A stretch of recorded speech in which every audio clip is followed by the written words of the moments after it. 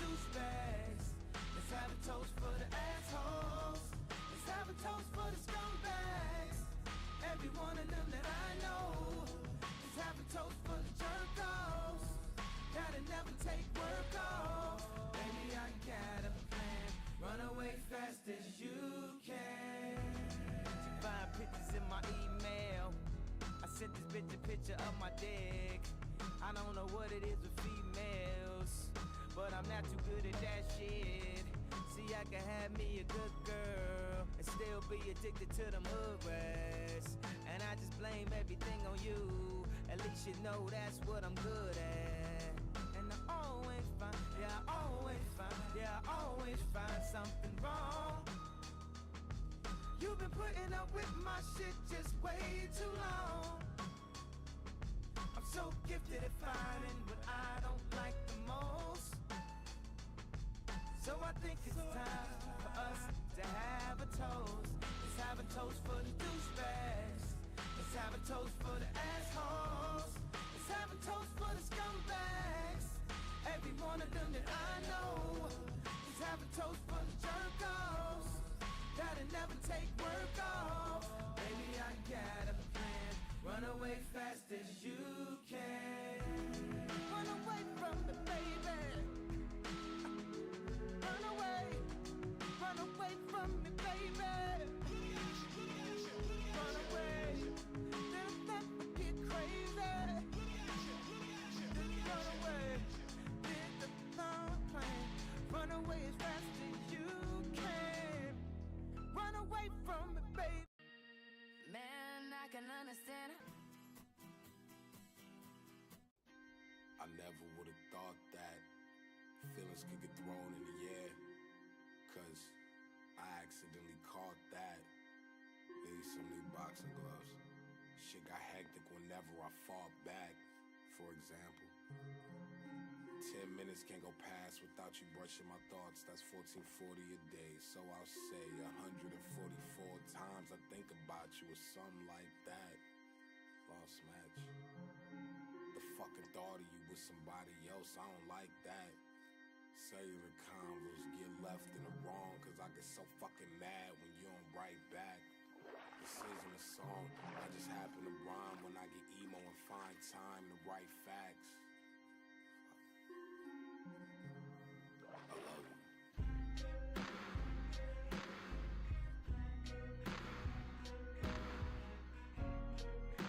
Can we add some more color? Like some more yellow?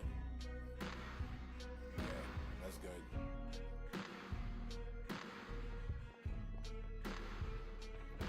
I fucking hate you, but I love you. I'm bad at keeping my emotions bubbled. You're good at being perfect. We're good at being troubled. Yeah. I fucking hate you, but I love you.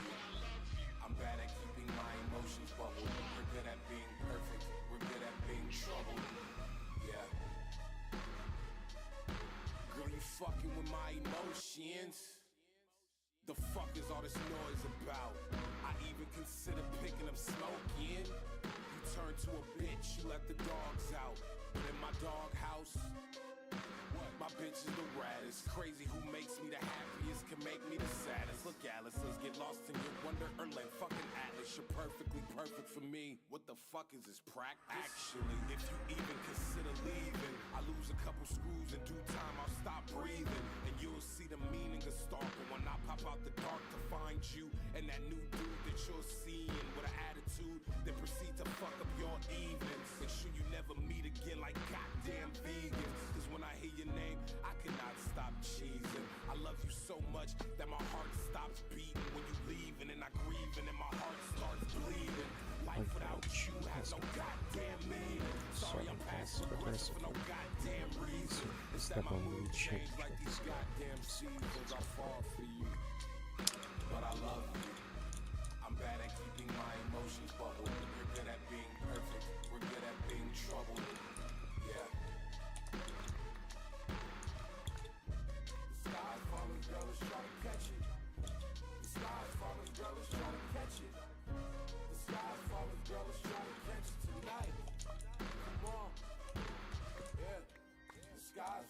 girl, let's try to catch it. The sky's falling, girl, let's try to catch it. The sky's falling, bitch, let's try to catch it tonight. Come on. Come on, baby. Even though I hate you, I still love you. I love you. Oh, say no, I know. I'm passive aggressive. I'm sorry. Fuck. Come here. I'm like when we hold hands. You're the best around. See, I get jealous.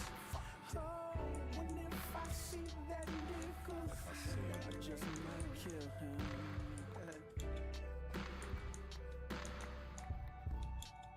Look, I want to strangle you until you stop breathing. Spend the rest of my life looking for air so you could breathe, or we could die together, you and me. Fuck. Look, I'm in love.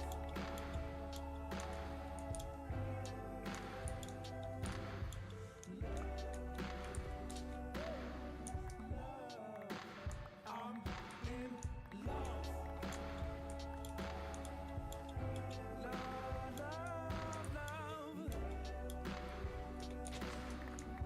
Love. I fucking hate you, but I love you. I'm bad at keeping my emotions bubbled. You're good at being perfect. You're good at being strong. Why is Samuel such a fucking dick? He isn't such a badass, actually. He's only here because he ran away, because some shit happened back home. He's actually a dweeb. Yo, what happened? Breaking on the cuts with my niggas breaking out. Up at the liquor store, get the record, we hit it for the end. Fucking breaking on the cuts with my niggas breaking out. Up at the liquor store, get the record, we hit it for the end. I'm tryna fuck something right now. That little hoe, she tryna fuck something right now. I'm tryna fuck something right now. That little hoe, she tryna fuck something right now. Shawty wanna fuck, well, I'ma let her hop on something. Shawty wanna fuck, well, I'ma let her hop on something. Shawty wanna fuck, well, I'ma let her hop on something. Shawty wanna fuck, well, I'ma let her hop on something. Right? Nah, hold up. Shawty wanna fuck on me, I told her let's go. Nah, hold up. Dressed in all her face, she tryna show. Miami, bar hard before I told. I'm in the GC breaking shit with my pole. All black baggage truck looking like my soldier with all of my vice teams, gotta keep them close, they might jump back. We might go spin, knees and clean that hole before we cool out. I'm tryna fuck something right now. That little hoe, she tryna fuck something right down.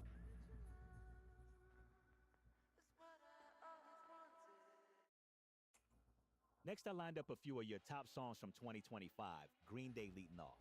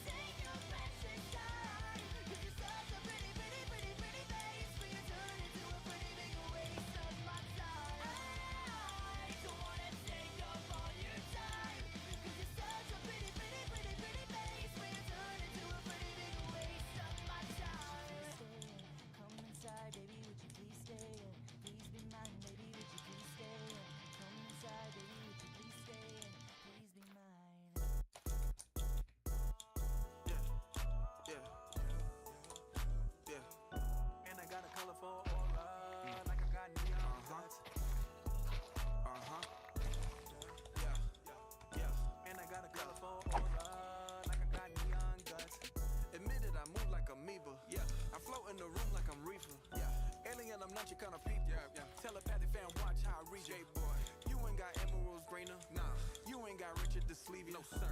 And I got a Rose that's in the Grove that I ain't drove. Shit, I don't know the reason. 3 or 5. Underlay, revive. Hola. Me and J Bappin on G5. Chola. Success is a drug, him and we high. I am mother is a beehive. Yeah.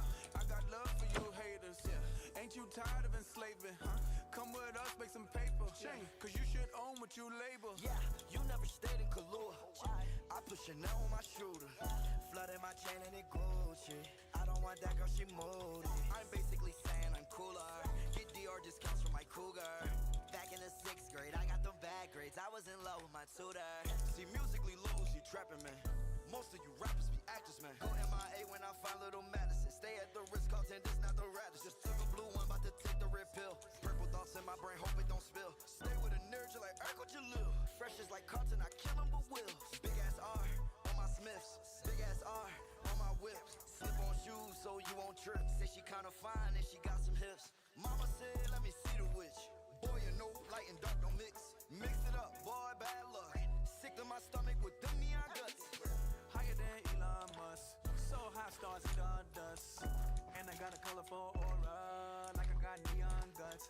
Dark energy we don't touch. All jewelry's beyond cut. And they give a nigga colorful aura, like I got neon guts. Higher than Elon Musk. So high stars eat our dust. And I got a colorful aura, like I got neon guts. Dark energies we don't touch. Our jewelry's beyond touch. And I got a colorful aura, like I got neon Yeah, fam, Pharrell on Mars with my fellow star. I'm like lightning striking in a metal rod. I say hello God in the double bars. So damn it, MX, I got a yellow card. Yellow card, yellow card. Damn P, I need a yellow card. I am from the root like where the pedal start. I had to push like a pedal started. Way after, but ahead of y'all. New crib, got a better yard. 2 years, I got hella cars. Since the 8th grade, I had hella broads. Hella bras, hella bras. Yellow painting with a yellow bra. Shit came from cost. Polly March. Slick my hair back like I'm Chico DeBarge. I got some lights on my chest. Don't confuse it with a heart. Heard things ain't looking too good for you. Had to pull some strings like I played a harp. I get these billions alone. It been that way from the start. Smoking good, kush my cologne. Got neon guts cause I can't see in the dark. Higher than Elon Musk. So high stars eat all dust. And I got a colorful aura, like I got neon guts. Dark energy we don't touch. All jewelry's beyond cut. And they give a nigga colorful aura, like I got neon guts. Higher than Elon Musk. So high stars eat our dust. And I got a colorful aura, like I got neon guts. Dark energies we don't touch. Our jewelry's beyond touch.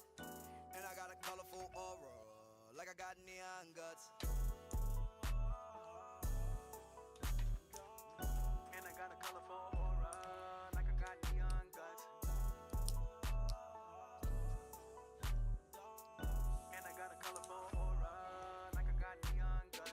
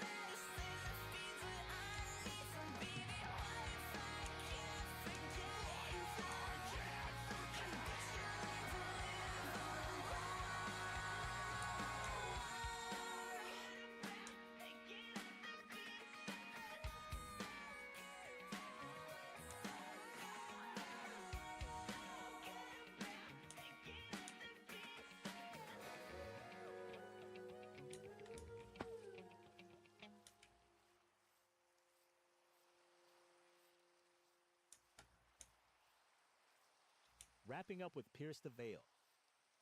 Up next, a set of songs with a sunset vibe, just like the peaceful end to a great day, starting with Bakar.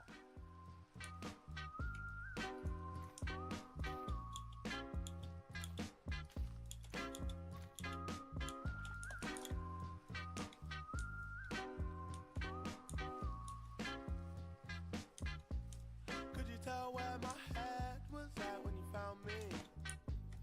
Me and you went to hell and back just to find peace. Man, I thought I had everything, I was lonely. Now you're my everything, I was lonely. I missed a lot of love with a lot of drugs, then I found you. She liked petty crime, she had green eyes like Mountain Dew. And where she go, I'll never know, her friends bounce to. I guess it's their loss, cause they'll never know what we'll amount to. And would you be my light, be my yellow? PYT walking down Portobello, put a smile on his face at the end of the day. MDMA helped us fly away. Who'da known you would save my life? Who'da known you would fly my kite? Could you tell, could you tell? Could you tell? Could you tell where my head was at when you found me? Me and you went to hell and back just to find peace. Man, I thought I had everything, I was lonely. Now you're my everything, I was lonely. Yeah, yeah,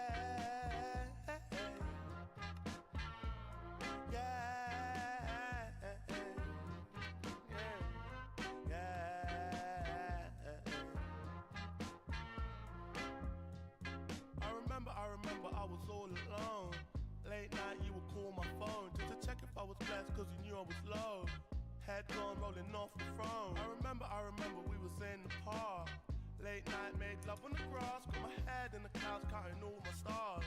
In my ear said the world was ours. Went to hell and back just to heal my wounds, cause it gets like that. Wrong side of the moon, no Tutankhamun. You're my Cleopatra. No side thing, don't need a backer. Need a real one, don't need an actor. A lost one's fate, think you want a BAFTA. Come and be my girl. Yeah. Could you tell where my head was at when you found me? Me and you went to hell and back just to find peace. Man, I thought I had everything, I was lonely. Now you're my everything, I was lonely. Yeah,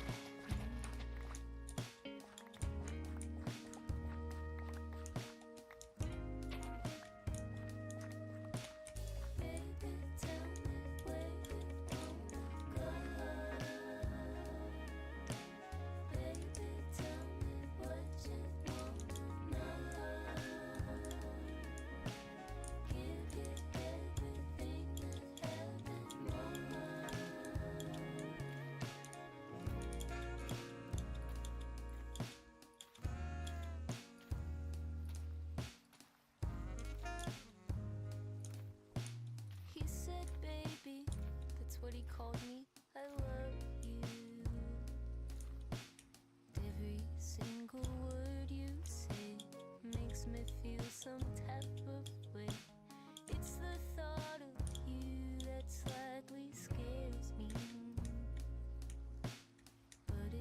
takes my breath away. Forget what I was gonna say. The day that I met you, I started dreaming. Now I write 'em down and I remember in the morning time.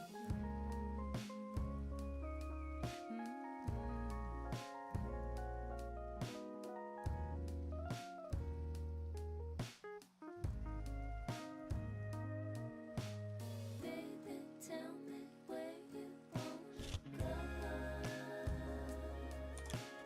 Baby, tell me what you wanna know. Give you everything I have and more. Baby, tell me where you wanna go. Baby, tell me what you wanna know. Give you everything I have and more. Baby, tell me where you wanna go. Baby, tell me what you I thought I saw your face today, but I just turned my head away, your face against the trees. But I just see the memories as they come, and I couldn't help but fall in love again. No, I couldn't help but fall in love again. I saw it glitter as I grew and loved it. Why I never knew. I thought this place was heaven What sent. the? Just ate a Now it's sapling. just a monument in my mind, and I couldn't help but fall in love again. No, I couldn't help but fall in love again. The cars and freeways implore me to stay away out of this place. My mother said, just keep your head and play as it lays.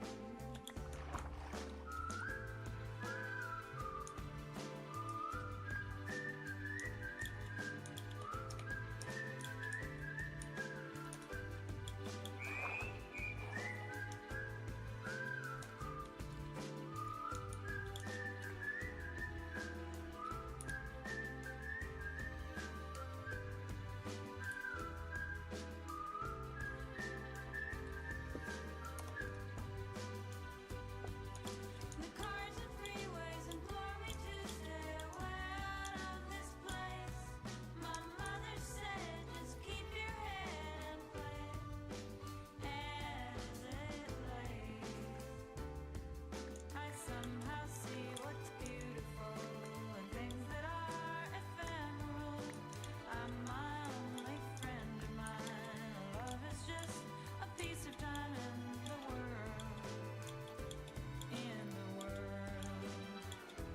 And I couldn't help but fall in love again. No, I couldn't help but fall in love again. No, I couldn't help but fall in love again. No, I couldn't help but fall in love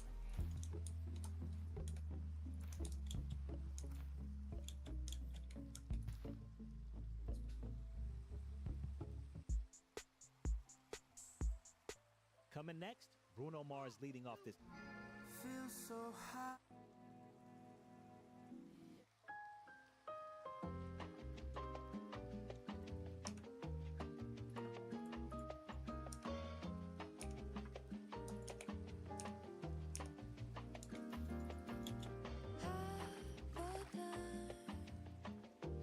I'm lost in your eyes, it's no surprise. No wonder you live in my mind. How lucky am I? You came into my life. Yet I never knew I'd miss quite like this. I wish I could meet you all over again. Can we go back to when we were just friends? So I can hold your hand for the first time, anticipate calling you mine, like where we began. If I could be you again.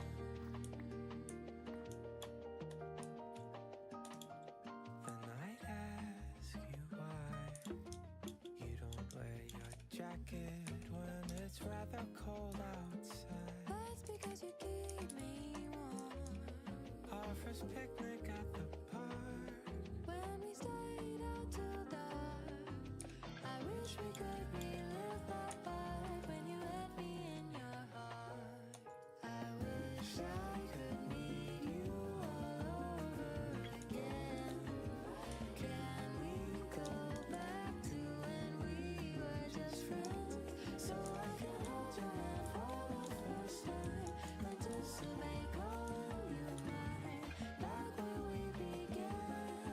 If I could be you again.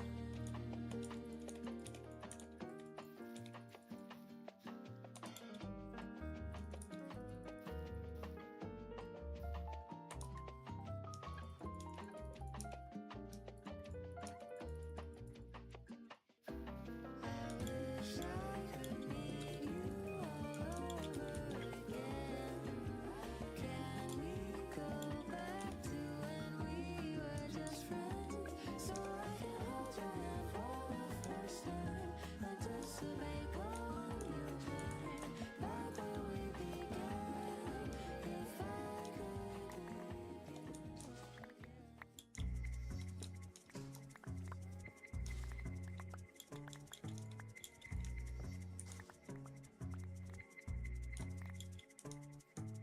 No one ever saw me cry until I left the party the other night. Do you remember all the things that you said to me that came out of his mouth automatically? Next up, It takes one to know. It takes one to know. Back at it again. Birds of a feather and telling it. Stitched, patched up and sewn in. I'll probably see you again. For certain it's likely around, no doubt, my friend. It's a hit and run.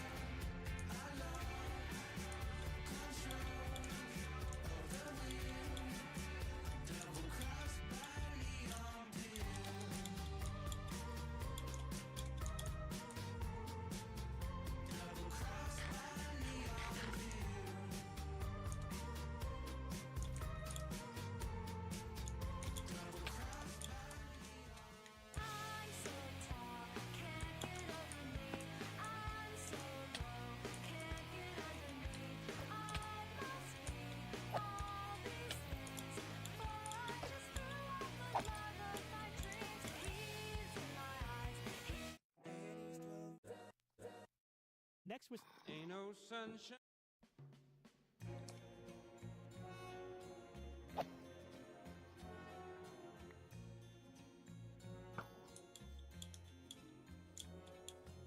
Gotta have you near all the time, with your dreams wrapped in mine. It's my camel. Be a part of your soul and of your heart all the time. Nothing in the world that I do means a thing without you. I'm just half alive in my struggle to survive without you. You are my way of life, the only way I know.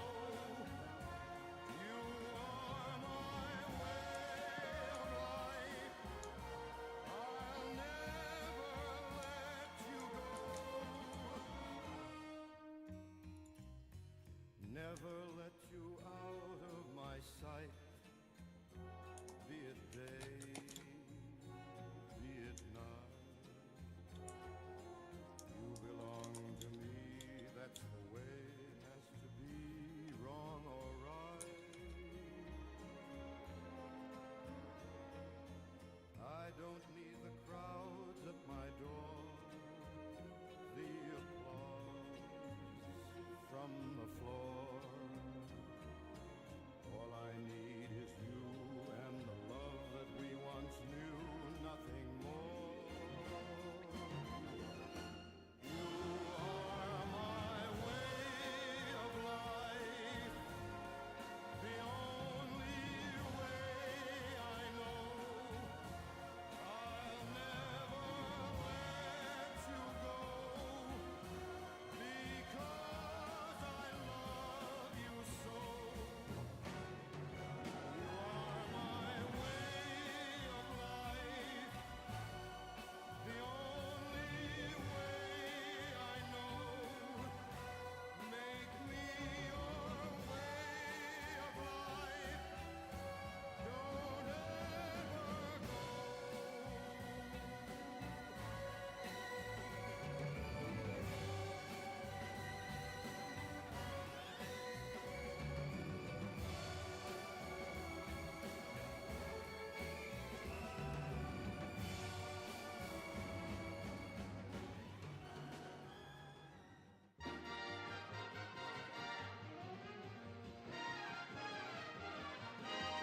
Oh, it's a good day for singing this song, and it's a good day for moving along. Yes, it's a good day.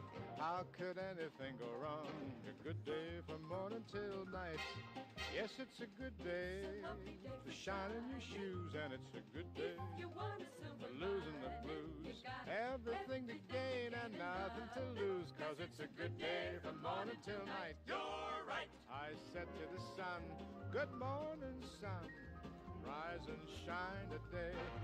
You know you've got to get going if you're gonna make a showing, and you know you've got to ride away, 'cause it's a good day for paying your bills, and it's a good day for curing your ills. So take a deep breath. So coming up next, Skate Life. Here's Kanye West on first.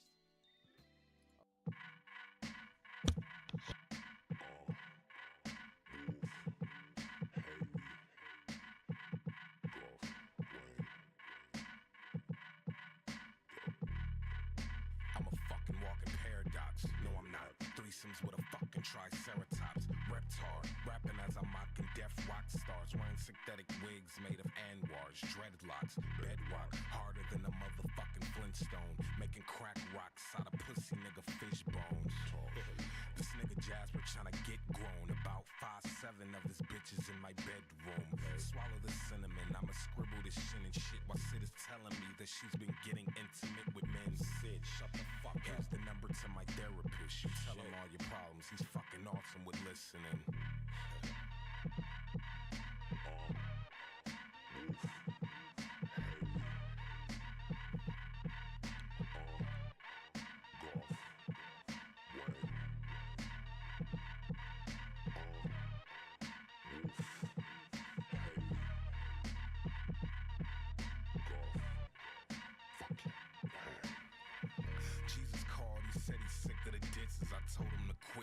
and this isn't a fucking hotline for a fucking shrink. Sheesh, I already got mine, and he's not fucking working. I think I'm wasting my damn time.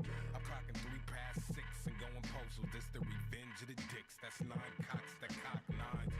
This ain't no VTech shit or Columbine, but after bowling, I went home for some damn adventure time. What you do? I slipped myself some pink Xannies and danced around the house and all over print panties. My mom's gonna fuck the bra will never understand me.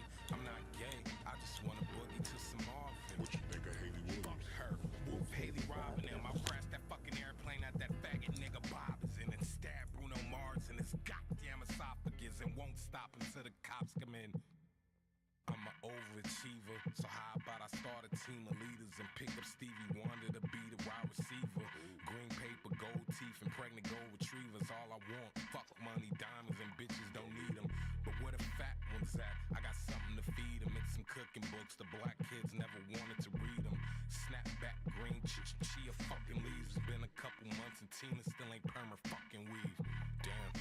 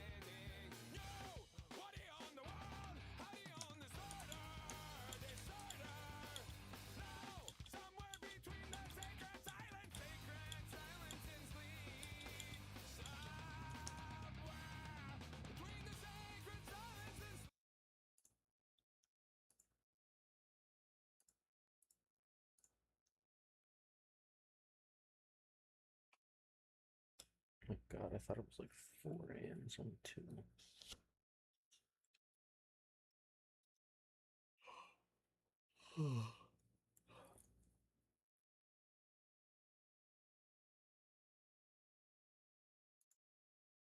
I felt stuck, and I wanted more for myself. Just want to do better for myself, want to grow, want to expand my. Just a reminder, guys, you can now watch video versions of our episode. Thanks for having me. James Nestor, good to see you today, brother. Thanks for having me. You bet. You have a revised edition of your New York Times bestseller, Breath, The New Science of a Lost Art. That's it. And you believe that how we breathe can change every aspect of our lives. I don't believe this. I know this. And not every aspect, but many aspects that people would not suspect. So it can change our athletic performance, vastly improve it.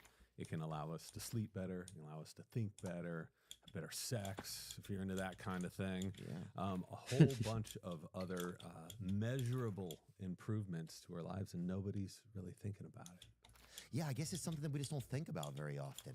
You know, it's just it's odd because it's happening all the time, but it's not on the front of our brains. We don't think about it because we've evolved not to think about, which is great. I mean, if we had to think about every single breath we were taking all the time, how awful that would be.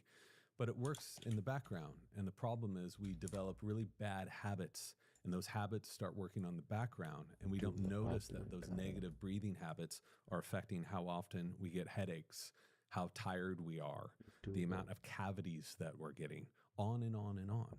And so people just don't think about it because they don't need to. But if they would start to and start taking conscious control of this, we know it has vast improvements. Is that why you call it a lost art? It's a lost art, yeah, because ancient cultures, you look back in ancient Hindu cultures, ancient Chinese cultures, even ancient Native American cultures, they all celebrated breathing as a medicine. This was something they really focused on. It was as essential as the food you were eating or the amount of exercise you were getting. Yeah, because it really is a diet for your lungs. It's a diet. We get most of our energy from air, not from food and not from drink, from air. I can prove this. If you hold your breath for 6 minutes, you're going to go unconscious, right? Your body's going to start to shut down, but you can go without food for how long? 40 days, something? You can go without water for maybe a week and a half or so. But if you go without breathing for a few minutes, you're gone. Yeah.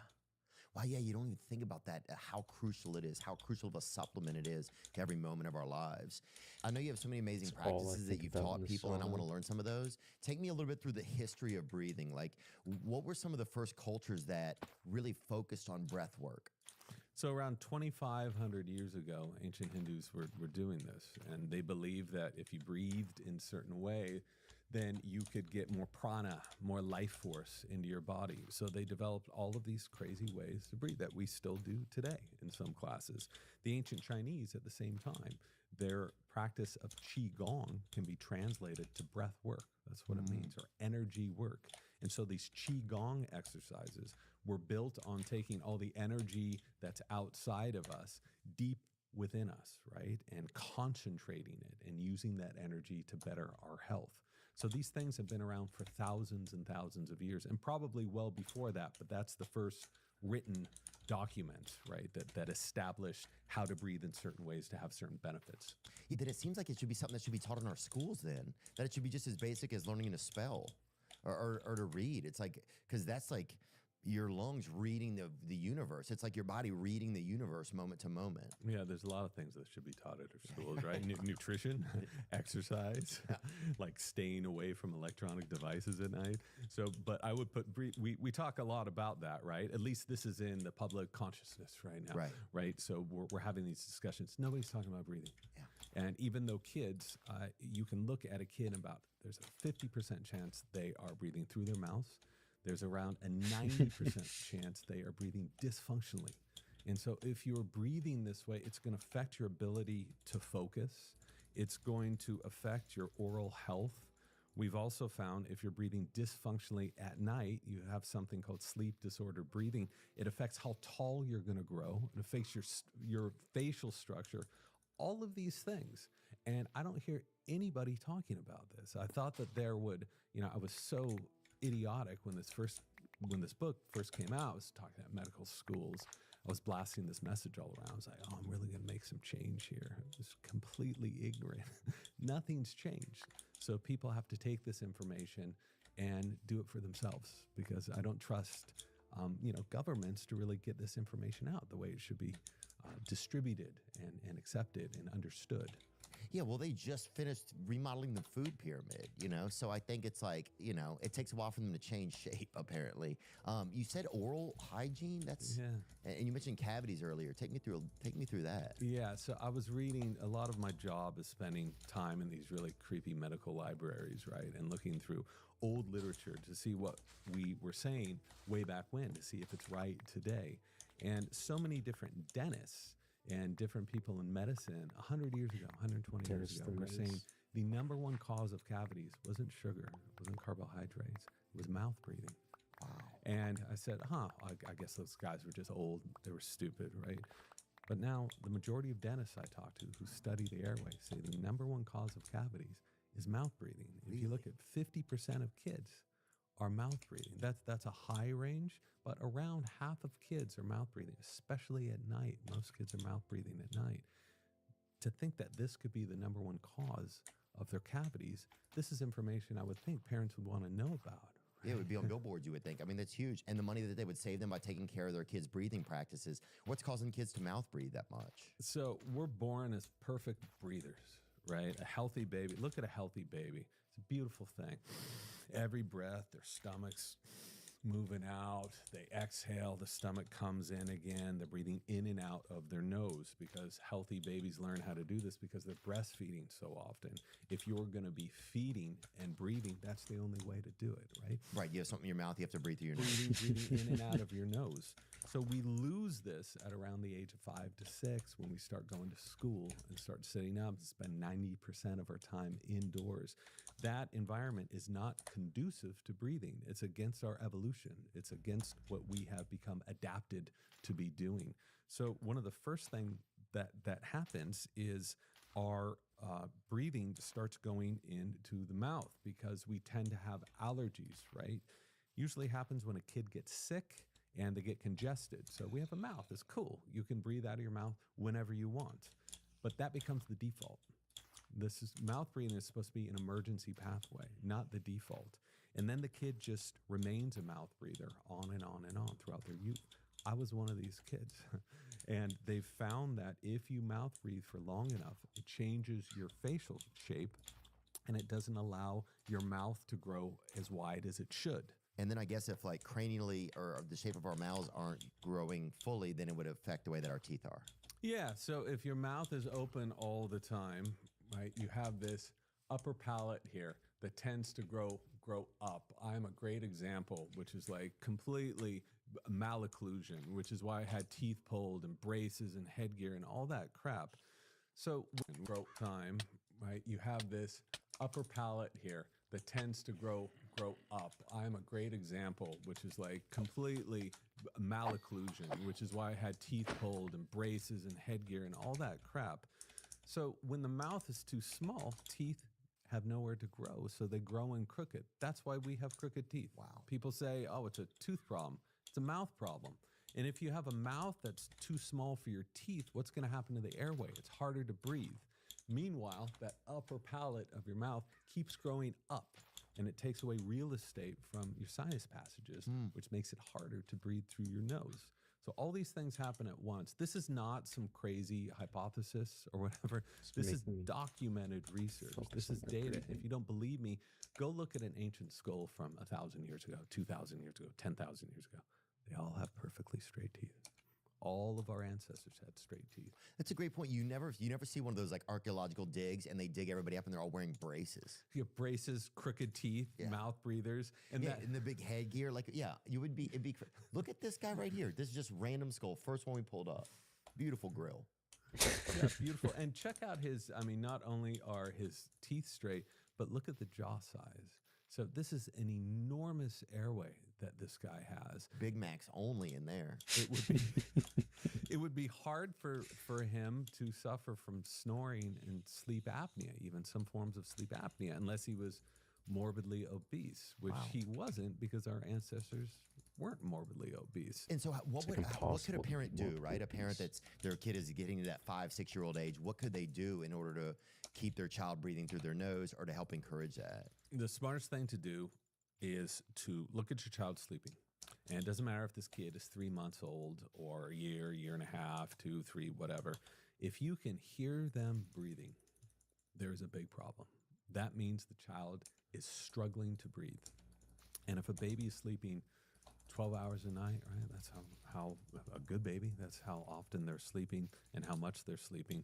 If they're struggling during that time, it is going to have downstream effects on their brain development, on their physical development, on so many other aspects of their health. And we know this.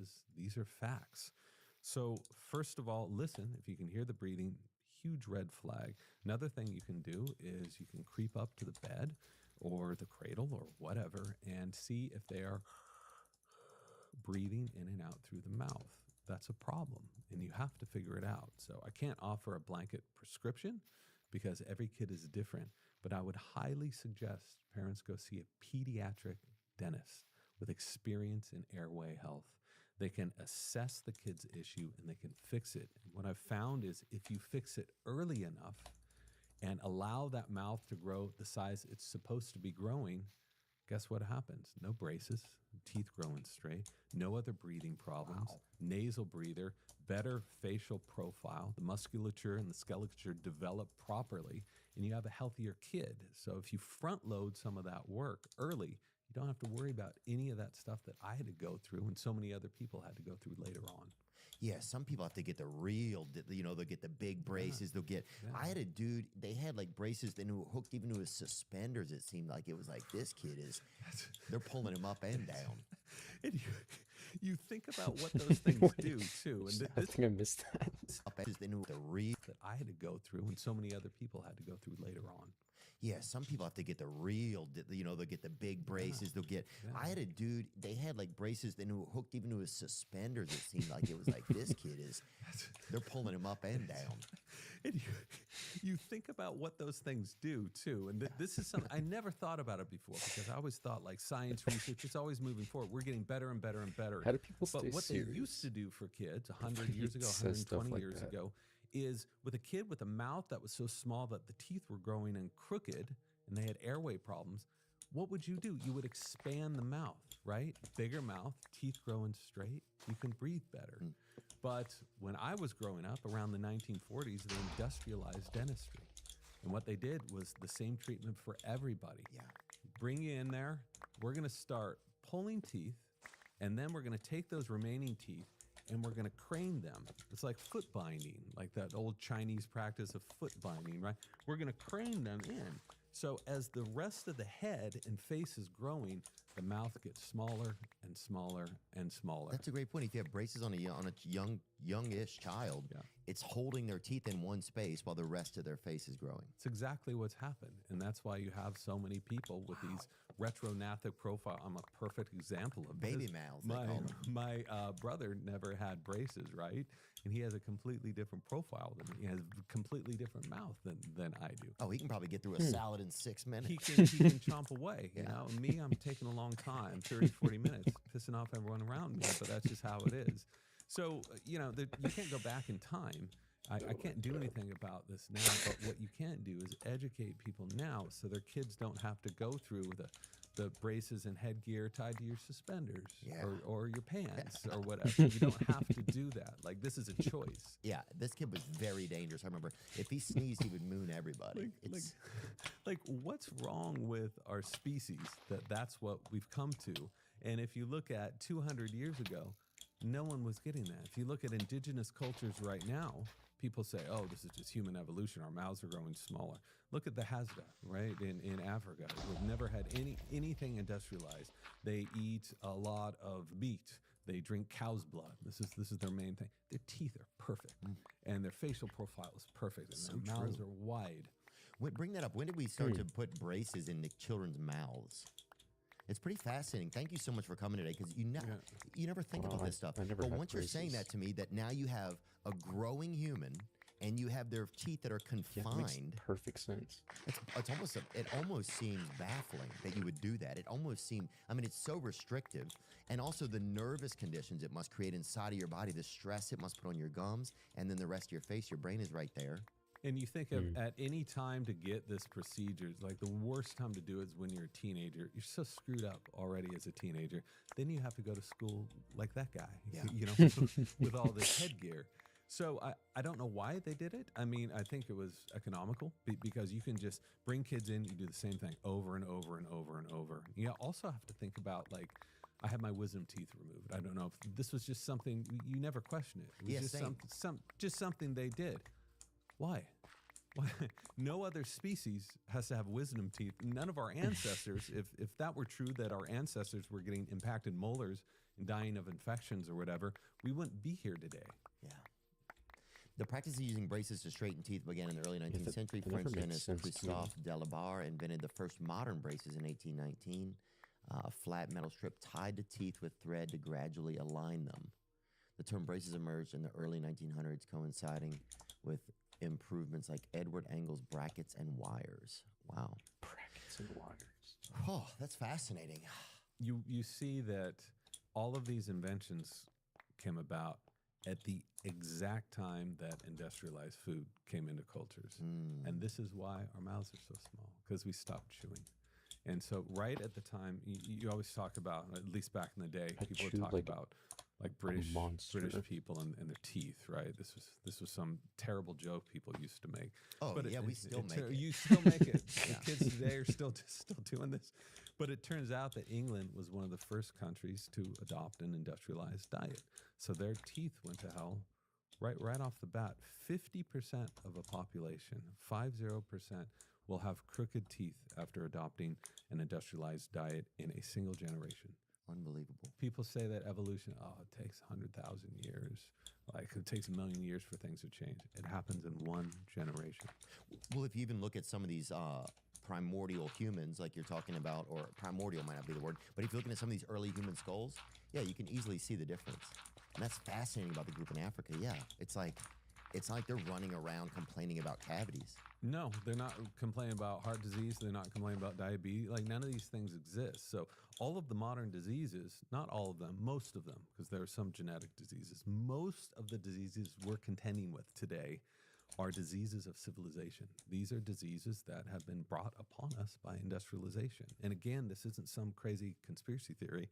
This is standard knowledge. And if you talk to somebody who studies these things in evolution and in biosciences, then this is what they say. And I'm a journalist. I had no idea about any of this. I'm a journalist. I went out and talked to people, and that's how I learned this. And if people have a problem with what I'm saying, go back to the source. These people are at Harvard, they're at Stanford, they're at Yale. Well, what you're saying makes perfect sense to me. It doesn't sound like it's like, you're trying to convince me of some astronomical idea. I mean, once you sound it out and you put it in front of me, it gets clear as day for me. In different interviews, I've seen you speak a lot about different breathwork exercises. What is a simple breathwork exercise that I could start with that would help me overall? It will bore you to tears if I tell you what it is. And that's the problem with so much of this stuff, is it's so simple that anyone can do it at any time. People are like, hey, I want the secret, man. I want the medicinal stuff that you discovered in a cave in the Himalayas. I wish it were that easy. So I can give you a very simple one that's probably been the most studied out of any of these. Most of us tend to breathe too much. We tend to breathe up into our chests. We tend to breathe through our mouths. And when we breathe this way, we send stress signals to our brain. And so we stay in this state of sympathetic stress all day long. So that increases your risk of diabetes, all of these other heinous problems, autoimmune issues. It's inflammation you're causing yourself, for sure. Constant inflammation, right? Constant Alert. stress. So what you have to do is go back to the way that you were supposed to be breathing, to the way that nature intended you to breathe. And so a very simple practice that a lot of people start off with is you can place the palm of your hand just below your belly button, right? And you're going to breathe in through your nose. And you want to feel your belly expand. And as you breathe out, you want to feel it come back in. Breathe out through my nose? Through your nose, in and out through your nose. So as you breathe back out, you should feel the belly contract. So you can actually do this. Around 90% of people they aren't comfortable enough with their guts to do this. So if you do that at around 5 seconds in, 5 seconds out through the nose. Okay, you want to take me through it? I can, yeah. If you don't mind, James, thank you. Just keep your hand there and make sure when you're inhaling that hand is coming out a little bit. So you're just going to start in a couple seconds. You're exhaling now. 3, 2, 1, and in. 2, 3, 4, 5, and out. 2, 3, 4, 5, and in. 2, 3, 4, 5, and out. 2, 3, 4, 5. And you just keep with that rhythm. What you're doing is you are sending your brain and body signals that you are relaxed, that you are safe. When your body gets these signals, it can help restore itself and recover itself so much more quickly. If you have high blood pressure, there's a good chance your blood pressure is going to go down. The stress hormones are going to decrease. This is the way we're supposed to naturally be. Wow. In that state. We're not supposed to be hunched over with our shoulders tense. Sometimes, when you're in a stressful situation, about to fight someone, when you have to defend yourself, stress is an amazing thing. But most of the time, our bodies are built, they need time to recover and to heal all the damage that we inflict on them. And this is called coherent breathing because it puts these different systems of your body into the state of coherence. Wow. Wow, and that's really how I feel right now. I almost feel like I got a little high. Yeah, you just wait. There's some other stuff we can do that will definitely get you up. Yeah. But crack open a 12-pack of that magic air, baby. That's what I need. You're getting proper blood flow to your brain. So they found that you'll make better decisions. You can regulate your emotions so much more efficiently. It's great for heart health, blood pressure. And again, this isn't like some woo-woo thing. You don't need to go out and buy a pill. You don't need to subscribe to anything. This is something that is available to everybody. So people who think these breathing practices are, I don't like yoga, I don't like jewelry or turquoise or whatever. This is a biological function that you can do wherever. If you're driving right now, you can try to breathe at around 5 seconds in, 5 seconds out. And you can feel what happens. Like I feel calmer right now. And I even smiled a second ago. It just came into my face. I saw that. You did? Yeah. That's cool. Yeah. For 1 second. Yeah. But hey, for me, that's a lot. That's a lot of a day where I'm just naturally feeling good. And I'll tell you this, even momentarily after, and even it started to make me want to just keep doing it as opposed to like, am I breathing in my nose? Am I breathing in my mouth? Just not consciously. It started to like, I almost want to do it again and again because it feels good. Well, here's the trick with these things. Like, we don't need another box to check every day. We got to, did I get my protein? Did I sleep my 8 hours? Did I walk 20 minutes? All of that. What you want to do is to practice these techniques enough, right? That this becomes your new default. Wow. This becomes your unconscious breathing. That can take a couple of months to do. They found some researchers here were helping 9/11 victims, 20 years ago. When was it? 24 years ago. And they had this terrible condition called ground glass lungs because they inhaled all of these pollutants, right? When the towers went down. And nothing worked for them. Pharmaceutical drugs didn't work. Nothing worked. Except this practice was more effective than anything else because it allowed air to circulate properly in the lungs and allowed them to expel all the crap in their lungs. So not only mentally are you sharper, are you calmer, is your nervous system downregulated to a healthy spot, but also physically it can help your lungs be healthier. Can you bring that up, Nick? Wow, this is so interesting. Ground glass lungs refers to a radiological finding on CT scans showing hazy opacities. Is that the right way to say that? Opacities. Opacities, thank you. In the lungs, often linked to inflammation or fibrosis from inhaling toxic dust at ground zero after the 9/11 attacks.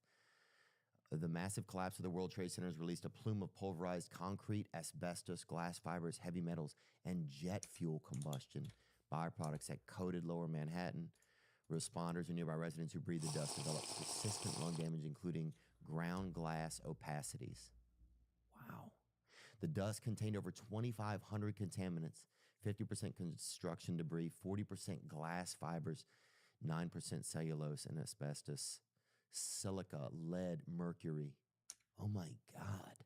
The witch's brew was highly alkaline and caustic, equivalent to Drano in pH. Wow. So the guy who started doing this, Richard Brown's right down the street from us here. He's at Columbia. And he's the one that was dealing with all these people from 9/11 who had PTSD with ground glass lungs. And he published this too, of how effective it was. So that when COVID came around, this was the go-to, breathing this way for so many people. I've had COVID like 3 times, 4 times, right? And this did more for me than anything. That's subjective.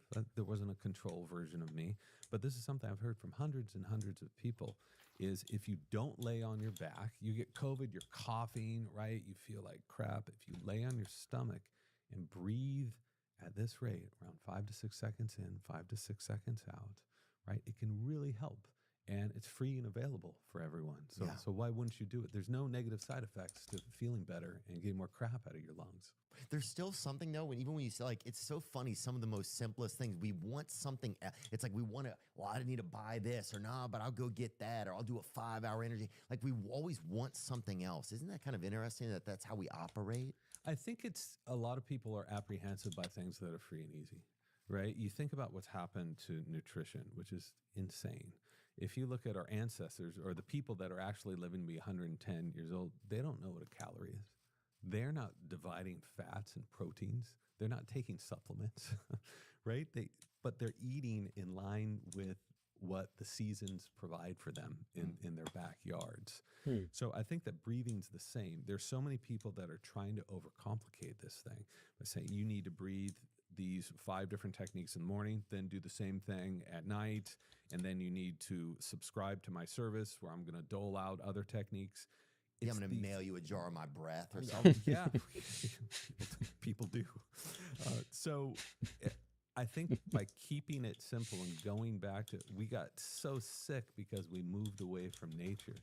And the way to get healthy is to move back into that state in which our bodies understand the world and understand the inputs. We're not used to this world. We haven't been around it long enough to truly adapt. And it's changed so fast too. I think that's part of it. Changing so fast. Yeah, and I think you're right. The people who are leading a lot of our influences, it's very industrialized, which I think has had a lot of negative effects. But I think we are at kind of like a renaissance right now where people are really focusing on this type of thing. So I'm so grateful that we're having this conversation right now. Quick question. How old were you when you got your first social media account? Some people are just now learning. It's February. The spots held was with time. Time. The food all it name that author. Was there anything else on that World Trade Glass? That's unbelievable to me. And can you write down the name of that author too, Zach? Inhaling the dust led to WTC lung injury, with firefighters losing up to 12 years of lung function. 70% of workers showed respiratory decline by 2004. A Mount Sinai analysis found asbestos fibers and carbon nanotubes in responders' lungs. Wow, that's fascinating. What would be like a more difficult breathing exercise? If we had an hour, I could get you extremely high with something, but we don't. So we're going to have to do some quick stuff here. Okay. If you are driving, if you are near water, do not do this. Okay. Use common sense. I just want to make that super clear. I want to say that too. Do not do it. Okay. Do not do it. This is just for demonstration purpose only, right? You're sitting in a chair. We're here. It's cool. You can try this. This is a pranayama technique that when I am really jet lagged, which is most of my waking hours, I've noticed when I need energy, when I need instant clarity, you can do this. It's a little weird. You wouldn't want to do it in public, but here we are. And I think you want to get a little weird. So why not? Yeah. Let's do it. Okay. Let's do it. So the concept here is we are going to be breathing an inhale through the nose. Then you're going to be holding without exhaling. Then you're going to be breathing in again. Then you're going to be holding. Then you're going to be breathing in. You see where this is going. You're going to keep doing that until you reach the very top of your breath, until you cannot fit any more air in your lungs. Okay. Then you're going to squeeze as hard as you can. You're going to squeeze your fists, squeeze your toes, squeeze your butt, squeeze your stomach, squeeze everything, and try to bring it inward towards the center of your abdomen. Okay.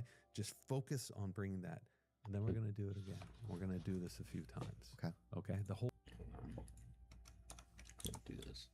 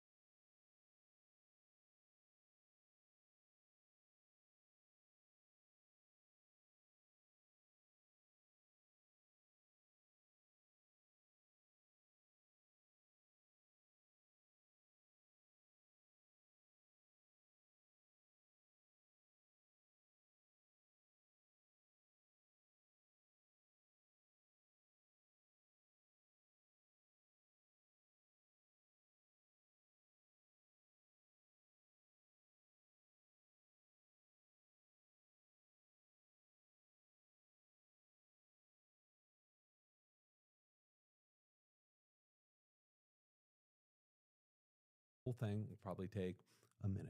Okay. But we'll see what happens. So just relax your shoulders. Take an easy breath in and an easy breath out. We're going to take one more easy breath in. Easy breath in and easy breath out. And now we're going to go. We're going to breathe up, breathe, hold, breathe, hold, breathe, hold, breathe, hold. More. All the way up, all the way up, all the way up. Squeeze everything. Hold your breath. Squeeze everything. Squeeze everything. Keep squeezing. Squeeze harder. Let's go. Keep squeezing. Keep squeezing. Let it go. Breathe in. Hold. Breathe in. Hold. Breathe in. Hold. Breathe in. Breathe in. Breathe in. Breathe in. All the way up. Squeeze everything. Squeeze everything. Squeeze everything. Keep holding your breath. We're going to do it longer now. Keep squeezing. Keep holding. Keep squeezing, keep going, lift everything towards your stomach and let it out. We're going to do one more, okay? Ready? Breathe in, hold, breathe in, hold, breathe in, hold, breathe in, breathe in, breathe in, breathe in, all the way up and squeeze, squeeze, squeeze, squeeze, squeeze. Hold your breath, hold your breath, hold your breath, hold your breath. Squeeze everything towards your stomach. Keep going, keep going, keep going. You got 5 more seconds. 5, 4, 3, 2, 1, let it go.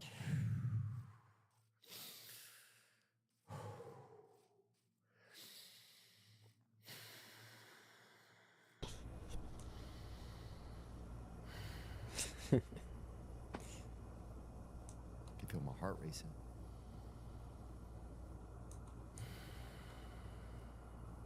How do you feel different?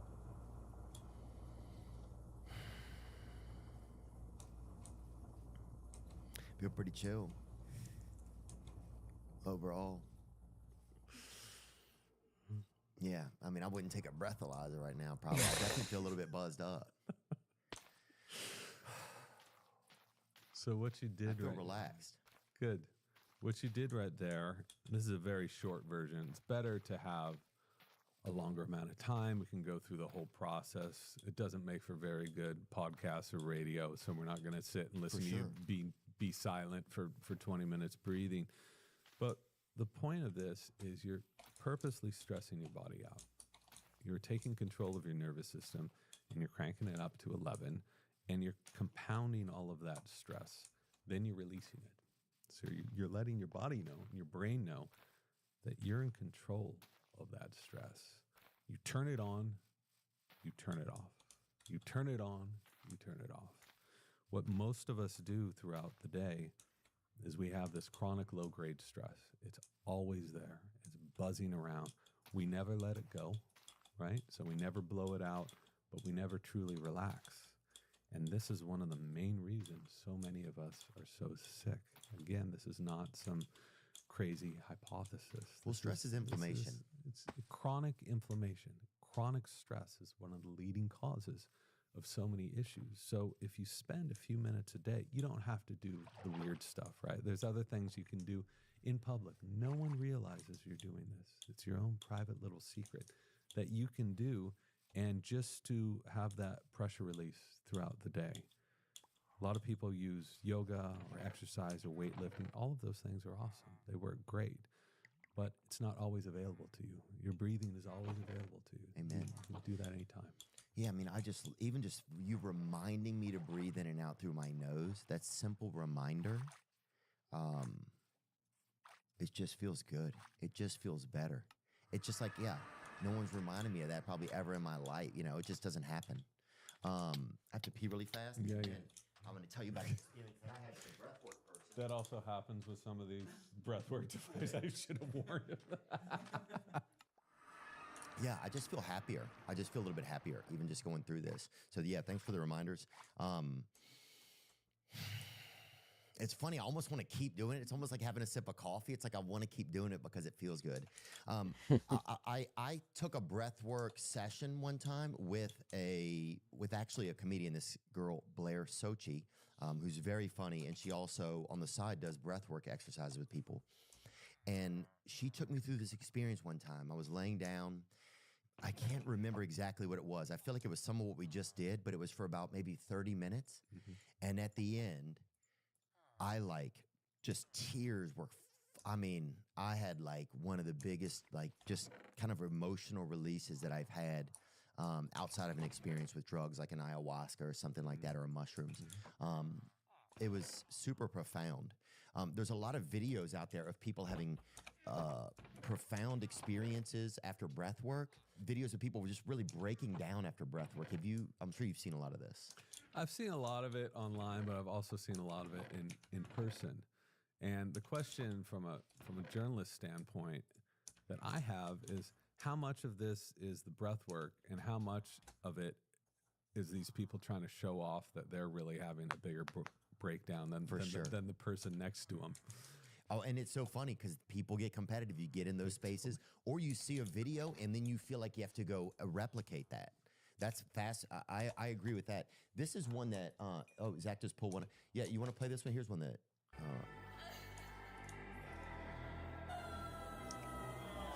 oh, that one seems... What video is this? Oh, keep going. Oh, that's it? That's all you need. Okay, that one.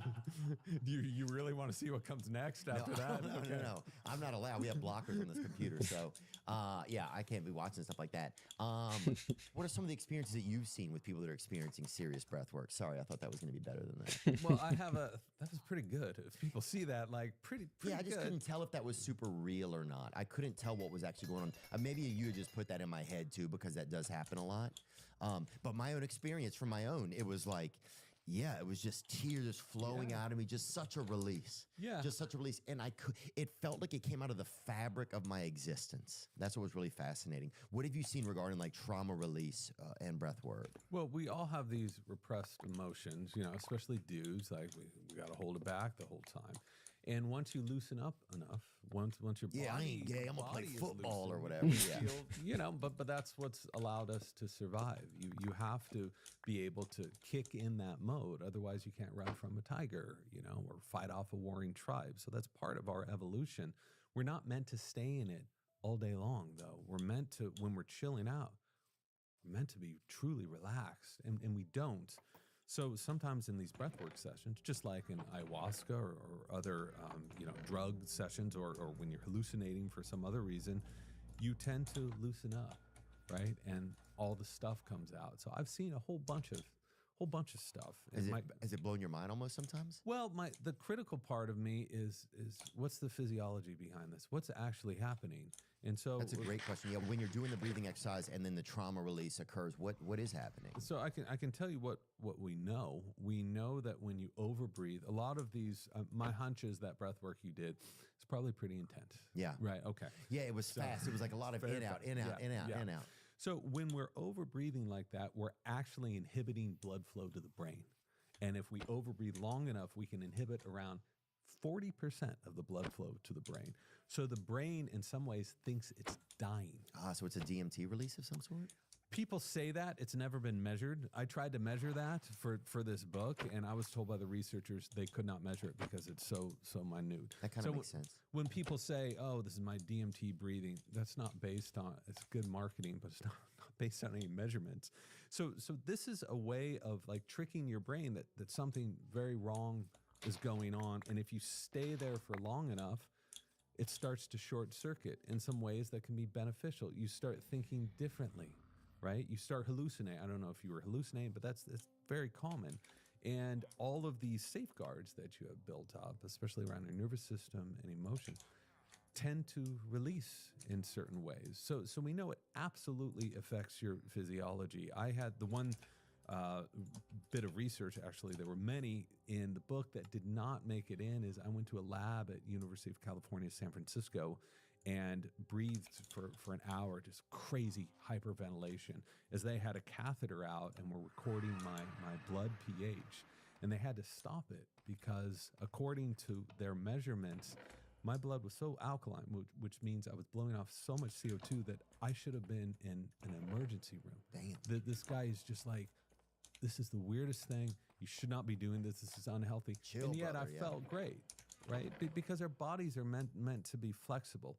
So we know something physiological is happening.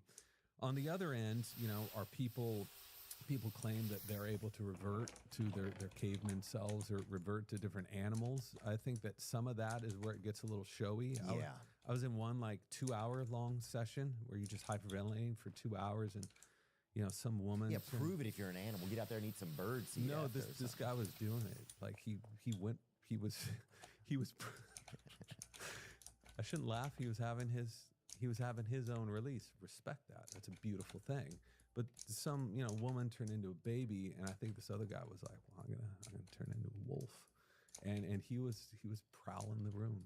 I'm and snorting at people, and they had to tackle him and hold him down. Really? So I wanted to think in my I was watching this. Probably a South Carolina fan. I mean, who I don't knows? know that information. This is in California. Anything goes. So it's Yeah, like dude. Yeah, if some guy is if I'm in a breathwork place and some guy's over there huffing and puffing, and then he's like, I'm gonna blow your house down or whatever, he starts getting weird like that, like Three Little Pig in me or whatever, dude, I'm calling the cops, bro. Just because we're in a breathwork seminar doesn't mean you can be wolfing around and pissing in the corner or whatever. No, and what was interesting to me, I said, well, what if this is real? What if this guy's really? Then full respect, like he's reached a pinnacle I will never reach. At the same time, this was after like 5 minutes, where there's not a lot going on. So part of me was thinking, yeah, he's just a Raiders probably, fan. Yeah, probably a little showiness. You know, I don't know what's better than a wolf. Like I don't know who was going to come after him to try to one up his wolfdom. He picked a good animal. Yeah, I do remember though. My extremities got very tight. Yeah. What is that? When I did the breath and I had that release, I remember, and I felt so great after because it was just such a release. It felt like almost the sediment, like say if you looked through archaeologically, like through the ground and you saw like this sedimentary rock stuff that was really packed down in there. That's what it felt like. So there was like fissures in that inside of me. Yep. But I do remember my muscles and everything got extremely tight after a lot of the breathing. That's 100% real, right? That's not psychosomatic. What happens is a lot of people in breath work, at least I was told that they told me, like, because I kept feeling this, my hands like turn into claws. Yes. You're like, what the hell is Maybe going he was on? a wolf. And so they kept saying like, you're reverting back to your primitive self. I was like, okay, but what's actually happening measurably to our bodies? And what I found is Just, like, this is cramping up a phenomenon that is called tetany. And what happens when you overbreathe this amount, you start to lose calcium, okay? Calcium gets bound to albumin. And once that happens, you need calcium for proper nerve and muscle function. So we don't have enough calcium in order to function properly. And so things start to shut down. So at these really intense sessions, you can't open your fist. As hard as you try, you can't. They turn into these claws, which is really creepy. If you don't know that this is happening, it's like you're in some cult situation where everyone's reverting to some, lower level of hell and developing these claws. But this is a phenomenon that is measurable. Tetany, it's called? It's called tetany. The same thing happens to your toes. Tetanying? Tetany. That's just interesting. I never even heard of that, but I've had that thing happen to There me you a couple go. times in breathing. Tetany is a medical condition involving sustained involuntary muscle contractions or spasms due to hyperexcitability of nerves or muscles. It often stems from electrolyte imbalances like low calcium, low magnesium, or alkalosis. Huh. To do this on occasion is fine, right? But if you are constantly overbreathing, which is a problem that so many people suffer from, they wonder why their fingers are constantly numb or cold, why their toes are cold, right? Why they are like this. They're causing this permanent imbalance of these electrolytes in their bodies. And the body can compensate because it's going to keep you alive, but that doesn't mean it's going to keep you healthy. I remember that. That's such a visceral thing. Try to just remember that once you did that with your hands, it brought me to so many memories. How do some of your breath work ideas compare to like a guy like Wim Hof? Like take me, because he's a very popular figure in the breathing space, right? And he just is such a captivating figure too. And the fact that he's in the cold and he's battling something that, you know, we all want to battle something. So we all feel invigorated by his journey. And yeah, how do some of your practices compare to some of Wim Hof's practices? Well, most of what I studied and researched and write about is this normal breathing. It's so unsexy, right? Just breathe normal. I want to be a super breather. But what you realize is the vast majority of people are breathing dysfunctionally. And so what I'm trying to bring awareness to and to have people do first before they go and do crazy breathwork stuff is to learn normal breathing, because you're never going to be able to get a ton out of breathwork practices unless your foundation is solid. It's like, you want to run a marathon. Would you just stand up and run a marathon, or would you try to train a little bit and get a proper foundation, get the right biomechanics? So that's what most of the book is about, is because so many people are breathing dysfunctionally that they have all of these underlying issues that are tied to it, and they don't realize it. Why are they getting migraines all the time? Why is their blood pressure so high? Why are they getting all these cavities? Why does their kid have symptoms of ADHD? All of this stuff is tied to your breathing. So once you get that solid foundation, you become a nasal breather, you're able to do what you were doing, you're able to become comfortable enough with your own waist that you can relax your gut as you take a breath in, and as you exhale, it comes back, right? You can breathe these slow, low, deep breaths. You are not mouth breathing at night. You are not snoring. After all those boxes are checked, then let's bring it on. Let's go up that next rung of potential. This is what yoga was designed to do. It was never intended for sick people. It was intended for people that were normal, that were healthy, to bump you up that next rung of the ladder. And so that's what Wim does, right? Wim's an amazing dude. I can't imagine a better spokesperson for breath work. I mean, if there was ever a cult leader, he should start as, it kind of is a cult almost. Oh yeah, well, I think, yeah, there's definitely something about him that's super exciting. I think he's done more to bring breath work to more people on the planet than anyone else. Yeah, He's you need brought that advertising. awareness. You need someone that is that inspired and genuine, not someone that's trying to always sell you stuff. Like, Wim wants to help people. Wim wants to see what the limits of the human body are. Wim, when you meet him, he's real. And so many other people in breathwork have hopped on the train to try meet to. him. You haven't met him? Nuh-uh. Okay. No, the guy is Have you met him? magnetic. Is he really? I absolutely. That's yeah. cool. No, I mean, you can feel it through the screen. You know, you can feel it when you watch him. And you need an advertising piece for things like that. Like, you need something like a shiny figure that's out there so that people can also then come and absorb your information. I mean, look at this, dude. Yeah. Because, dude, you know how many thick white dudes are just hiding in their freezers in the garage right now, all because of Wim Hof, you know, and forgetting to close the lid and the meat's going bad.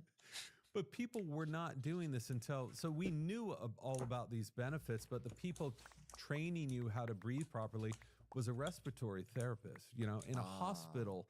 And a lot of dudes don't gravitate towards that. You know, Wim is hiking up Everest barefoot with his shirt off and hanging out in ice for an hour at a time. People are like, that guy's cool. I want to be like him. Yes, it's exciting. And he's also the other side of this is not only is he able to bring people from a state where they're normal to become better than normal, is some research is going on right now about people with autoimmune diseases with that ice combined with breath work can help lower all of those stress hormones and help people who are caught in these vicious cycles of chronic inflammation, and some people with multiple sclerosis, you know, people with eczema and more.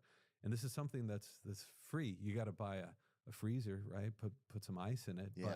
But beyond that, it's a pretty low amount of cash you need to spend up front in order to do these things. If you can't afford an ice bath, take a cold shower, right? A lot of the same benefits.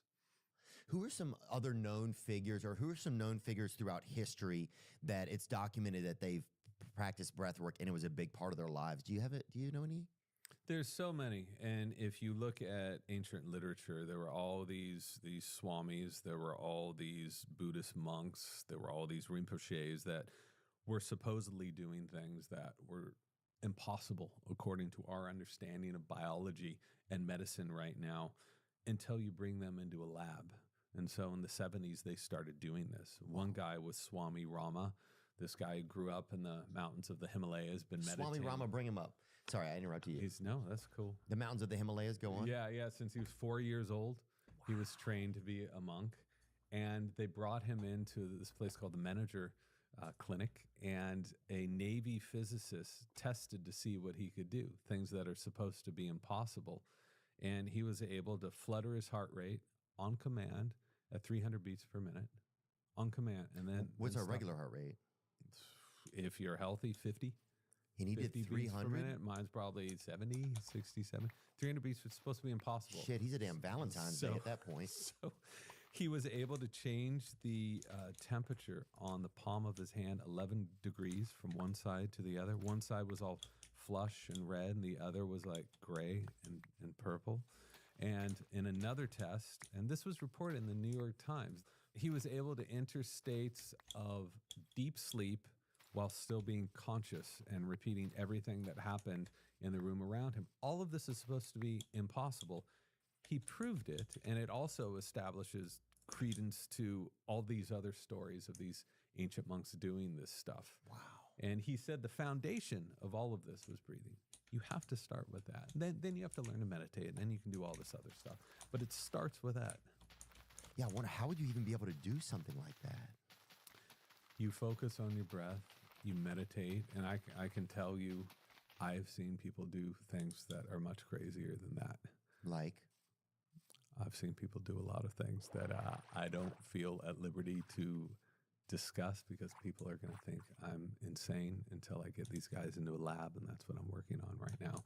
But that looks like child's play compared to the things that I've seen people do when you focus on your breathing, when you use your natural body to do these things that we've been doing for thousands of years, that in the last couple hundred years we've completely forgotten about.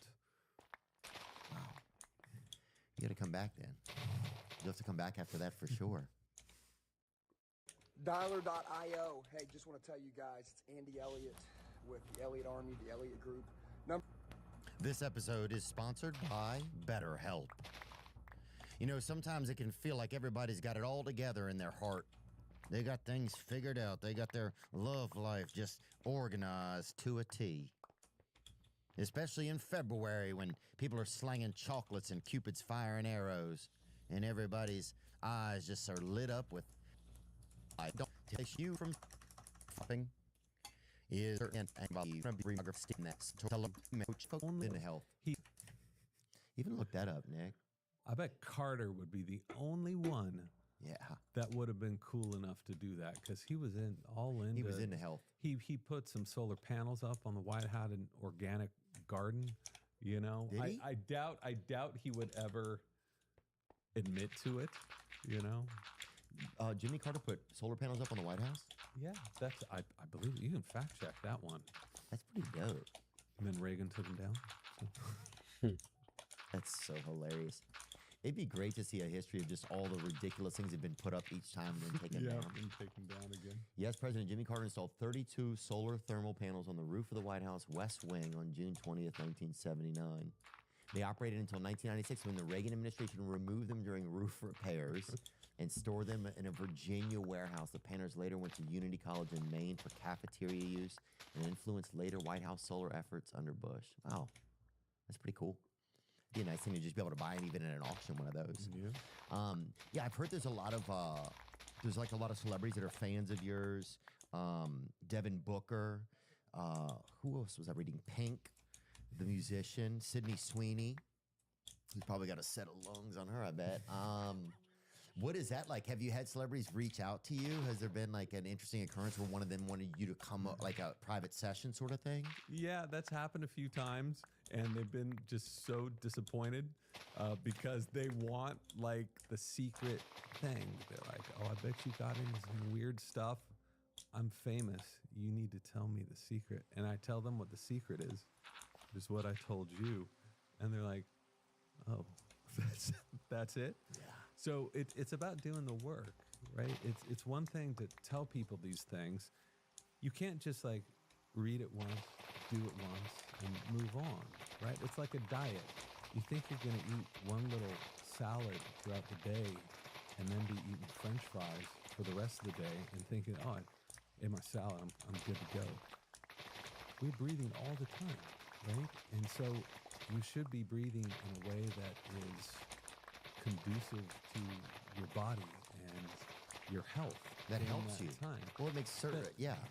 And so it's the most unsexy thing to talk about is normal breathing. But I'm here to tell you, if you really want to help yourself become a normal breather, you can do some of that breath work. But I promise you, once you become a normal breather, then you do that breath work, it will take you places you never dreamed about.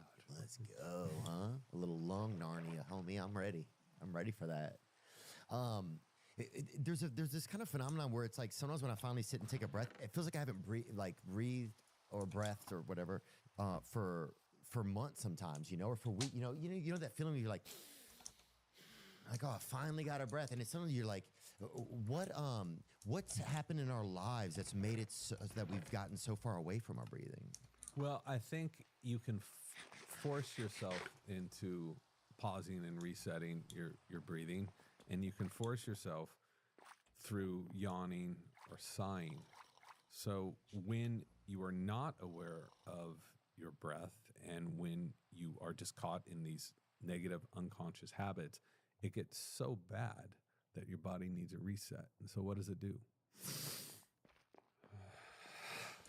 It's an unintentional sigh. Wow. It forces you to be like, override the system. Let's start over. Do a little better this time. It's like, trying out for acting, trying out for a play or whatever. It's like, okay, or doing a different take in a recording. Yes, like your lungs are reminding you, hey, brother, we're down here. But you can take advantage of that. It doesn't always have to be unintentional. You can make it an intentional sigh. So you can set an alarm, just a little bell to go off on your phone 3 times a day, 5 times a day, 10 times a day. That bell goes off, and it's just a moment. You don't have to stop what you're doing to be like, I'm going to check in on my breathing. It takes a second to just go, I'm going to do an intentional sigh. So when that bell goes off, follow me with this one. It's easier than that last thing we just did, I promise you. Bell goes off. Just stop what you're doing. Take an inhale. Hold. Take an inhale. Hold. Take an inhale. Let it out calmly now. Let it out calmly. Do it again. Take an inhale softly. Hold. Take an inhale softer. Hold. Take an inhale softer. Let it out softly. Softly. I don't want to hear you letting it out on this one. Now take an inhale. Hold. Take an inhale. Inhale. Silent exhale.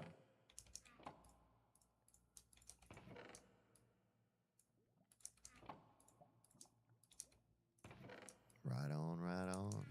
You've just reset your respiratory patterns, right? And I think you can... We're back. You have how long did that take? 15 seconds? 15 seconds. You can do this on a flight. You can do it on the train. You can do it in your car. And it allows you to start again. So what I've found is a lot of people have asked, they said, where do I start? Set those alarms. Do 10 of them a day. Check in on this.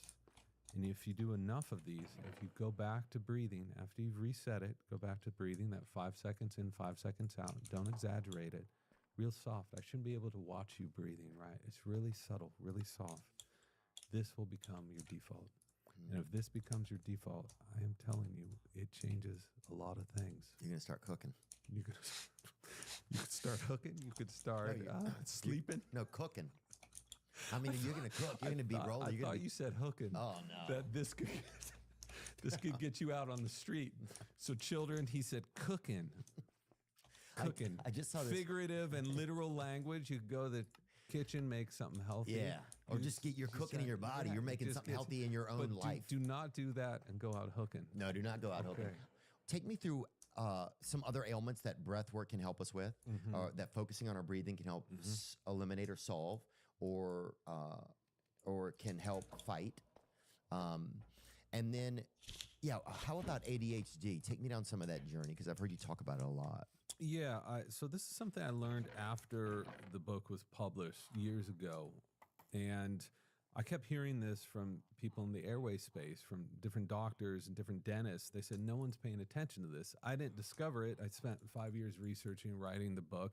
I didn't discover. I thought I covered everything. I didn't. So I was able to revise the hardcover for the paperback, which is out, and I include this version. So this is in the new revision. Yeah, it's in the new revision because, and it's something I try to talk about every single talk I do. I want to talk about this because it's so important, and nobody's talking about it. And I'm so tired of getting these letters from parents. I do these talks, right, and there's these line of parents afterwards. And they're yelling at me and they're crying because their kid isn't getting any help. They're like, you need to help me. I was like, I'm a freaking journalist, right? I'm not a doctor, but they're not getting the help from their doctor.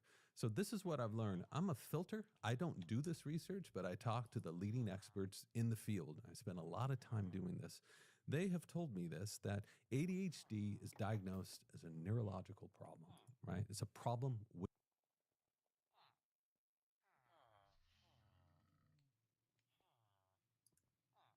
There are so many.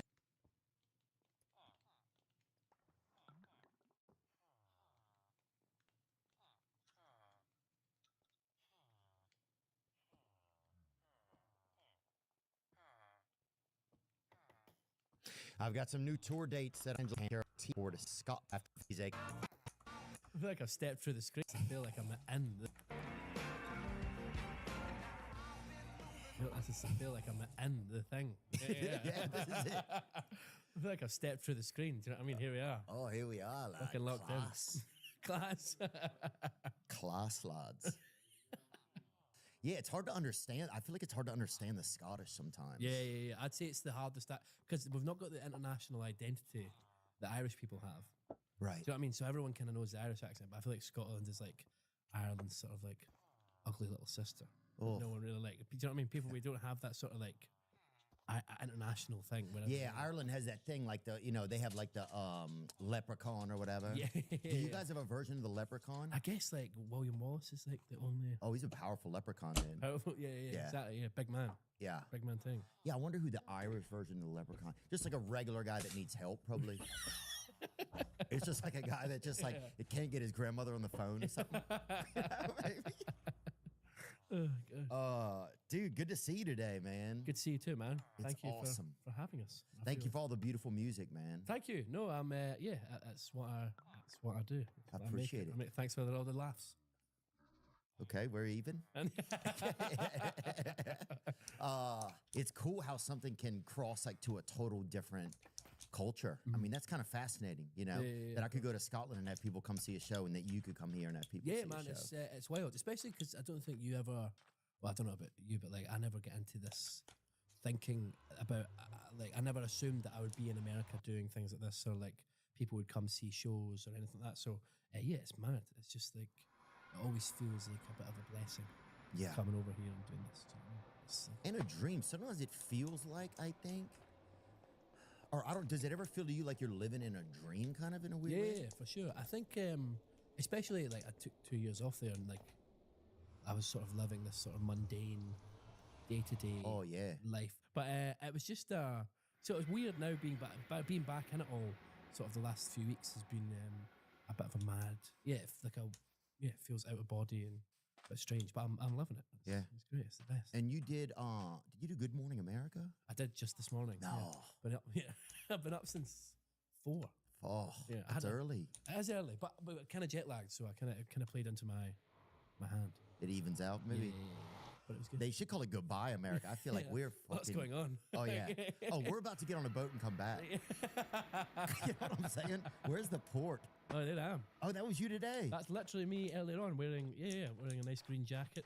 Oh, that's beautiful. And who's the ginger there on the? That's my piano player, Aiden. Oh, sorry, Aiden. Aiden. He has ginger. He's very ginger. Okay, good. We've classified him then. Yeah. No, but he's good man. That's like the scarlet letter of haircuts. I feel like being a ginger, Exactly. He's maybe the most red-headed guy I've ever met. Wow. Yeah. And is he a Scotsman? He is a Scotsman. They're all Scots. Well, my drummer is a very posh Englishman named Freddie. Ooh. Yeah, I know.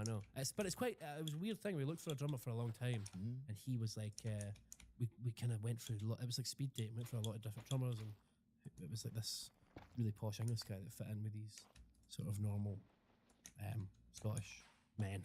So it's been lovely. Oh, there he is.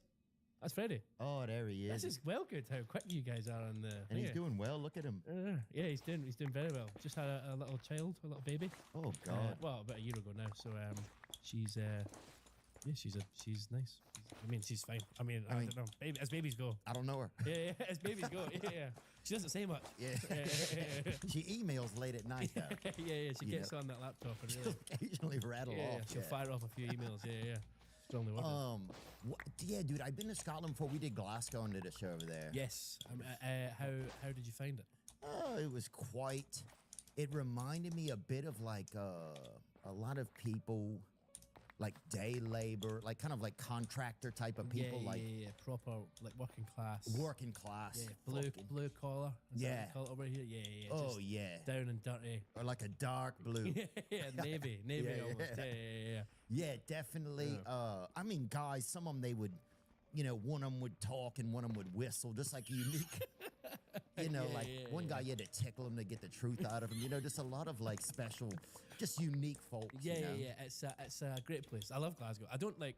I kind of split my time now between Glasgow and London, but I always miss it when I go. Yeah, it's just a different sort of different type of person that you get maybe in the Londons and. Oh yeah, dude. They're a bit more refined there. They're a bit more like kind of like you see like those nutcrackers at Christmas and they're all like polished and like they have like a nice hat and like a little thing. Yeah, like your Cat Williams. Yeah. They're a bit more Cat Williams over there in London. Yeah, And then you get to Scotland and it's just some guy fucking licking a pitchfork, Yeah, exactly. And just hoping for the best. I love that. Yeah, I love that shit, man. Yeah. It's fucking, it's pretty special. But yeah, it's a great place. Glasgow, been there. But you're in Nashville now. Yeah, I live in Nashville now. Yeah, I love Nashville. We're going there on Wednesday. This Wednesday? I think so. Yeah. Oh, so, Christ. Yeah. I'll be gone. Yeah, I'm not just. But we're here. We're here now. We're here now enjoying this in the Chelsea Hotel. This is it. Yeah, the Chelsea Hotel, a famous place. Yeah. So many interesting people. We interviewed actually in this room Craig from Craigslist, the guy that started Craigslist. Yeah. And how's he? Oh, he is. He's got a lot going on. A lot. I mean, think of all the things that are passing through. You got a used car. You have somebody, selling homemade Narcan. You got a lot of shit passing through. You got a lot of shit in your inbox. Yeah, of course. Did he still? Has he sold it, or does he still own it? He has a partial ownership. I believe this is correct. He has a partial ownership, but he's not active with it anymore. Sure. Right. Okay.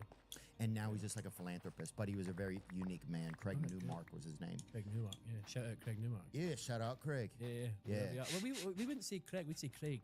Oh, Craig. Craigslist would be called. Oh, Craigslist. Yeah. Oh, that sounds even more creepy. risque. yeah. Met connections. It sounds like you might meet a dentist in the dark on there. Yeah. Craig. Yeah. And what does Craig mean? Does it mean something? I don't know. I just a name. I think. I don't know if it's like. I don't know if it's if it has any true meaning or anything like that. Maybe warrior. Craig. Oh, Paul Craig. There you are. Yeah. He once called me a loser on his podcast. Oh, damn, Paul. Really? He said I actually quite like Paul Craig, but he said I should lose weight and that I was a loser. Oh, well, damn, dude. If he lost weight, he'd be a loser then, technically. Yeah, exactly. Yeah, the biggest loser. Yeah, don't give him the title before you.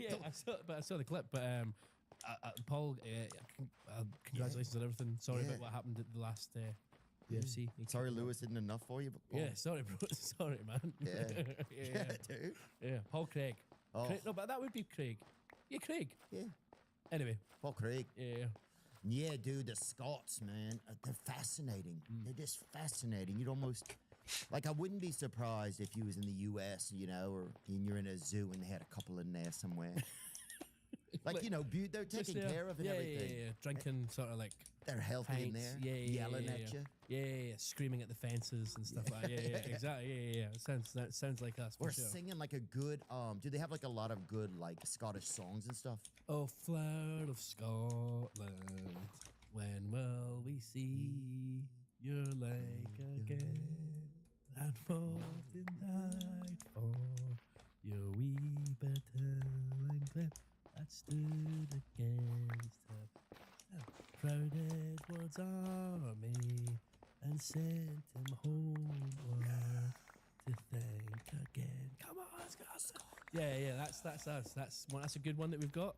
We've also got what's your name? Ali Bally Bee, sitting on your mommy's knee. That's a good one. I don't know where it goes after that. Well, that one ends in the courts, I think. It sounds like, you know? exactly. That sounds like a domestic dispute, you know? But yeah, I think, the most fascinating kind of like Scotland, it's like the DIY England, you know? Yeah, exactly. Yeah, it's like we'll fucking figure it out. Yeah, we'll be fine up there. But although we did, not to get into independence, but we did vote to not leave the England. People think Scottish people hate English people, but it's not true. I love English people. Yeah, I love them so much. Yeah, I don't have anything against English people. Yeah, in fact, I love them. If I saw him, I would definitely pat him on the back. Yeah, you know? give him a pat on the back and like a little, like one of those little like love taps on the back, on the back side. On the send them on their way. On the low back, they call it. Just the low back. Yeah, consensually. Yeah, of course. Yeah, it seems like there's a lot more. You have to be very consensual over there. Yeah. I think everywhere it's good to be consensual. Good call. Sorry. It would just. And that's not going to age well. But still.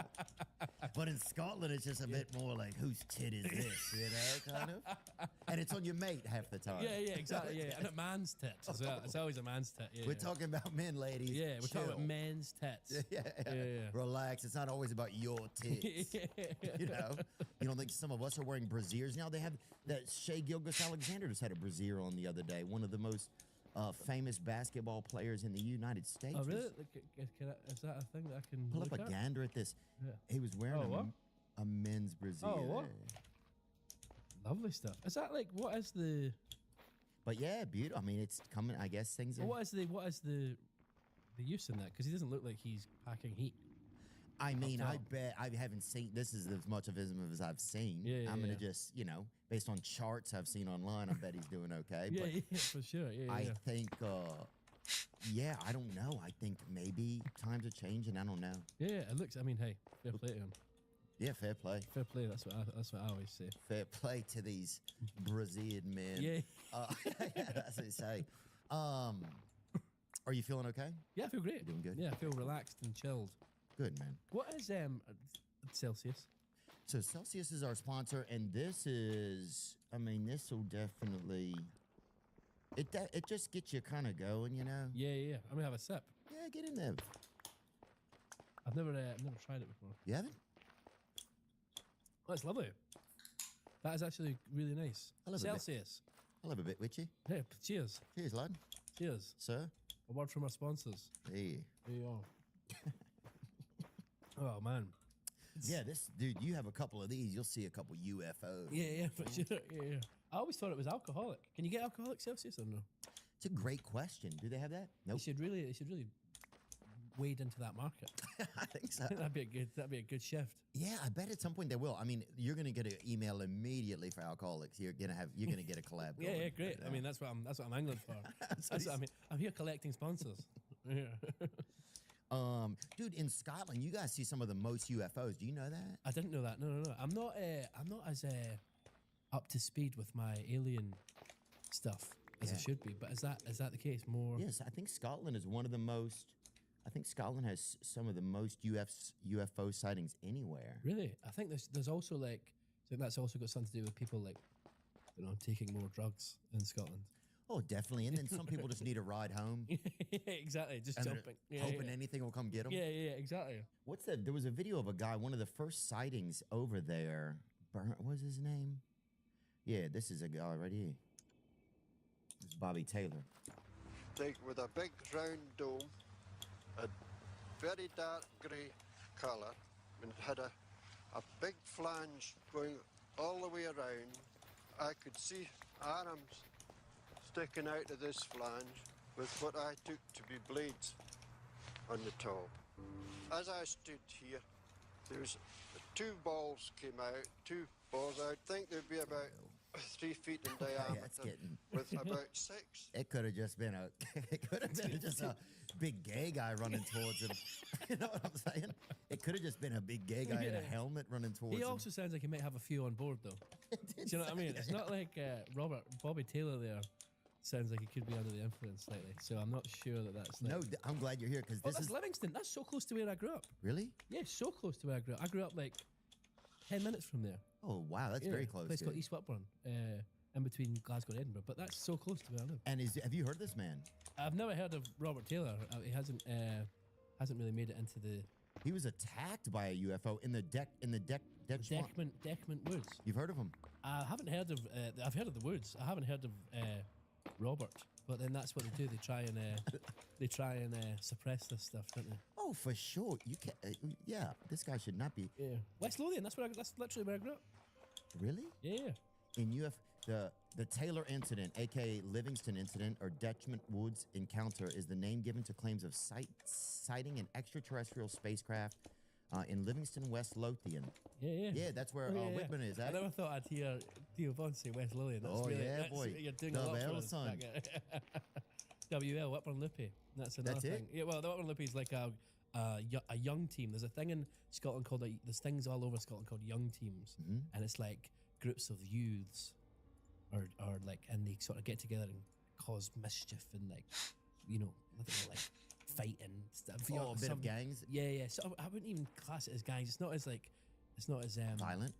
Violent. There's fights, but like everyone, you kind of go around on your bikes and like punch, fuck at each. I was never in one, obviously, but like punch, fuck at each other. You had like Whitburn Loopy.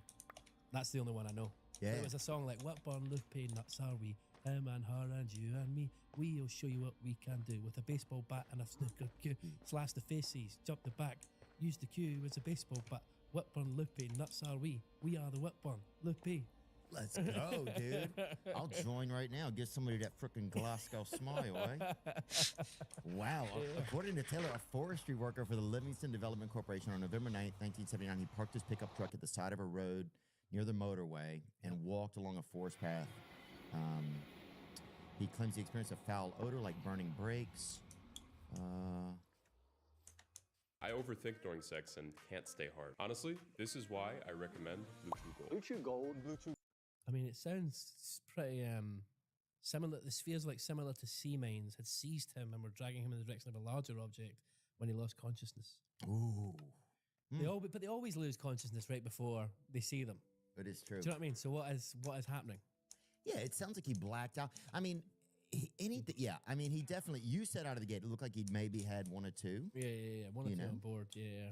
And also the thing about a lot of UFOs, dude, we never even find a gas cap on the ground or anything. Like, these motherfuckers are flying everywhere. We never find a rear view mirror from one of them. Yeah, exactly. You telling me they're that well assembled that not one of them ever had a fault?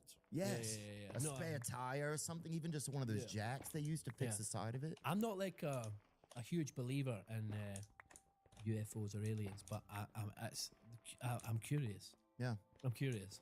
Yeah. I'm always interested. You're alien curious. I'm alien curious. Yeah. Me too. I would just be. I hope if they get me, they're women that get me. But yeah, the Falkirk. What was that? The Falkirk Triangle. Falkirk Triangle. Falkirk's also not far from where I live. This is all. They all seem to be happening in my little concentrated area of London. Yeah, Scotland. Sorry. Yeah, the Falkirk Triangle. It sounds like three kind of thicker ladies splitting a bit of haggis, doesn't it? Yeah, it does. Yeah. Yeah, the Falkirk Triangle is a region in central Scotland renowned as one of the world's most active UFO hotspots. You didn't know that? I didn't know that. No, that's not. People haven't that's what not the become. Shit? Yeah, exactly. Yeah, it's not become a real. It's not as famous as. But how many do you need before people tap each other on the shoulder? Things are going on here. This isn't normal. You think as well you'd be able to catch them. Like you'd be able if 300 are happening a year in the area, you'd be able to wait out and be like, okay, they're coming at some point. Do you know what I mean? Yeah, you think just some guy, some Scottish cowboy with a lasso. Yeah. That's mad though. I never knew that.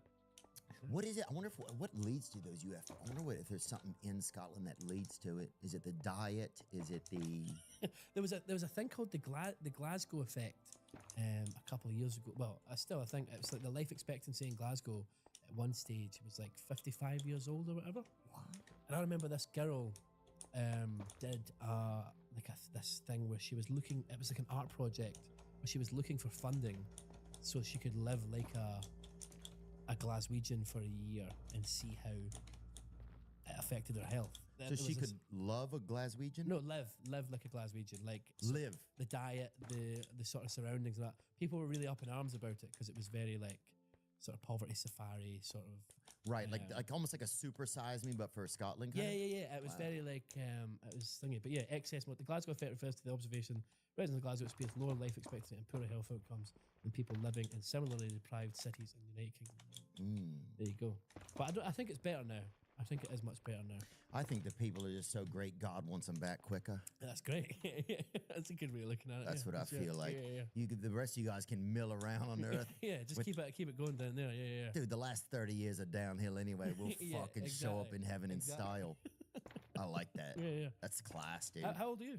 I'm 45, man. Really? Yeah, I'm gonna die soon, dude. Let me get a look at this. I think you're very, very sprightly 45. You know, I don't feel. I swear to God, I don't.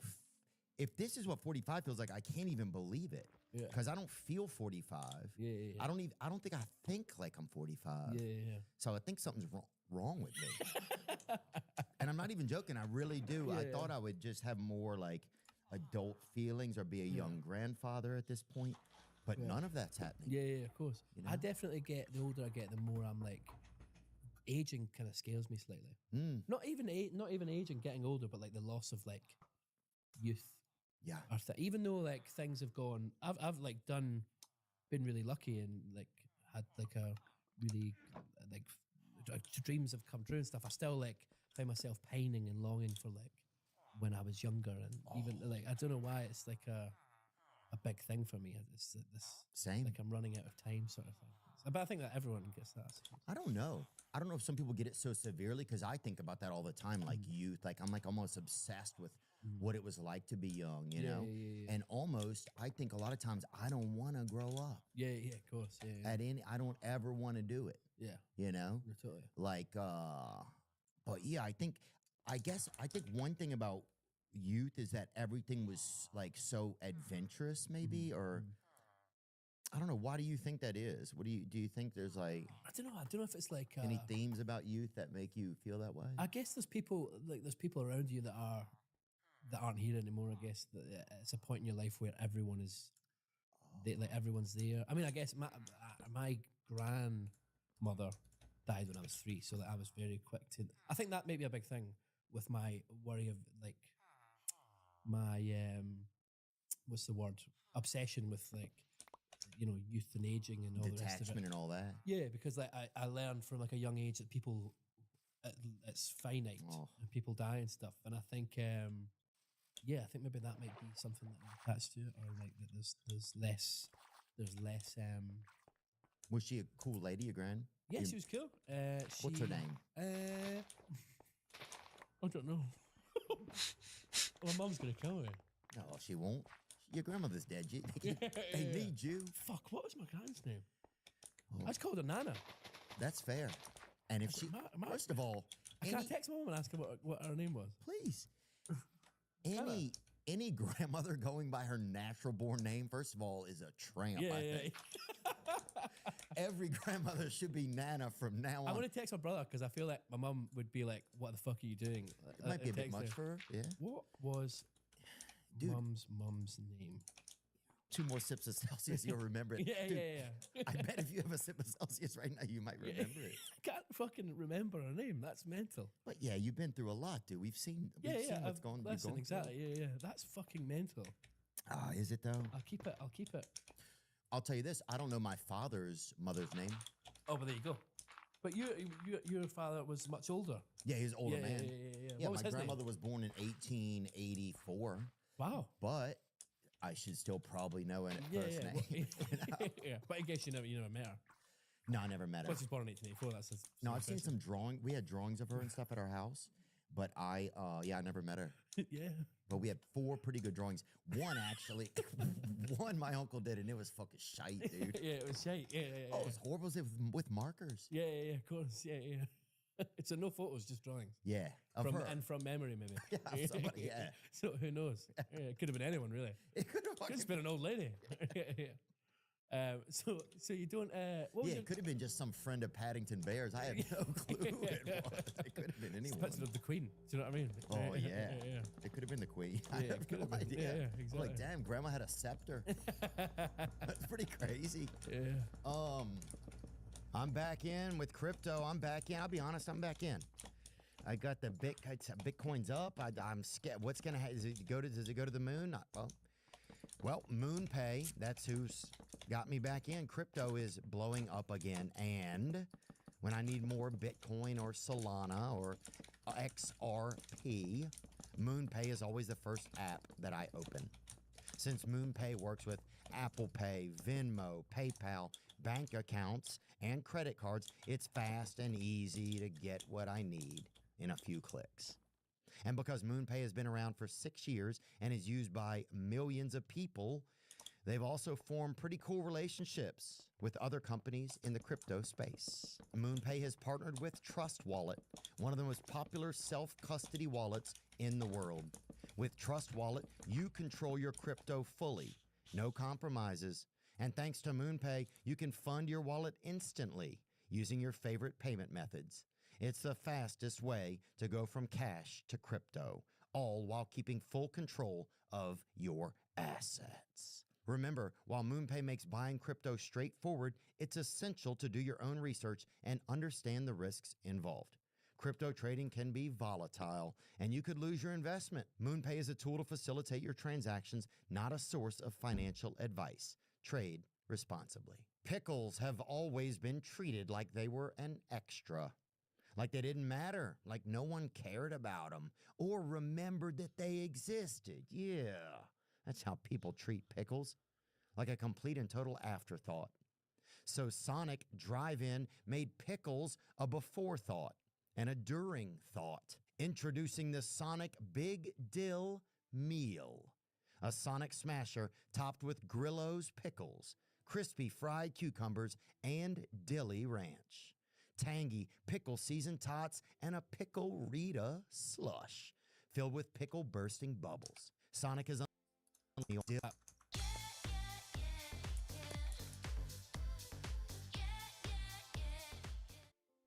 You found your dream engagement ring at Chain Company. Is it protected? Absolutely. Yeah. My mother's name. And look, it'll be something that we'll check towards the end. Yeah. I'm But psyched. Nan is it? That's what everybody Nana, calls them. Nana. Nana. Yeah. It's like is that a Scottish thing or like? No, I think some Americans say Nana. Yeah, I'm trying to think what we say here. A lot of people say like Grammy, Mimi. Yeah, Meemaw. Meemaw too. Meemaw. Yeah. What would you? say? Grandmother, evil grandmother, I would say also at times. Or distant grandmother. Cold grandmother. Older lady with the key is also a term that I would throw around sometimes. Yeah. No, my grandma, my grandmother was good at like, she would make us nice treats. Yeah. And that was one thing I thought that she was good at. Fond memories, treats. She liked to feed you, you know? Yeah, I've got a lot of people like that in my life. Yeah? Yeah, I'm a big proponent of being fed. Oh. I like to be fed. Yeah, look. Yeah. It sounds weirder than I wanted it to sound, but I just meant I like eating.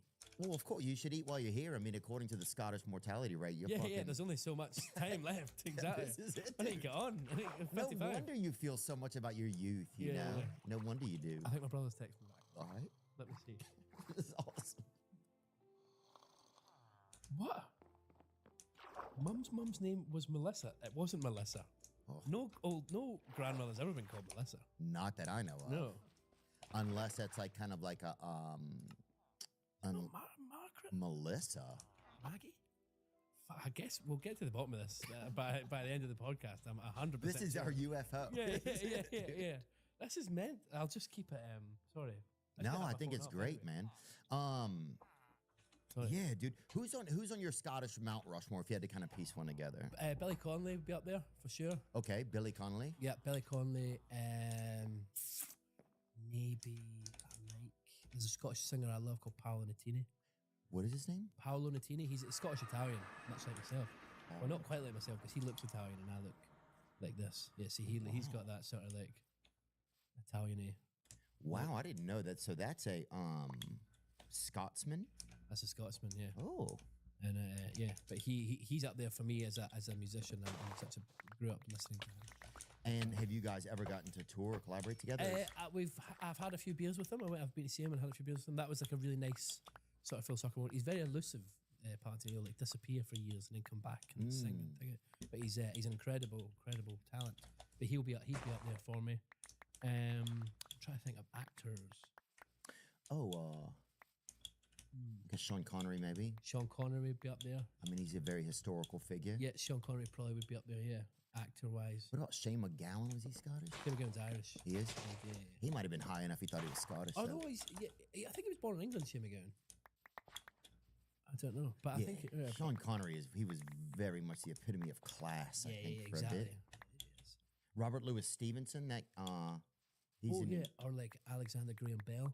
Is he Scottish? Yeah, I think he's Scottish. Scottish people invented telephone and television. John Logie Baird, is that the guy who invented television? Well, Robert Louis Stevenson, they invented the telephone? Who invented the telephone, really? Oh my gosh, dude, thank you. Yeah, don't worry, guys. Honestly, thank you. You're more than welcome. That's quite a recent, looks like quite a recent picture. What's going on there? It must be AI or something. Nah, what do you mean? Do you think that's AI? I don't know. Oh, it's just been coloured. It's just been... Dude, you guys invented the damn telephone. Who did he call first? I don't know. There's no one else on the other end of the line, I guess. That's the problem. That's a great point. Oh, Christ. That must have been the worst part. Imagine the day they're like debuting it and nobody else even has one. Yeah, exactly. Rubbish. It must be the guy who got the first iPhone. Do you know what I mean? Oh, he's like, oh, my wife didn't pick up. I'm going to stay for another pint. That's mad.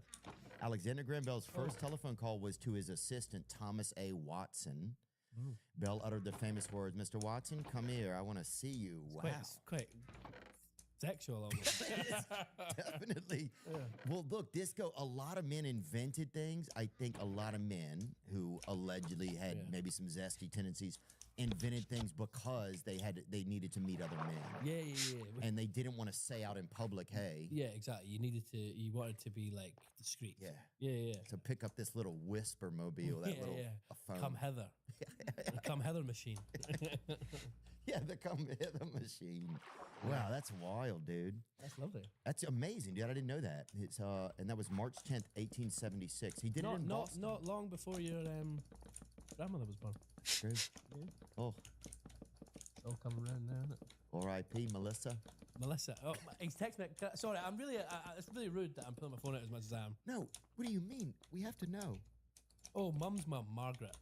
Oh, Margaret. Yeah, Margaret. Oh. I knew it was Margaret. I would have said that. Maggie. Margaret. Yeah, there you go. Margaret. I knew it was. Wake up, Maggie. I think I got something to say to you. Oh. I do a lot of singing on this podcast so far. I'm It's really great, enjoying though. it. Yeah, I'm really taking it in. He's also a fan of Glasgow Celtic. Is he really? Yeah. Who? Rod Stewart.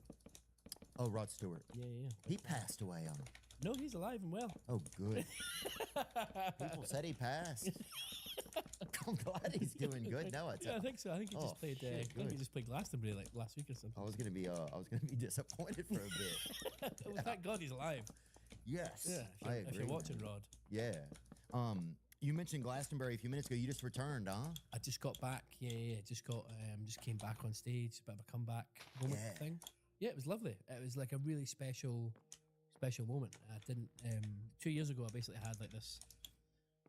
I don't want to call it like a mental breakdown, but it was like a breakdown of sorts on stage that had been a long time coming, to be honest.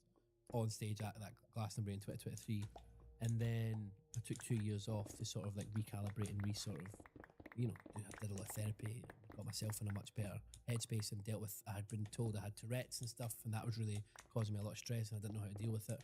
And now, after these 2 years off, I really wanted to come back and do Glastonbury and sort of like as a mental sort of win, sort of finish the thing that I couldn't finish before.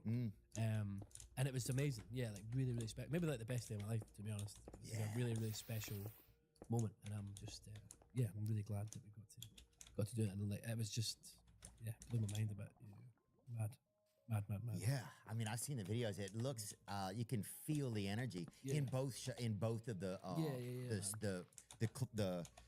the performances I've seen on YouTube. You can feel the energy in both of them.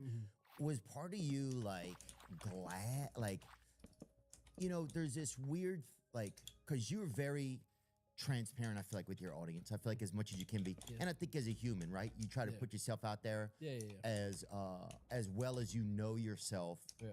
And that's how you try to present yourself. Yeah, yeah, yeah. And of course, we're always like getting to know ourselves more, Yeah, right? yeah, And of so course. Mm-hmm. that will change over time.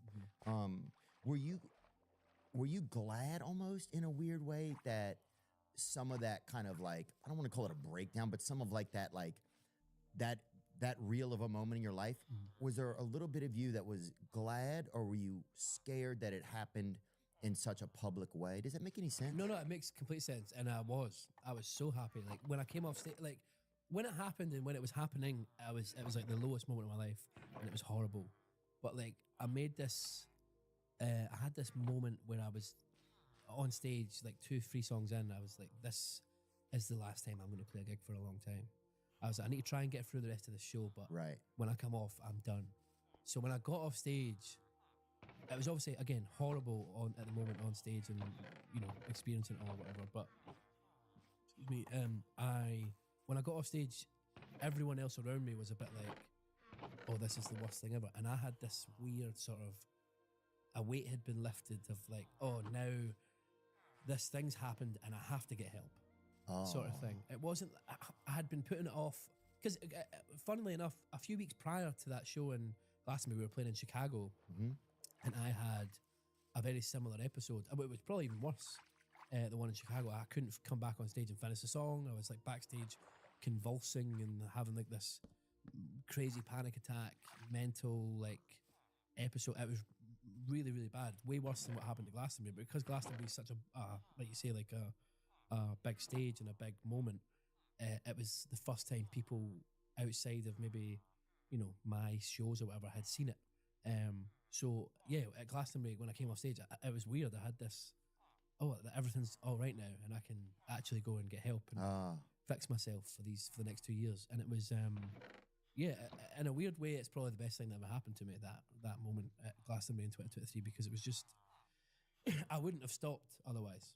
If I could like think, I'm really bad for, I'll say I am really bad. I was really bad for not saying no to things. Yeah. Like feeling like, oh, this is going to pass me by if I don't say yes to this. All this amazing stuff's coming at me now, and I have to like catch it all and sort of get it all done and do this. Otherwise, these moments are going to pass me by, and I'm, you know, it's never going to happen again. So I said yes to way too much, and I took way too much on, and everyone around me was like, was asking me, "Are you sure this is okay?" Should I say? I was like, "Yeah, I'm fine. But yeah, so Glastonbury 2023 was for sure the biggest, like, was really important, and like maybe the most important day of my life, to be honest, because it was such a, I wouldn't have stopped otherwise. Do you know what I mean? It was like almost like a blessing, kind of. Yeah, it's like someone upstairs was like, "This has to happen now, otherwise." I don't want to think about where I would be now if I hadn't. Yeah. If I'd continued to do it, because we were meant to go to Australia and stuff like that, and You could have fallen apart, man. yeah, exactly. It could have been really, really, horrible. I dread to think what would have happened otherwise. Do you know what I mean? So, a bit of a blessing in disguise, I think, for sure. And you know what I thought about? I felt like it was just like, I think we're at a time where people just want to see something that's real. Yeah, for sure. You know, they want to see somebody that's like, you know, that's not hiding all their tough times, you know, that's trying to at least be earnest as you can, you know? So yeah, I just thought it was, I don't know. Yeah. I think seeing something that's real, and especially if it's somebody like you that is, you know, you're an emotional guy, you have a lot of feelings, and it's, and you have a lot of feelings that we all have that we can't put into words. And so, you know, we like look to you to be like this, like, you know, almost somebody that's like speaking for us. Not that you're doing that through ego or anything, but just that you're like a conduit for some of the feelings that we can't explain. Yeah, maybe. I think so. But then I look to like other people like that. Oh, for as sure. well, I think for we sure. all do. But just the fact that then you are able to like, just that you're so present and real, it feels like with your, with people and with your fans, or, you know, people that support you. Yeah. That for you to have a real moment, it just, I don't know. I guess, I don't know exactly what I'm trying to say. I guess shit. I'm an idiot. No, I know what you mean. I know what you mean. It's like people are sort of craving a bit of like authenticity, I think. And Well, and also, if you hadn't had it in such a real way, would you? Nope. Well, that's like I think for a long time I was like, I'm sorry. No, you're grand. You're grand. It was. I think for a long time I was like surface level talking about my mental health and talking about. I think for a long time prior to that moment in 2023, I was like, yeah, I have panic attacks or I get anxious, but I wasn't like really. I feel, and I still am bad for this now. Like I give people enough that sometimes they think they're getting the whole story, and actually I'm holding quite a lot back sometimes. And I think I was doing that quite heavily at the time. So when that happened at Glastonbury, it was this real thing of like the sort of thing's been, the mask been pulled off, and it's like, Here we are. Like, yeah, you're just there and in front of everybody. So yeah, as I say, it was like this. I had no choice but to confront things, and I think I was really taken aback by the sort of outpouring of love and support that people had. Like, it was really like an emotional time, like coming back and seeing like so many people reaching out and being, kind and sort of sharing their stories with me and all this stuff. It was really special. But yeah, I know what you mean. Like I feel like everybody's looking for something that's a bit real or tangible to sort of hold on to. I think. Something that's human, yeah. Yeah, 100%. Did you feel any embarrassment when you came back? And not that you should or anything. I just think that feelings are interesting, right? Yeah. So sometimes you'll feel embarrassed about things, even if you should. It's all interesting. Like we show up to everything with different feelings and you're always trying to juggle all these feelings in all these moments. Yeah. Was there any embarrassment? Yeah. I feel embarrassment all the time. Honestly, like I don't know if you agree with this, right? But like, see, being like famous. I find it's the most embarrassing thing of all time, or like well known. Like I walk into every room, and I'm like, you're either not famous enough or too famous to be in a room. I know it sounds like very first world problems, but let me land here. But it's like this like thing of like, I either walk into a room and it's like, and again, I'm totally projecting, and no one's probably even looking at me like this. But like, 100%. I sometimes feel like either it's like everyone thinks that I think that I'm awesome, and I'm walking into a room and I'm like, look at me, I'm this famous guy, and blah blah blah. Or people walk into a room and go, oh, who does he think he is doing this or that? I just feel fame in general and being well known is the most embarrassing thing to me. I just get like, feel so like cringed up all the time with like when it comes to like that sort of side of things. Yeah, it's the brightest, ugliest suit. Yeah, exactly. Yeah, you're walking into a room with like, I don't know, it's mental. And then I sort of have this thing when I walk into a room and I assume that, everyone in this room probably doesn't like me because they've seen something online that I said once, or they think I try too hard to be silly or funny, or they think I try my music's shit, or they think I am better than I am, or I just trying to manage people's expectations or thoughts. Yeah. And then your whole life becomes. And I know some people are like, listen to these guys who have everything complaining, right? Exactly. And I understand that, 100%. but we're going to keep doing it for another minute, right? Yeah. Just to explore what it's like, because also being popular, it's almost just like life's like an experiment, and you have different moments. Sometimes it's great, sometimes it's horrible, but it's all just like, I look at it as like, okay, this is what's going on now, and what is this like, Yeah. And sometimes then you start thinking, okay, I have to spend so much time making sure that everybody thinks that I'm okay. Right? That I'm cool, that I'm okay enough to them. So then that can be like a trap. It can all be just kind of like, I don't know. It can get a little bit interesting. But that's another thing as well. Like this, like even like having that thought of like, fuck, is this complaining too much or whatever? But like, oh, I'll text these guys in the middle of the night. Does this seem gay? Does this seem racist? Those are two of the big ones. Yeah. Am I okay? These motherfuckers are trying to sleep in their homes. Yeah, exactly. And their coworkers text me at midnight, am I okay? Like, you don't fucking know. Fucking look at your ring camera, you idiot. I don't know. But it's true. It's like this thing of like, even the thoughts of even like the thing I just said, I'm already like overthinking that thing I said about you're either too famous or not famous enough in a room, because I'm embarrassed that I even talking about being famous is embarrassing, or even like referring to yourself as being famous is embarrassing. Do you know what I mean? And again, you're only famous to people who know you. Really, you're not famous to every like thingy. So it's like, and then I don't know. It's such like a mental. You do like so many mental gymnastics. I think thinking For about sure. It. Oh no, look, man, it's interesting to talk about. And you know what I think? It's interesting to imagine that.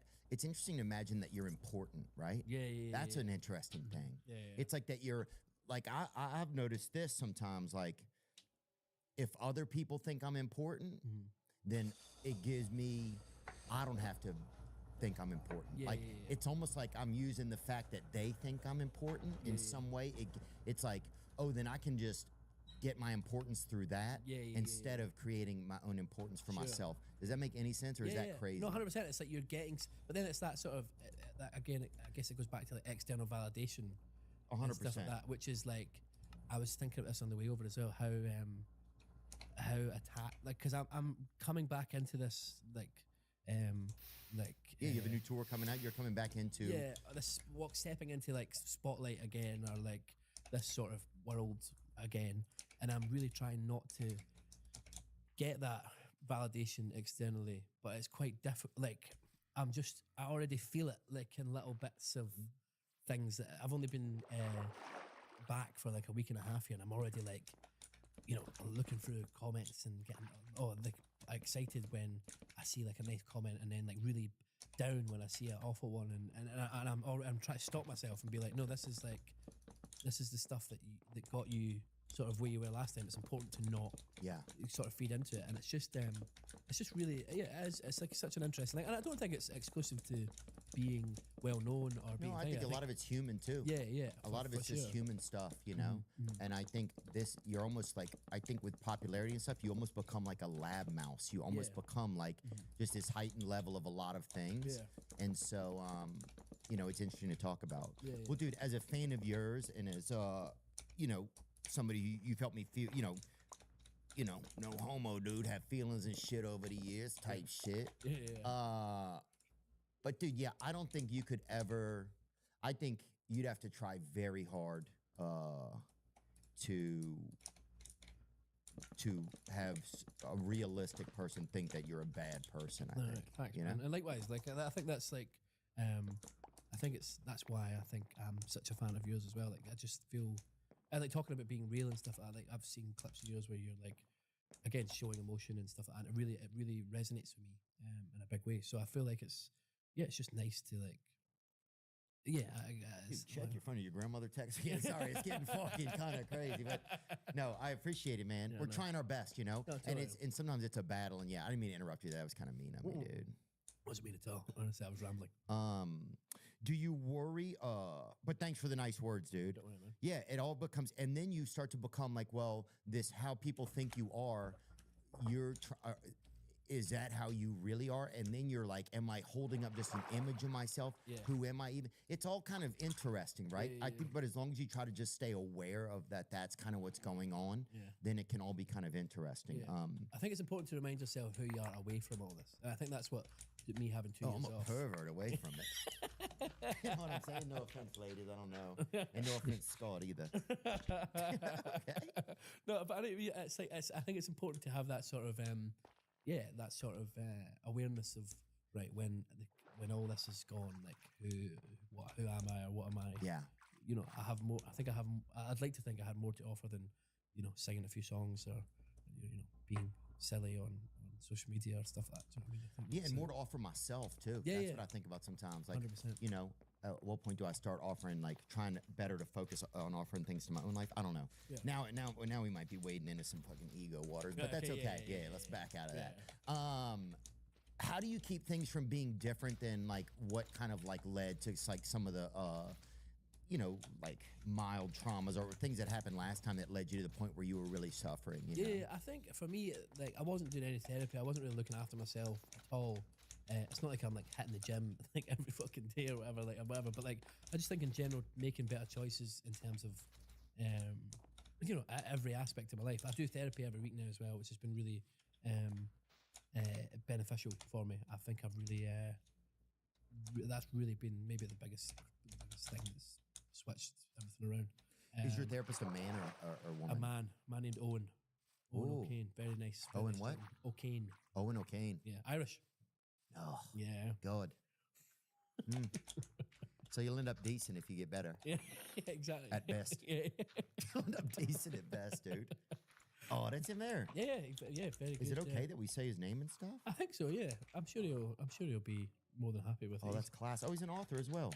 Yeah, he's an author. Oh, that's amazing, man. But he's been amazing. He's been amazing for me in the last little while. It's just been. Who turned you on to him? It was my management that got through to him and stuff, who had got heard from someone else or whatever. But it was just when I came off stage at Glastonbury, it was like immediately first thing I need is therapist. And then Did they put you in an ice bath when you got off, or what'd they do? Did they like just, or did you just fucking sit and have a pint and be like, that was a wild one? Like, were you able to calm down right after you came off the stage? I went out and I flew back to Glasgow that night and went out and had pints. And I did. That's the most Scottish shit I've ever heard, dude. I did, but yeah, The guy could be getting a heart transplant. He's fucking, dude. Yeah, no, I woke up and I went straight to the pub and so it was just a nice. I just had to like go and do something normal rather than For sure. and be around mates and get back at that sort of place. So yeah, went out and kicked the arse out it like properly. But it was very much needed. Do you know what I mean? So yeah, and then it became and then afterwards we did a bunch of shit with therapists and neurologists as well for like my Tourette's and stuff. Take medication for that and all that stuff, and just in general, try to reduce stress as much as possible. I think it's been a massive thing, and I think that's where that sort of what I was saying about saying no to things is becoming quite a. I'm realizing how important that can be with with stuff, because it's one of those things of like, if it doesn't, this thing, you won't get this again if you don't say yes now. I'm like, okay, cool. Or somebody will be unhappy or something like that. Exactly. Like, I've done meet and greets, I think, for probably 97% of my shows after, right? Just for free, just meet, you know. But sometimes I just can't do it anymore, and it's okay. Yeah, of course. You know? Like, I had, like, I don't know if it was like, I don't know what happened to me. Something happened to me like a couple years ago. I just felt like this loud crack even like in my head. Yeah. And I was like, all right. And I've never been, I don't think, fully the same since then. Oh, right, okay. Yeah. Really? Yeah. But I don't know what happened, you know, but I just knew that I had to shut it down and I had to start taking better care of myself. Yeah. And because at first I thought the stress was like, oh, you're not working hard enough. You're not figuring this out well. Yeah. But that's not the truth. The truth was I just, you know, like there wasn't going to be anything left of me. You know, I just didn't have anything left. So I had to tighten it up. Yeah, man, definitely. I think that's the thing as well. It's sometimes you feel like you say, I like what you said there. The stress felt like I wasn't doing enough or whatever, but it's like taking your foot off the gas as opposed to putting it on. You know what I mean? I think that's the important thing. So, yeah, and now I'll shut down. Like if it's a certain conversation or somebody's talking to me, sometimes if somebody's speaking in a certain pentameter or things are too fast or something, I'll just say, hey, I can't even be in this conversation. Like I just have to because you'll just start to kind of lose your mind. Yeah, no, 100%. So with the Tourette's, was it getting cool or was it getting bad? Like what kind were you getting? Because there's the cool kind where, you know. Yeah, no, it wasn't the kill kind. I was like, I used to do this thing all the time where I would go like this. Like I'd be sitting having this conversation with you and I'd be like this. Oh yeah, like a third base coach in baseball or something, you know? Yeah, like doing signals. Yeah. So I used to do that shit, and like I used to like contort my back and stuff in ways. So I had to get like this. I wanted to get this feeling in my muscles where it felt like it was pulling and like cracking, and like I was like causing myself some real pain. And I had to I just for some reason in my head I was like, I need to feel this to know that. I don't know. It was almost like it was like. Sorry, I'm saying like a lot and it annoys me. But I think you're doing fine. All right, cool. Yeah, good. We can do. No, I've noticed when people say like a lot. I've not noticed that today. All right, cool, good. It was almost like when I felt I was out of body, I would try and do this like twitch or something to sort of bring myself back in. It was really weird. And I looked like I was like on copious amounts of cocaine. Like I was tweaking. Do you know what I mean? Really looked like I was tweaking. Oh, you were hailing a freaking air taxi with Bobby Taylor over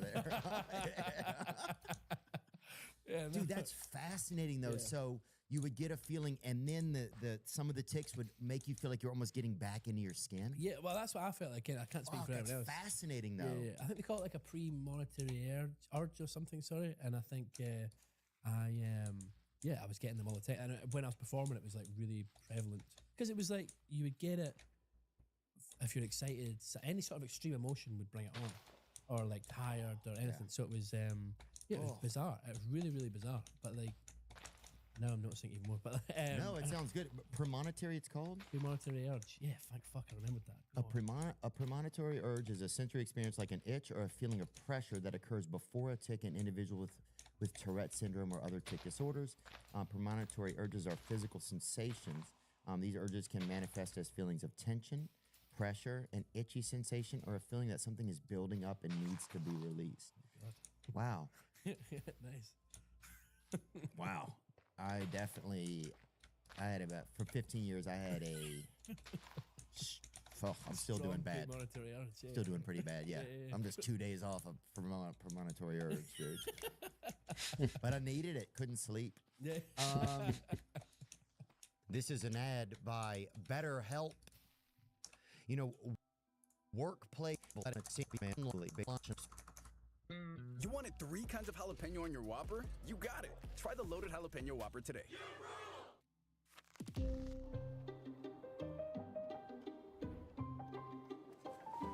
About people like you. Well, one thing that I think is so interesting about people like you who are like, poets, wordsmiths, and, and that's okay. That's what you are, right? You have an ability to share things through words and language. Is that when something like this is a part of your world, you can probably express it to people better than some people who don't have that same ability, right? Yeah, maybe. I don't know. I'm yet to really delve into it because I'm still figuring it out as well. Just now, I find I'm better. You're still what? Figuring it out. Figuring it out. Yeah. I find I'm better at sort of talking about something once I've understood it a bit more. I'm not really good at talking about things as they're happening. Do you know what I mean? Yes, 100%. It's like, or explaining or writing about stuff as it's happening. I feel like, oh, Jesus Christ. No, it's like things are better when you have a chance to look at them. Yeah. With the benefit of hindsight. For sure. Yeah, for sure. Yeah. So I'm that's the craziest thing about life, though. Sometimes it's like I'm always waiting for hindsight in my life, And the problem is then you've gone. It's a relative term. And also you've gone on from wherever you could have had an effect on things. Yeah, for sure. I'll always delay trying to make a choice until things are in hindsight, but then it's too late. Yeah. Sometimes I do that a bit. Yeah. When did you go to therapy for the first time ever? Was it after that? No, I went to therapy before. I've tried therapy a bunch of times. And it's obviously I'm not I don't want to sound disparaging to any other therapist I've been to. I've been to amazing therapists, but I never really had a connection with any of them or sort of felt clicked. Yeah, for sure. I think a lot of times people go and they think just because they're going to well, I don't want to say a lot of times people do things. A lot of times I have gone to therapists for years and I didn't know that I was really supposed to have a relationship that I could be honest in. Yeah. It was finally, this was supposed to be whether I wanted to pretend like the therapist was my mother or my girlfriend or my brother or a friend, I could pretend like they were that and say things to them that I've always wanted to say to that other person. Sure. But I never realized that's how it was a good way to use a therapist. Yeah. I always just thought a lot of times it was just sit and talk only about how I feel. And it didn't matter if I was learning anything. I just thought, since I'm going to a therapist. You're ticking a box there or something. Right, I'm checking a box. I didn't even realize that. Anyway, sorry to interrupt you. No, for sure. And I think just to your point there, I was going to a lot of these therapists and I felt like I was just saying what they wanted to hear after a certain point I was looking at the clock and sort of being like, right, okay, what is the thing I can say to get out of here the quickest or that makes them think I wanted them to think that I had a grasp of my mental health. I want to be my own doctor sometimes. And they would say stuff and I just found myself I was parrying everything that they were sort of when things, and this is what's great about my current therapist is really good at this. If we go somewhere, he can sense when I'm being avoidant or being sort of being avoidant is the word, and he sort of pulls me back in and is saying there's a reason you're being sort of wishy-washy here or anything like that. So was there an initial moment when you noticed them? Was there one moment that you're like, oh wow? What with this therapist? Yeah. It was actually I cancelled a session. I cancelled 2 sessions back to back, and he was on it giving me, don't want to say grief. Grief's the wrong word, but like he was saying, we don't have to do this. He was very like forthcoming in the fact of, if you don't want to do this is totally fine, but it feels like you're not engaging with this in a way that's beneficial to you or like wasting his time as well. So for me, that was like I really respond to that sort of not letting me away with shit. Do you know what I mean? And I find that in sessions now as well. I find it really beneficial when there's, you know, someone call. I like when people call me out on my shit. Yeah. Because otherwise, I'll just keep shitting. Keep shitting. Yeah, I'll keep on shitting. I'm always shitting. Yeah. Oh, dude, the story of my life. You just fucking literally explained the story of my life. Yeah. It's like, I'll fucking get a drum. I'll get some juggling balls. I'll tell a riddle. I'll fucking do whatever I gotta do for you not to corner me in a serious moment. 100%. So yeah, that's been. I just found that to be really. I don't know. Like it was very. I don't know. I just felt it was really good for me to get that sort of response from someone to be like, I don't like what you're doing here. Or this isn't conducive to a healthy relationship with therapy. Wow. So yeah, it was funny. That was probably the one that I was like, okay, this might be the guy for it. Yeah. An American Home Shield warranty cannot protect appliances like your fridge, no matter how old. This isn't about appliances. It just covers systems too, like your AC. It's about home warranties. American Home Shield. Sign up today at ahs.com. I just need to make my video, as cool as the collection. What about Subway meets Forest? Let's see what Firefly can do. I should come from the middle of the jungle. Dude, yeah, I think now I have Tourette's when I this is when I get Tourette's. It's like if I'm sitting somewhere with my freaking girlfriend or whatever, and she's like, I don't think this is working out or whatever, and this is why, and then I just get Tourette's. Like I just can't be honest, you know? I just get so scared to be honest. And like and I don't really get like Tourette's like you're saying, but it is a form of Tourette's. It's this get me out of here. Yes. It's this get me out of get me out of like I don't know. It's so hard for me to stay in a moment with one other person. It's hard for me to stay in a moment that's not completely in my control. Yeah, for sure. Do you ever find that with like people? I always find I'm really good in groups, but then sometimes if I'm just one-on-one with someone, even if it's someone I've known my whole life, I'll be like, what the fuck did I say to this? Yeah, what the fuck's your name, Sitting Mom? in the car with my dad. Standing there with your friend. What do you say again to people? Like, what is the thing you're meant to? How am I meant to start a conversation with someone? Do you know what I mean? Even like my best friends. I'm like, yeah. Yeah. I think I'm a good auxiliary player. Do you know what I mean? Good sideline player. But yeah, no, I empathise with that situation for sure. I think I never thought about it till just now. Yeah. But that's my Tourette's. It's like this, and I literally can feel my fucking skin being like, "Why are you keeping us here?" You know? Yeah, for sure. And I mean, I remember one time having a conversation, like a real conversation with a girlfriend in the car, and I literally put the window down and hung my fucking arms out of the window, like I wanted to get out. Like, I was, let me out like here. as much of me as could be out of here needed to not be in this vehicle, having this real moment of me having to commit to this relationship. I'm gonna pee really fast. Can we take a break for just a minute? Please. Okay. Empty this tank. Yeah, dude. Thanks for sitting. I just take a wee. Oh, you guys call it a wee. I just took a pee. Took a wee. A piss. That's crazy that it's we're not, because we're only 6 hours away from each other by ocean, and we call it somehow the letter change. Yeah. Yeah, it's true. It's fucking baffling. Yeah. A piss or a slash. Ooh, a slash is a good one. I'm going for a slash. Going for a slash. Yeah. Then you come back with blood on your clothes. Your fucking neighbor's missing. See, it's crazy how that changed as well from going to America. Yeah. Over there, you're going for a slash. You're just going to fill up a toilet. You know? Yeah. Over here, it's something more sinister. Yeah, over here, you're fucking making a Dateline episode. It's just crazy how things just really fall off as you go across the ocean.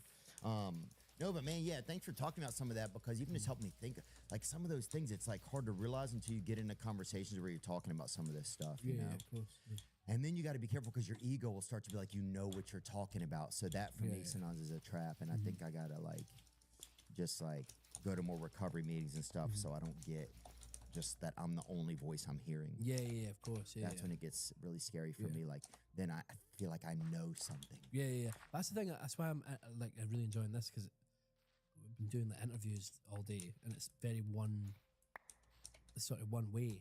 And you start. I don't know if you find this, that if you're doing stuff or whatever, promo or whatever, but like, you're just talking about yourself all the time, and I feel like it just becomes this like, I don't know, it just fucks with your head slightly. Yeah, well, it's a shitty song, especially if you're a creative person. I feel like after a while, just talking about yourself is just a song you've played. You know, and it's not even. It's just like pieces of you that. It's almost like fool's gold, some of it in a way. Yeah, for sure. That's one thing I noticed about you, man, is just even in asking one question to me, it's like, because it's really kind of a conversation, you know? Yeah, of course. Was drinking or anything like that a part of like stuff that, because if you were on the road, like drinking, diet, like not getting massages is something that's helped me. Were there things that you had to adjust that were also creating more havoc for you? Yeah, for sure. I feel like I definitely drank too much initially. Like with my, when I basically had cut out booze completely when we were on tour. On these like for the last 2022, I'd say I stopped drinking when I was on tour or whatever, or 2023. I can't remember, but because booze, like I like having a good time. Oh yeah, I love having a good time, and I really enjoy. I wouldn't be someone who sits by themselves and has like smashes beers or whatever. I'm much more social. I like the social aspect of boozing and going out and having a nice time and stuff. So, but yeah, definitely. I wouldn't say I was a problem drinker, but it was definitely getting in the way. There was an amazing thing that a guy we were supporting Sam Smith on tour in 2018, and the monitor engineer was a guy called Lee. Was it Lee? Remember Lee? And he said to me, you remember this thing? He was like, you can get fucked up and you can fuck up, but don't fuck up because you were fucked up. And I feel like that's really stuck with me. And there has been times where I have done that. Like I have fucked up because I was fucked up. Fucked up. Do you know what I mean? And I feel like for me that was, but it is something that always ruminates around in my head. And I feel, I've definitely had to like curtail my boozing at times and be a bit more responsible. Yeah, choose my battles with it a little bit more, because there's always an excuse to go out and have a nice time and go have a drink or do this or that, and I'm like I'm sort of all or nothing with it a bit. Do you know what I mean? I'm not like I'm an alky, but I just if I'm going out, I'm going out. Do you know what I mean? I'm not. Yeah, well, I think it's also part of you guys' culture a lot. Yeah. Like the binge drinking in the UK is like feels like a bigger thing than. Yeah, you forgot your fucking grandmother. Yeah. You know what I'm saying? No judgment, we miss you. Margaret, we miss you, Margaret, Melissa. Margaret, we miss both of you. Yeah. But look. But yeah, if you fucking drank so much through your childhood that you don't remember your grandmother, yeah, dude. People aren't shocked if you're like, hey, I think I just need to have some checks and balances for myself. Yeah, exactly. You know? Yeah. But yeah, no, and like you say, diet and stuff like that has been important. I'm trying not to eat as much shite. I've lost, I don't know what it would be in pounds, 2 stone since, what is 2 stone in pounds? 2 stones, 40 pounds, I think. Let's take a gander at it. 28 pounds. 28 pounds since the start of the year, which I'm kind of pleased about. Yeah, I feel good about that. And I want to lose more and stuff, but the problem with it when you're really fat, because I was 20 stone at the start of the year, so what is that? I'm giving my weight away here. What time's then? I was 280 pounds at the start of the year. God. How do you understand that guy? You heard him? Like a fucking, he uses no letters at all in his words. Fucking 2 letters, 11 words. God, I would never figure you out in a crossword puzzle. I'd never fucking, if you had a crossword puzzle, it'd be this big. 70 words in it. I'm just joking, man. No. But yeah. But yeah, so I'm trying to like get on top of that and stuff, and just really sort that stuff out as well. But obviously it's a process. And do you have like a more of a team now supporting you? Or did you have to bring other people on? I mean, you said you got a therapist now. You work with some. Yeah, my brother's training me at the minute. Oh, that's good. The brother that I text and stuff, he's like a qualified personal trainer now. So, oh, that's great. So he's been coming down to London and training me and stuff like that. So that's been lovely. And with diet and stuff, he's been helping, etc. Nice. But you feel better about it? Yeah, I feel better about it. I hate it. I hate exercising. Yeah, I fucking hate it. Like, I mean, people can probably tell by looking at me, but like, I fucking hate it. Oh, dude, there's this, pull up my TikTok to save ones. There was this dude the other day, he had the funniest thing that I saw on there.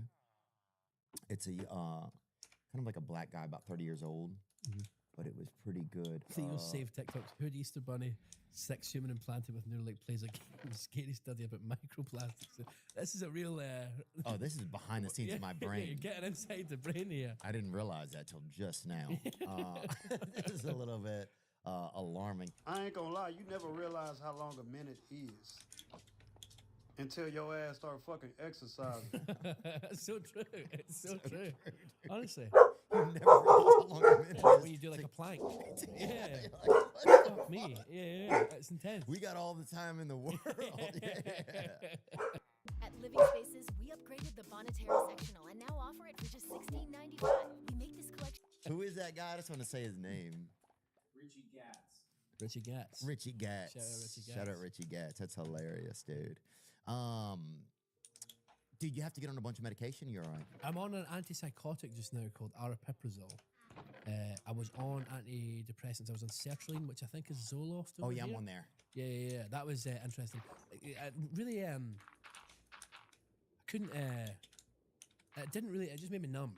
Yeah, can't feel a lot. Yeah, can't feel a lot, and really, I couldn't get like a hard on to save my life. Oh yeah. Yeah, and when I did, it would be like this. It would be like a roller coaster that just kept going up. Oh. It never came down. You know what I'm saying? God, damn. Yeah, it was an intense period of time. So I came off that.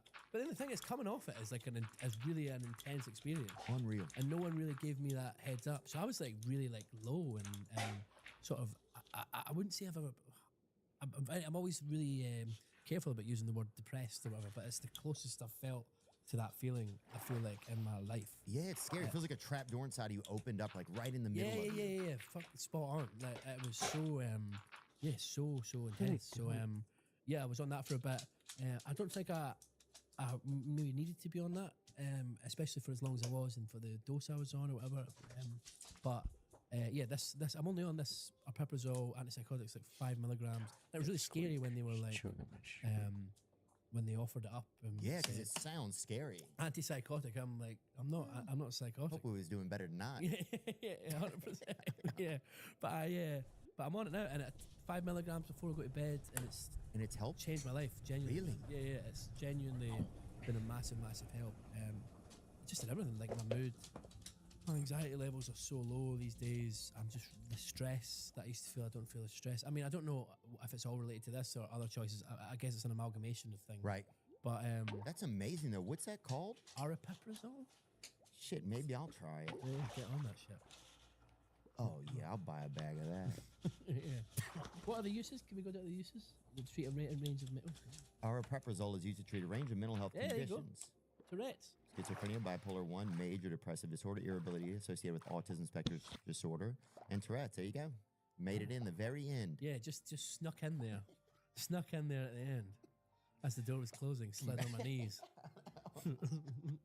Maybe I would try that, man. Yeah, it's good. Oh, what do you think about your songs being used for like on The Voice and stuff like that? Like, I'm all for it, man. It's in these foreign countries, though.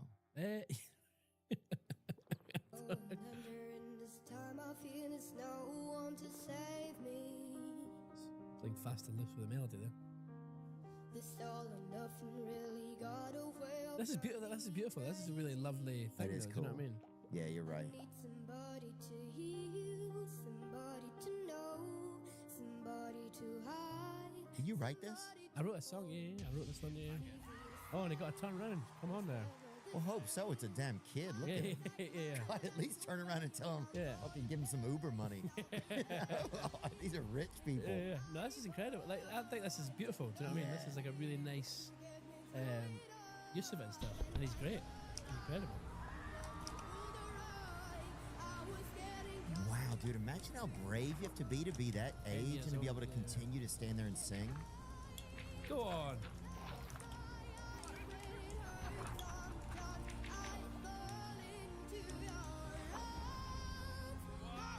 Pretty good. No, that's good. God, I think you should sell the song to him. Yeah, exactly.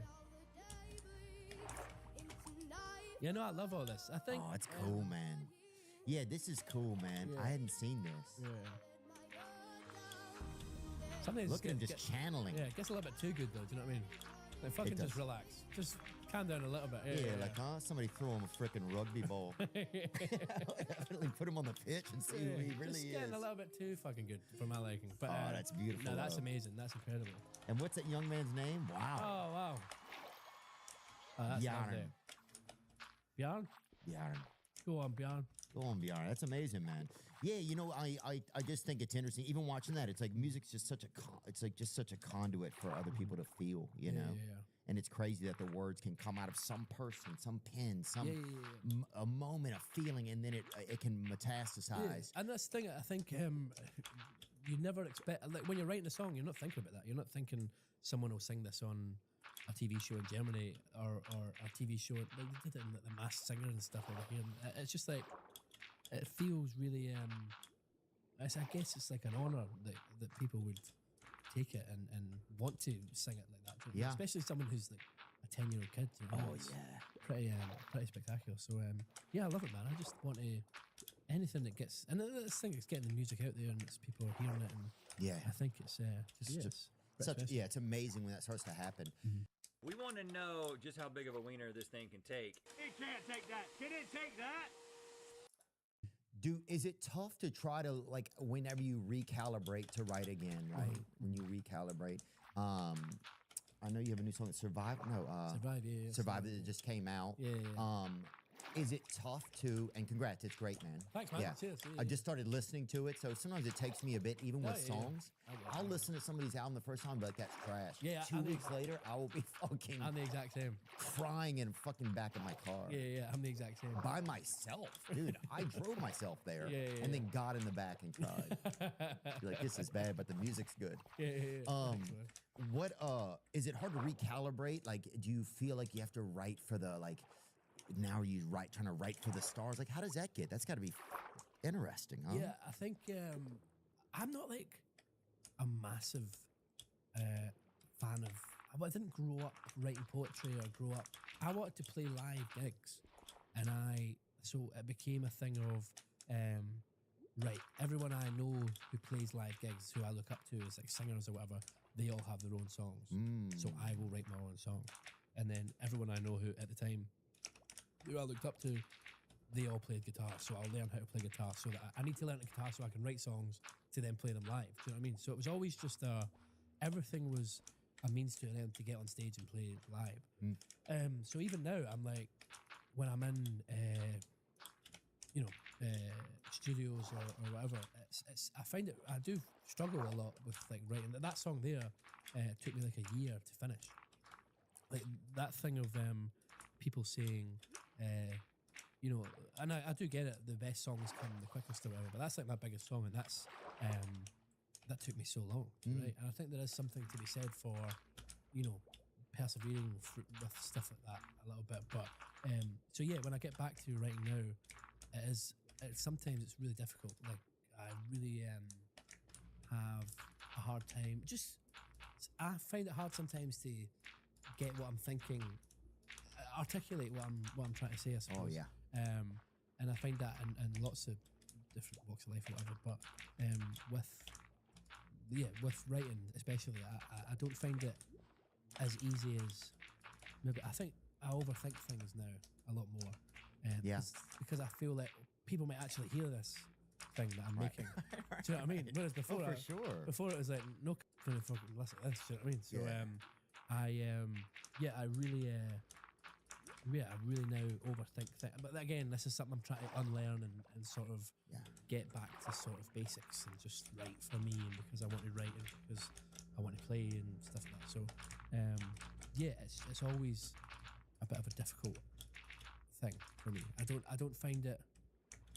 I don't wake up, I have to write something today. Do you know what I mean? That doesn't like not always anyway. Right.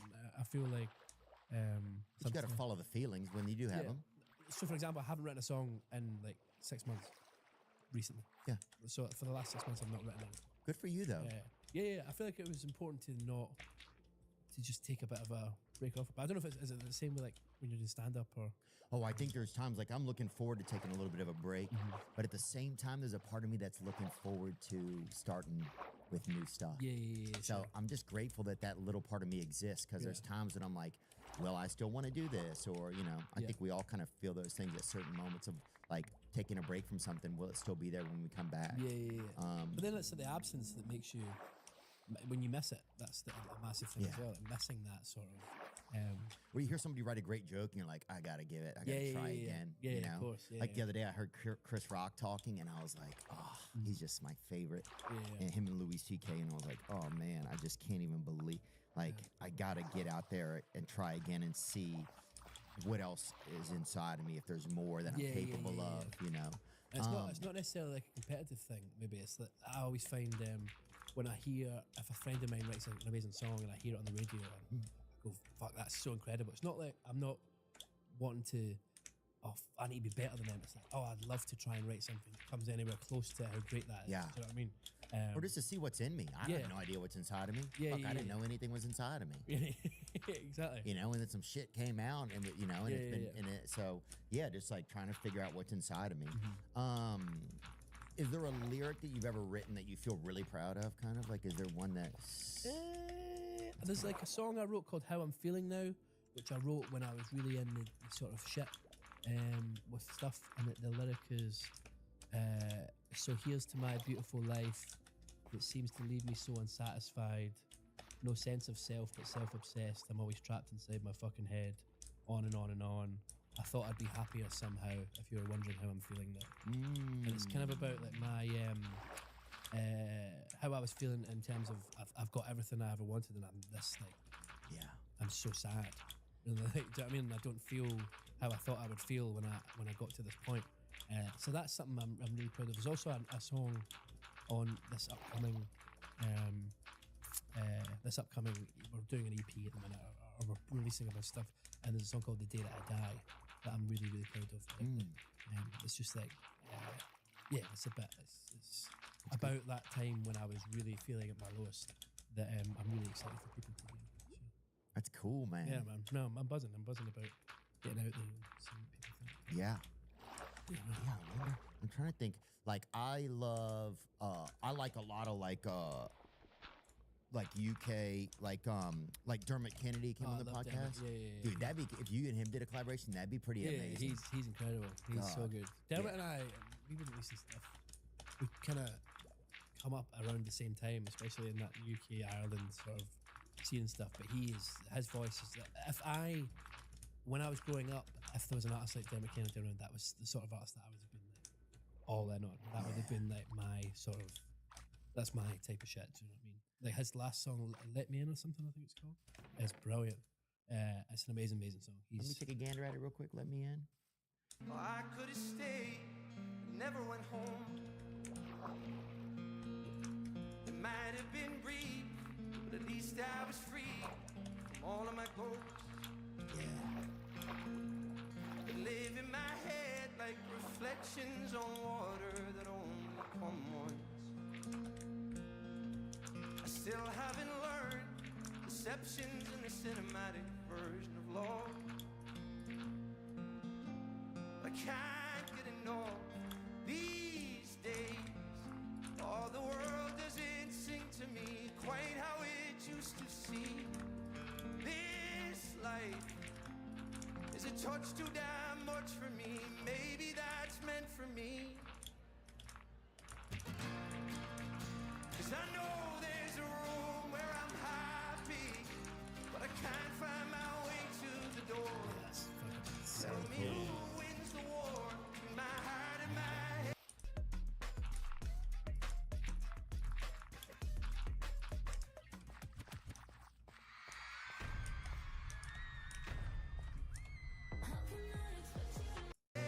I forgot what I'm suffering for. Yeah, he's brilliant. He's great, man. That's Up in front of everybody. Oh. But the thing is, it's like at a mall or something? It's like you eating a 140-pound man. Like, there's not much difference, not enough difference in size where it makes sense. It's so similar that it's like, Jesus Christ. I didn't get it. You didn't get it? Check it. Yeah, protects them. Was cannibalism ever popular? Was it ever like the way to do dinner or whatever? Like, was it ever like part of like society, or not society? Because I guess it would be before society. But was it ever a popular thing? Yeah, it was popular. Fuck, In it's Papua New Guinea. crazy. Papua New Guinea had one. This is it. Look at this. So look at the size of the crow. It's basically similar size, man. Right? Oh, he's got him. He's got him, but look, not much difference in size. He's in mount, huh? He's mounting them. Yeah, he's fucked. But look at this poor crow. And if you hear it, give me some volume. Turn it from the beginning. Because in the beginning, you hear the... What? That's the crow saying, fuck. He's holding his mouth shut. No, he's holding his neck. Animals should be able to say fuck at least once, huh? He should. Right before they die. Yeah. Fuck! Fuck! Fuck! That's basically what he's saying. But look, see the blood coming out of his neck? See it's leaking out onto the ground? Damn. Because of the talons. The hawk's eyes are what haunt me. Look at those eyes. Those eyes don't give a fuck about anybody or anything. Those are some horrific eyeballs. Yeah. That crow's like, fuck this. And so he's trying to eat his eyes. Yeah. They'll eat his eyes first. Oh, come on, man. Yeah, look, he's going claws right into the eyes. Why? It's just so interesting how like people have evolved and how some places they're still like it's part of it's okay to eat somebody else. Dude, if you saw somebody eat someone, that would have to change everything you know in your brain about what's okay. Yeah. Well, if you're starving to death, man, I guarantee you people... Well, that was one of the things during Stalin's Russia. When people were starving, a lot of people ate their own children. I mean, it got... Raccoons eat their own... You know, sometimes the man raccoon will come in, eat the woman's children, so that she'll have to go in and heat again so that they can have sex. Bears do that. Bears do that. A lot of animals do that. They force the animal into estrus. Well, I told you too about that time. Remember that I was at that Best Buy and I've been on that fast for 5 days and I almost fucking wanted to eat that Vietnamese guy. And I'd never thought about that before. Why'd you go on a fast for 5 days? I was gonna go longer, but I couldn't do it. Wow. So this is like a cleansing type fast? Yeah. I've done 24 hours. That's the most I've ever done. Really? Yeah. They say that it can help cure cancers and stuff like that. It makes sense. There's science to that your body, I forget what the type of cells that your body consumes, but when you are fasting during that period, your body will like consume bad cells. That's like one of the first things it does. Oh, it gets rid of them? Yeah, it gets rid of things that are problems in your body. That's why they say it's a benefit. But it's not a benefit to do it a lot, you know, it's just a benefit to do it on a, you know, like a fairly, you know, stretched out basis. Like people do it like once or twice a year. So they'll go on like a 3 or 4 day fast. You went on 5, huh? Yeah, I wish I could do longer because, your senses start to get real, you know, you start to think you have like kind of like... ESP? A little bit. Yeah. You know, hunters think that you should hunt hungry. Like a lot of guys like to hunt hungry. Yeah, makes sense. I could see that. Yeah, they like to, like when they go out and hunt, they like to have no breakfast in them. Oh, I could see that for sure. Yeah, it's a different sort of mindset. Yeah, there's something about that primal side of stuff, you know? Getting real primal and getting back to your roots. I remember I'd wake up in the morning if I'm fasting, I'd wake up in the morning just ready to go. Yeah? Yeah, you're just like... How come you only did it once? I probably got busy doing other stuff. Maybe it was that feeling of eating that guy that fucked with you. It could have been. It could have fucked with my subconscious. Yeah. But it's crazy to think that you'd never thought about something and it comes into your head. It just shows you how quickly you could devolve, you know? And you take it very seriously. I took it seriously. I didn't tell him. You know, it's not something you want to tell somebody if they're like on afternoon shift. I mean, I think it, I didn't tell him. But damn. Maybe you should tell him after you eat. You know, go to Arby's real quick. Get something to eat. Hey, bud, I was here earlier. And maybe I looked at you weird. I want to apologize for that. Just want to let you know. I was on a 5-day fast, and you were looking like a snack. I wonder what he would think. He'd be like, fuck this job. I got to quit. This whole neighborhood, this town sucks. I got to get out of here. Yeah, I wonder if it's just going to start getting weird. I think some people want stuff to start getting weird. I think We are designed to. Do you want another one of those? Yeah. Those coffees? Yeah. We get a couple of those. Do you want the chocolate kind or the vanilla kind? Is that vanilla? What is I've that? had the vanilla. Let me try vanilla again. 'Cause I didn't taste it that much. Get them one vanilla and 2 chocolates. Yeah. Thanks, man. Because I like the chocolate ones. Those are those Black Rifle Coffee 300 milligram of caffeine jammies. Woo! Yeah. I cut mine in half with water. Do you? Yeah. A little bit of this, a little bit of that. Yeah, I did it, man. Lighten it up, like Yeah. a gin and tonic, that kind of deal. Yeah. Yeah, scotch and soda, right? Yeah, I like to cut it down. I'm real sensitive to stuff. Yeah? Yeah. Things get me. you Like know? that smelling salt? Yeah. Want to hit another? Fuck yeah, I'll hit that bitch, Okay, son. okay, when Jamie comes back, right before we have the shout out to Juju Mufu. Is that how you say his name? Yeah, we did. Yeah, Juju Mufu. Juju Mufu. Juju Mufu stuff is ridiculous. I have to call my sponsor after this. The chocolate ones are good, man. I know you're committed to that vanilla, but these chocolate ones. All right, I'll try it. I'm trying new stuff these days. Chocolates are the bomb diggity. This is my favorite. It's espresso. Okay, there's the Juju Mufu. The Ooh, this is good, huh? Fuck yeah, dude. This is good, right? Dude, I went and did ayahuasca, man. I don't know if I told you about that. When did you do it? I did it a couple months ago. Yeah. Yeah. Had you ever done it fully? No, I've never done ayahuasca. I've only done DMT, but I got a guy out here now. Yeah? Yeah, so if you want to do it, it's one more reason to move here. Damn, you trying to get me in, huh? I'm trying to weasel you in. Look, man, I definitely miss a lot of the camaraderie and stuff, you know? The camaraderie is nice because it's like we had a thing at the Comedy Store that was very, very unusual for comedy. And Man, it was good. It was really good. And the times had changed to the point where comedians were beneficial to each other because of podcasts and, you know, we were all like helping each other as opposed to like competing for like scraps, which is like during the 90s and the 2000s, everybody was trying to get a sitcom. They were competing with each other and there was like a lot of animosity. But then in the late 2000s, like in the 2015s and 16s, like everybody had already realized, like, no, like there's no struggle here. Like we all help each other. Like this is great. And then we'd go and laugh and have fun. And Yeah. It would just make you excited about what you did for a living. You wanted to go there all the time and just, the hang was some of the most fun part. Like hanging out with Holding up. Burr and smoking cigars and, you know, that back porch area. Everybody be chilling and smoking weed, laughing. And Gay Jeff was out there. Remember him, the pianist? Yeah, man. God. I miss Jeff. Sorry, what's his last name? I shouldn't call him Gay Jeff. Probably dead since he's gone. But he loved to be gay. He did. Jeff Scott. Yes. And I'd say that, yes. I'm sorry. He loved to be gay. So. Well, he loved to be himself. Yes. You know, and the fact that he was loved and accepted and no one gave a shit if he was gay. Yeah. He had HIV. I would split joints with him all the time. We'd pass joints around. Like, no, even remember during the, I don't know if you remember, but during the 90s I remember when I got my first AIDS test, I was like, shit, I'm fucking nervous. I am nervous. Yeah. You know, because I was like, at the time, I think I was 23, and you think about all the days on the road where, you know, in a town, and you meet a nice lady, and you're in New Hampshire, and no one has a condom, you're like, fuck it. They don't even have condoms up there. They do, but they're made out of sheepskin. But the truck broke down and didn't get the condoms there that year. That year. It was different times, bro. Couldn't make it up before the snow. Condom trucks sidetracked. Yeah. Oh yeah, man, dude. I remember getting a test even just from even masturbating. I remember I got You were tested. worried? I was Did so it get in the scared. air? Oh no, I was just worried that I'd gotten something in my hand or I'd done something. You know, I just got so much fear. You know. But I remember getting tested. I remember talking to Jerry O'Connell one time. Do you know who that is? Yeah, the actor. Yeah. From Stand By Me?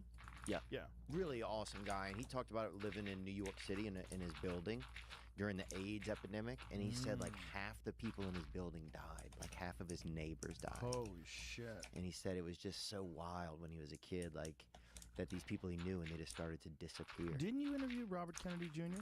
Yeah. Yeah. His voice is getting better. I just texted with him. Oh, that's great. Yeah. But his story about Anthony Fauci, that book, which talks about why those people were dying, because they were all on AZT. And AZT was that cancer medication. Yeah, yeah. It was a chemotherapy medication they stopped giving to people because it was killing them quicker than cancer was.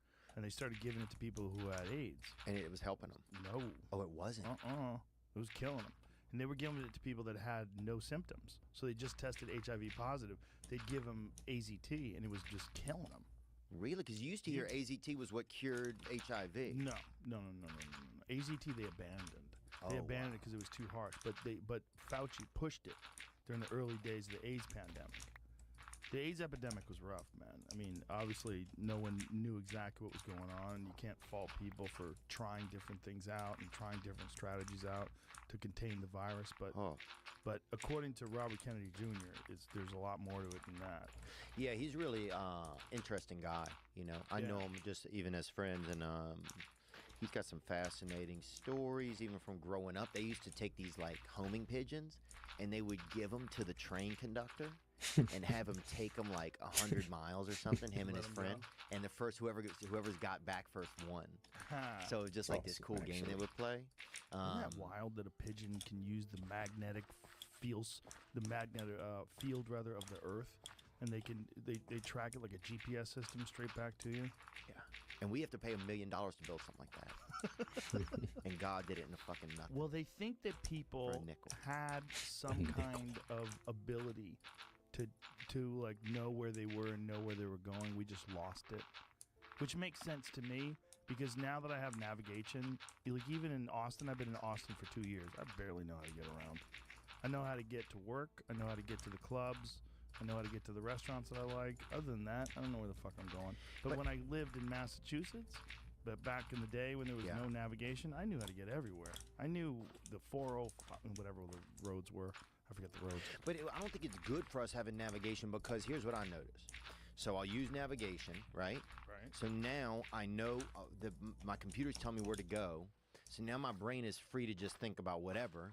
And sometimes my brain will use that time to think about negative. It ends up getting into negative stuff. Whereas it used to be if my brain had a task and it was having to pay attention where I was going, then I felt like it was better for my brain because it was busy. That's interesting. Like your brain has to be busy with a task or it thinks negative.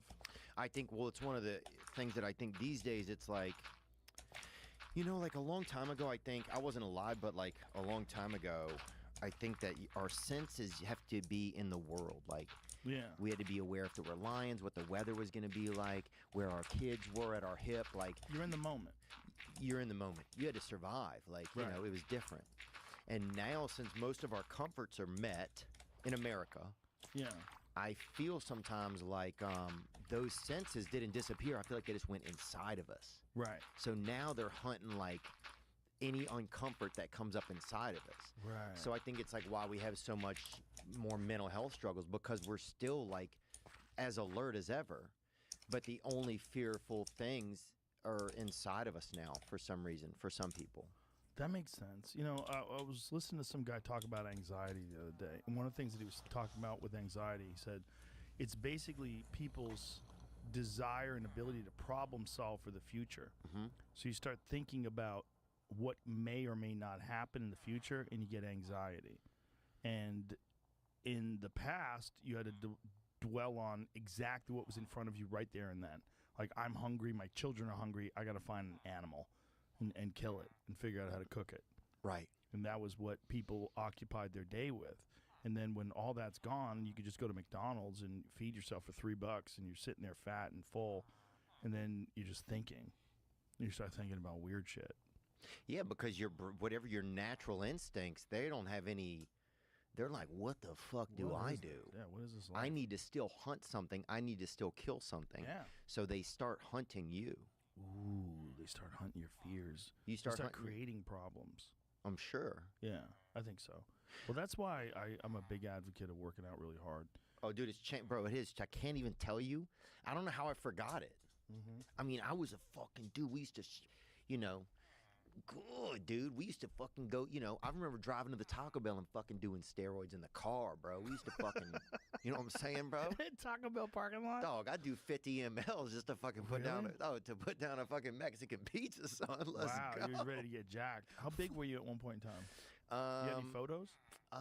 Yeah, I think there's some old images out there. Theo jacked, maybe. Any posing photos? Oh no, nothing like that, bro. Like them brown sugar babies. I didn't do all of that, bro. Out there just black bodying. A buddy of mine sent me, a buddy of mine that I used to compete with back in the day, sent me some photos of me and him at the Bay State Games from 1986.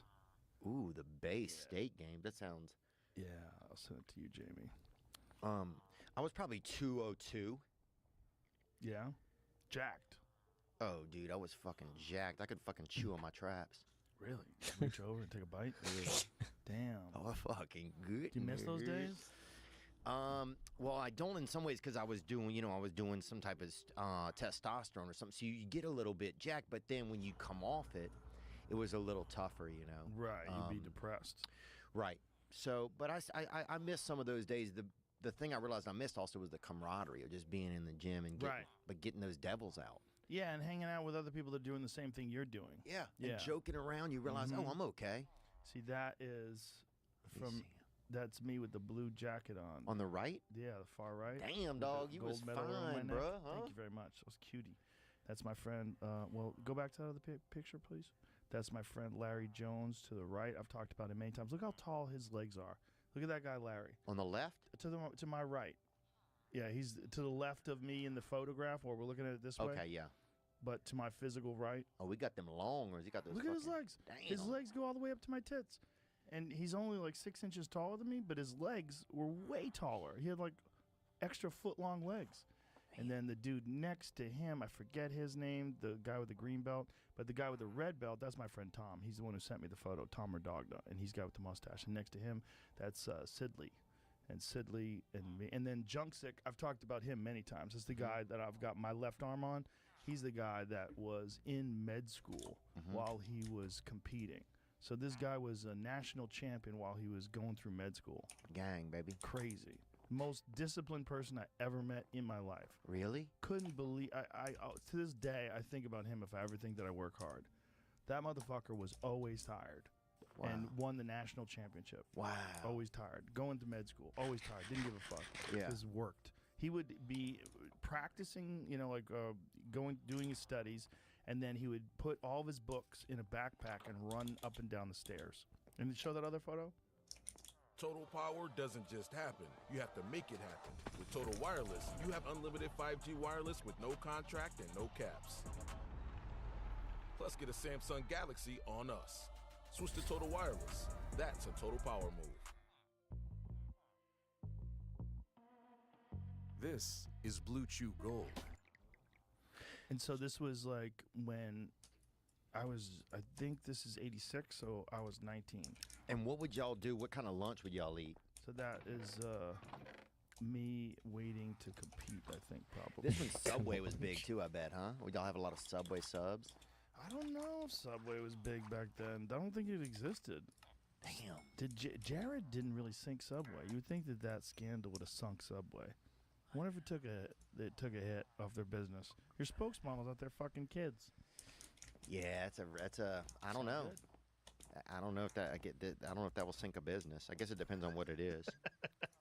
Yeah, it depends on the business. We just went to Jimmy John's summer camp the other day. Oh yeah? Yeah. He does a summer camp for his friends and family. I met Jimmy John. Yeah, he's friends with Kid Rock. Yeah, he's friends with Bob. Yeah. Have Kid you Rock. met him? With Bob? Yeah, he called Kid Rock Bob. Yeah.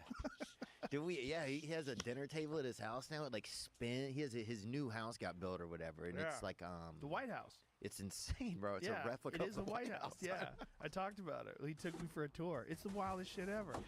Bro, yeah. How about that gold elevator in the middle of the house? There's a gold bathroom, all gold. Yes, all gold. The gold shower. It's a golden shower. He goes, get it? And I was like, I get it. Like, nobody fucking has that kind of money and has that kind of sensibility to do that. Only Kid Rock would make that house. It's a 27,000 square foot house with 2 bedrooms. Yeah, it's crazy, man. It's literally. Does he have any photos of it online?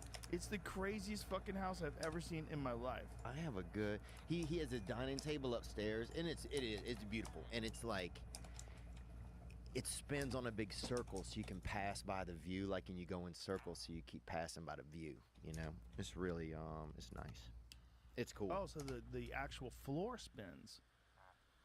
So it's like one of those restaurants at the top of a building. Remember Yeah. they used to have those? Those things that never panned out. They never panned out. Nobody wanted to just spin around while they're eating dinner. You get sick. Yeah, you go to the bathroom, you come back, you don't even know who the fuck you are anymore. Where's my fucking table? Yeah, where's I my can't find my family. Every kid's just missing up there. Yeah, that was like one of those novelties that didn't really work out. That people were really into that for a while, though. Yeah, people were, man. They had one in New Orleans for a while. But yeah, Bob's got a nice, it's really set up over there. But yeah, we went to Jimmy John's summer camp. That was fun. Got some fishing. Yeah. And caught some different types of fish. Got to go fishing with Emerald, you know, the chef Emerald. Oh, really? He's from Boston. Yeah, that guy, Emerald, what is his last name? He used to have a TV show for a while. Lagasse. Yeah. Yeah, he had a TV show for a while. Remember? Oh, yeah. Where he'd say man. bam all the time. That was his thing. Bam. Yeah, dude. His catchphrase. We caught a fish with him. I put it up on my IG. While we went out there, caught some fish. But that was really fun. Who was the first celebrity chef? Was it Julia Child? Probably somebody in the Bible, huh? Right, but like in more terms futuristic? Of like, in terms of like television, like she was like probably the first. Remember her? Oh, it was a lovely souffle. Remember? You remember Julia Child? Nuh-uh, She's a lady cooking on television. She comes up when I type in who first celebrity chef. I remember Tracy Ullman. Remember her? She was a comedian. Yeah. Wasn't a chef. But it was like the first woman that I heard on TV. What about I Love Lucy? Oh, no, I didn't know her. I mean, I've seen clips. But she was hot, I thought, huh? You like Tracy Ullman or I Love Lucy? I Love Lucy. Yeah, back in the day. She was hot and funny. Yeah. So was Mary Tyler Moore. Remember her? I remember I heard about her. Yeah. When I was a kid, we used to watch the Mary Tyler Moore show. She worked in a newsroom. It was weird because there was a show, like she had a boss. That was Ed Asner was her boss. I forget what his name was on the show. But then they did another show with him where it was a serious show. Okay. So it went from him being her boss on a sitcom to him playing the same guy without Mary Tyler Moore, and it wasn't funny at all. It was two different shows. It was a drama. Oh, that's crazy. It was like Lou something or another. What was his fucking Lou Grant. Lou Grant. But he played the same character? Yeah. Oh, that's weird. Well, it wasn't just weird. It was like they completely flipped it on its head because it wasn't funny. Right. So in Mary Tyler Moore, it was a comedy. Yeah. Like Mary worked in the newsroom, and Lou Grant was the boss, and there was all these dilemmas. Like, what do I do? You know. And then Lou Grant does a show, but it's serious. Yeah. It's like, what are you doing? And they didn't know. Yeah, it's like as if Archie Bunker left the family, All in the Family, and all of a sudden he's a serious guy. Right. Like without the family to joke around, without his fucking racist jokes. But he's still the same guy. He's still the same guy. Character. Yeah, But it's not funny anymore. Right. Like if Archie Bunker were on In the Heat of the Night. Right. And you were like, he's just like, what? Instead of, what was his name? Oh, Carol O'Connor? Carol O'Connor, Yeah. yeah. Well, that was the same guy, though, right? Same guy, yeah. Yeah. But a different, like, people didn't want that show, though. I loved Carol O'Connor. Yeah, but nobody wanted that Heat of the Night show. Get out of here. Where's the fucking Archie Bunker? But by the time the 80s rolled around, you couldn't do that character anymore. Oh, the Archie Bunker character? Yeah. It's like God, that it was was a so good. 1970s show. That was back in the day when Red Fox had Sanford and Son. Like, you could have wild shit. You could say wild shit on TV still. Do you think that kind of stuff will come back, though? It'll come back on YouTube. Like, that's kind of what Gillian Keeves are doing. You know? Like Shane Gillis. He's Oh, yeah. Those sketches are wild. They're amazing. Them guys are amazing, bro. He's so funny, man. And his stand-up is so fucking funny. Yeah. Like, when I see guys like him coming up, it gives me a lot of hope. A lot of hope because people still want to see that kind of comedy. They still want to see wild comedy. And he's a great guy, too. Oh, yeah. Great fucking guy. Yeah, Shane's great to be around, man. I like being around him. He really he's fun. People like him. He's kind of like tall and kind of chubby, you know? So it's just a cool, you don't see that very often. Getting jacked. He's been working out a lot. Is he really? Yeah, he's working out like crazy. Wow, for what? Just to get healthy again. Oh, dang. Still drinks so much, though. Yeah, he's good at it. I've never seen anybody better. He's such a I don't know. He reminds me of like I guess a character that I knew growing up or something. He doesn't seem like a real person. Yes. If you see the numbers that he puts down, we do podcasts together. We have this thing, Protect Our Parks. We do it. It's Ari Shaffir, Shane, and Mark Norman. And we get blitzkrieged. We just get super high and talk crazy shit. And Ari tried to compete beer for beer with Shane. And Shane put him on the map. Oh, Shane was still talking and coherent. 16, 17 beers in, and Ari was throwing up in a Shane will start a fucking family on a case of beer, dude. He's just got that in him. I don't understand how he does it, but we had a cooler, and Ari's throwing up in the cooler. He's lying down. He fell asleep on the floor of the podcast studio. We left him here, and I told Jeff, I'm like, you got to check in on him every couple minutes just to make sure he's not dead. Yeah. Usually he swallows his own tongue or something. Oh, that'd be the worst, huh? Yeah, I wouldn't want him to die.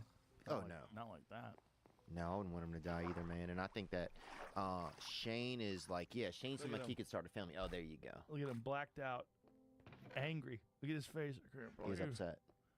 And look at his pills next to him in that thing. Is that pills? What is that? And I shouldn't have said that. We don't know it's pills, but it's... What is that thing? It's like a hangover medication type thing. You put in water, effervescent. Oh, he came prepared, huh? Yeah. They're already drinking it. He's cheating, dude. Have USADA checking, bro. That was fucking cheating. Look at this stack of empties next to Shane. Wow. I mean, how does he do that and not piss? I mean, he's a big guy on top of that. What if you don't piss? What happens to you? You die. Wow. Yeah, one of There's Dom so many Irrera's fucking buddies, ways to die, man. One of Dom Irrera's buddies held his piss too much and wound up having to get a catheter. He like ruptured his bladder. He did something really fucked up. Do you ever wake up in the middle of the night? You gotta pee, right? You're a regular guy. You gotta pee, right? Yeah. And you just say, you know what? This isn't enough pee inside of me. I'm gonna go back to sleep. I'm gonna ride the bag a little. I just get up every time. Every time. Oh man, I don't think you should do that all the time. Why? Sometimes you gotta fucking ride that bag, homie. No, then you won't sleep good. I need sleep. It takes me 30 seconds to piss. I get up, I piss, go right back to sleep. Can you go right back to sleep? Do you sleep on your back? No. You sleep on your my side? wife elbows me. Oh yeah. 'Cause I snore. Oh yeah. If I sleep on my back, I'm making some noise. I gotta sleep on my side. Yeah, I wish there was more ways to sleep. You know? Well, how would you like to do it? I don't know. Just different. I just wish you could do it in different forms. Like you could do it sitting up. You could do it just leaning against something. You could do it upside down. I think because then you would be able to like kind of do more things with your body to get the blood in different parts. You know? Can you imagine if you didn't have to sleep? If there was a pill that they could give you that would eliminate your need for sleep, you would have 8 whole more hours to do whatever you want during the day. Like imagine if you didn't get tired like that. I don't want that. You don't want that? No, because what I'm going to end up doing is I'm going to end up doing. There's no way if I had 8 more hours I wouldn't cheat on my wife. I don't have a wife, but if you gave me 8 more hours in a day, dude, that would be it. It would be fucking. It's so hard for a guy to get through 16 without fucking like doing an 8-ball or fucking running around on his leg. Shooting at cops. You give him 8 more hours? 8 more hours, you got to get in the shootout. Bro, half the dudes are going to check out, man. We can't handle it. It's already too hard, man. Yeah, armed robbery. You got to do something. Dude, isn't it weird how guys, like if you look at some of these guys, like Elon Musk, Facebook, what's his name, Mark Zuckerberg. Yeah, and then the other guy, they look like aliens, bro. Their body's white. They're really... It's because they work all day. Right, like but if you look at Elon when he was out on that yacht, those photos they took of him, that motherfucker looks like he hasn't seen the sunlight in years. Yeah. Years. Like his body has not been exposed to sun. Like you can't fake that. That whiteness, that's a wild whiteness. Well, that's what I'm saying. It's almost an extraterrestrial whiteness. It's the whiteness you see when you see an alien. It's paper. That's what I'm telling you, is that these guys are, you know, I believe that autism is like kind of the next, there's kind of a space where there is like man and machine. And that's a lot of autism. A lot of autism, you see these guys who will do the calculations and they'll be able to, you know, figure things out. They're almost a little bit more of a computer than a person, or they're somewhere in the middle, kind of. Like they're more advanced than us. Yeah. They're eliminating the emotions that hold people back. That's what they're doing. Yeah. And so when you get that, and you get some of these guys that are like that, I think that's kind of the next evolution, and that's closer really to aliens, man. Yeah. When you see aliens, they're not like, oh, fuck, man. Right. Been a long day. Scratching their balls. Yeah. That's an interesting thing that I've thought doing of business, too, man. is that maybe that's like the next level of evolution, is that like there's more of a separation between emotional anxiety and all the and instead concentrating on calculations and numbers and accomplishments. I mean, just think about all the different things that Elon does simultaneously. That's what's wild. Like, that doesn't seem like a normal human being would have the capacity to develop rockets while he's developing electric cars, while he's developing Neuralink, which is like a human computer brain interface, while he's developing the Boring Company, where he's trying to solve traffic problems. While he's in the Mediterranean. Yeah, with his shirt off, looking like a sheet. Risking it all. Going crazy. Out there for 1 minute in the sun at that level. You see, there's a story that came out that said that like he's not friends with the guy from Google anymore because he had an affair with his wife. Oh, that's crazy. And then he just tweeted, he goes, "This is fucking totally bullshit." He goes, "I am friends with the guy. I was just hanging out with him last night." And he's like, "I've only seen his wife with other people around like 2 or 3 times ever." Oh, it's all fiction? Yeah. He goes, "I haven't seen her in years." Oh, that's fiction. Like he tweeted about it. He's like, "This is just a lie." Like they just make up lies. Like people just make up shit about him. You imagine if you just made shit up about you and then printed it in the fucking, what was it in? Was it in the was the Wall Street Journal. Wall Street Journal. But I mean, now it's like there's bots making stories. So soon I feel like there's going to be a story for everything that's going to be out there, and people are just going to be, it's like is there even any real, what recourse do you even have these days? Well, he could sue. He could definitely sue. A story like that is defamatory. But all they have to do is say that they have a source. But, I mean, you got to check with him, I think, before you print something like that.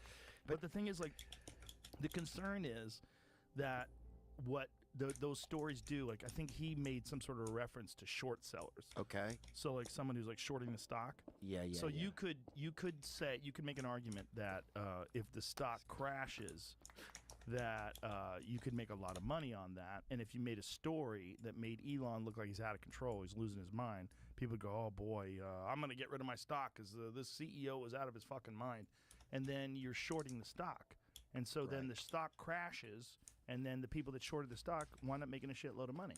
Like, you could make an argument that someone would write, I'm not saying they did, but someone would write a defamatory story just so that they could profit. Right. You could do that today. Oh, if I'm if I'm running a business and I have access to somebody who has like a PR arm, I would do that kind of stuff. I feel like a lot of stuff is all kind of sneakily tied in. You don't really realize it. Oh yeah, for sure. That was one of the things that came out about Bill Gates. That Bill Gates had heavily invested in some fund, and this fund had been attacking Elon because he has a short position on Tesla stock. Because like Elon had a conversation with Bill Gates. It was a public thing because Bill Gates asked him to invest in one of his philanthropic. The word came out wrong. Philanthropic adventures. Yeah. And Elon Musk asked him, "Do you still have a short position on Tesla?" Okay. And it's like Tesla stock. He shorted like $1 billion. Like, oh damn. Yeah, it's like a big position. And he said, "Yeah, I do. But what does that have to do with anything?" He's like, "Fuck off." Yeah. I'm not interested, bro. Damn. You're betting on me to lose. Get out of here, pal. Did you want him to buy Twitter? I wish he would buy it and shut it down. He might still buy it. This whole thing that's going on right now, this is like, in my opinion, this is a way for us to find out exactly how many bots are on Twitter. And this is the best way. Because if he just bought it, then he would have to find out. Right. He'd have to do some sort of internal examination. But they claim that Twitter only has 5% bots. He thinks it's far more than 5%, and he thinks that the way they determined 5% is not adequate. I forget exactly what they did. It was something like they took a random 100 accounts, and out of that 100 accounts, 5 of them were bullshit. So they figured, well, it's probably 5%. And he's like, that's not how you do it. Like, you need like a really comprehensive way of examining all of the different people that may or may not be bots. But the thing is, like, are they bots or are they on a troll farm? Like, if it's in a troll farm, how do you even know if they're bots?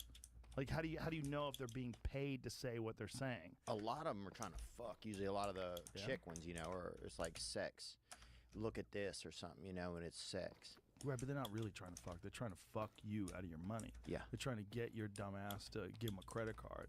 Yeah. Like, I'm having a hard time. My transmission broke. And you're like, oh, baby, I could take care of that. That's crazy, that huh? Ain't nothing. Yeah. Transmission, I only about $900. I got you. Mail him a wrench. Yeah, exactly. What about but do you think what if he bought it and then shut it down? Why would he do that? Because then it's dead. Yeah, but then he loses $44 billion. You're a terrible businessman. But we don't have to fucking deal with Twitter anymore. What about him? He's out $44 billion. You know how hard it is to make $44 billion? You just give it away to kill Twitter, and then he saved the world, though. They would just make Twatter, and then everybody would hop on board with Twatter because Twitter's not around anymore. Yeah, the same people would run it. Listen, if they kill Twitter, those same social justice warrior executives, they'll get some fucking venture capitalists to fund some new thing, and they'll have some, comprehensive, inclusive, new kind of social media platform where everybody's special. Yeah, I guess I wanted it to be shut down, but I guess somebody would just make a new one. Did you see that Reddit banned the use of the word groomer? I looked into that a little bit.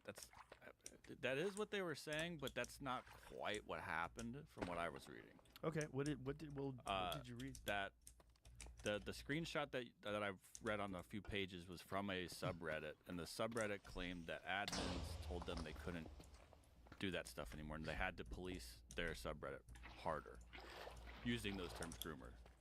Is there a lot of people grooming out there? Is that kind of stuff growing, you think? Well, the problem is people are using it as an anti-LGBTQ term. They're talking about groomers as is someone trying to groom young kids and either make them gay or trans.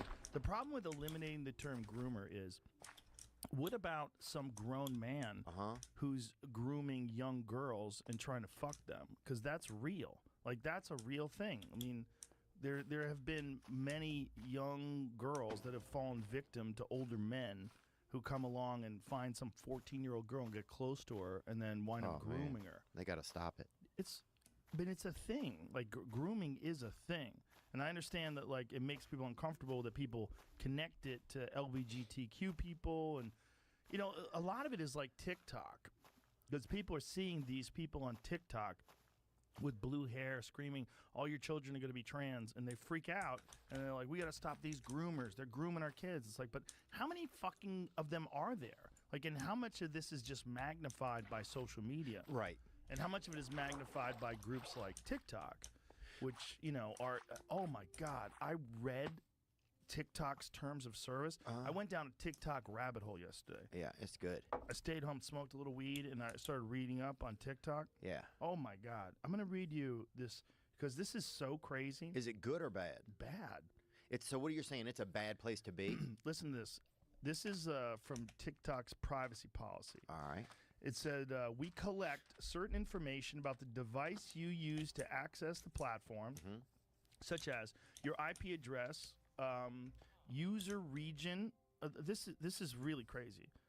User agent, mobile carrier, time zone settings, identifiers for advertising purpose, model of your device, the device system, network type, device IDs, your screen resolution and operating system, app and file names and types. So all your apps and all your file names, all the things you have filed away on your phone, they have access to that.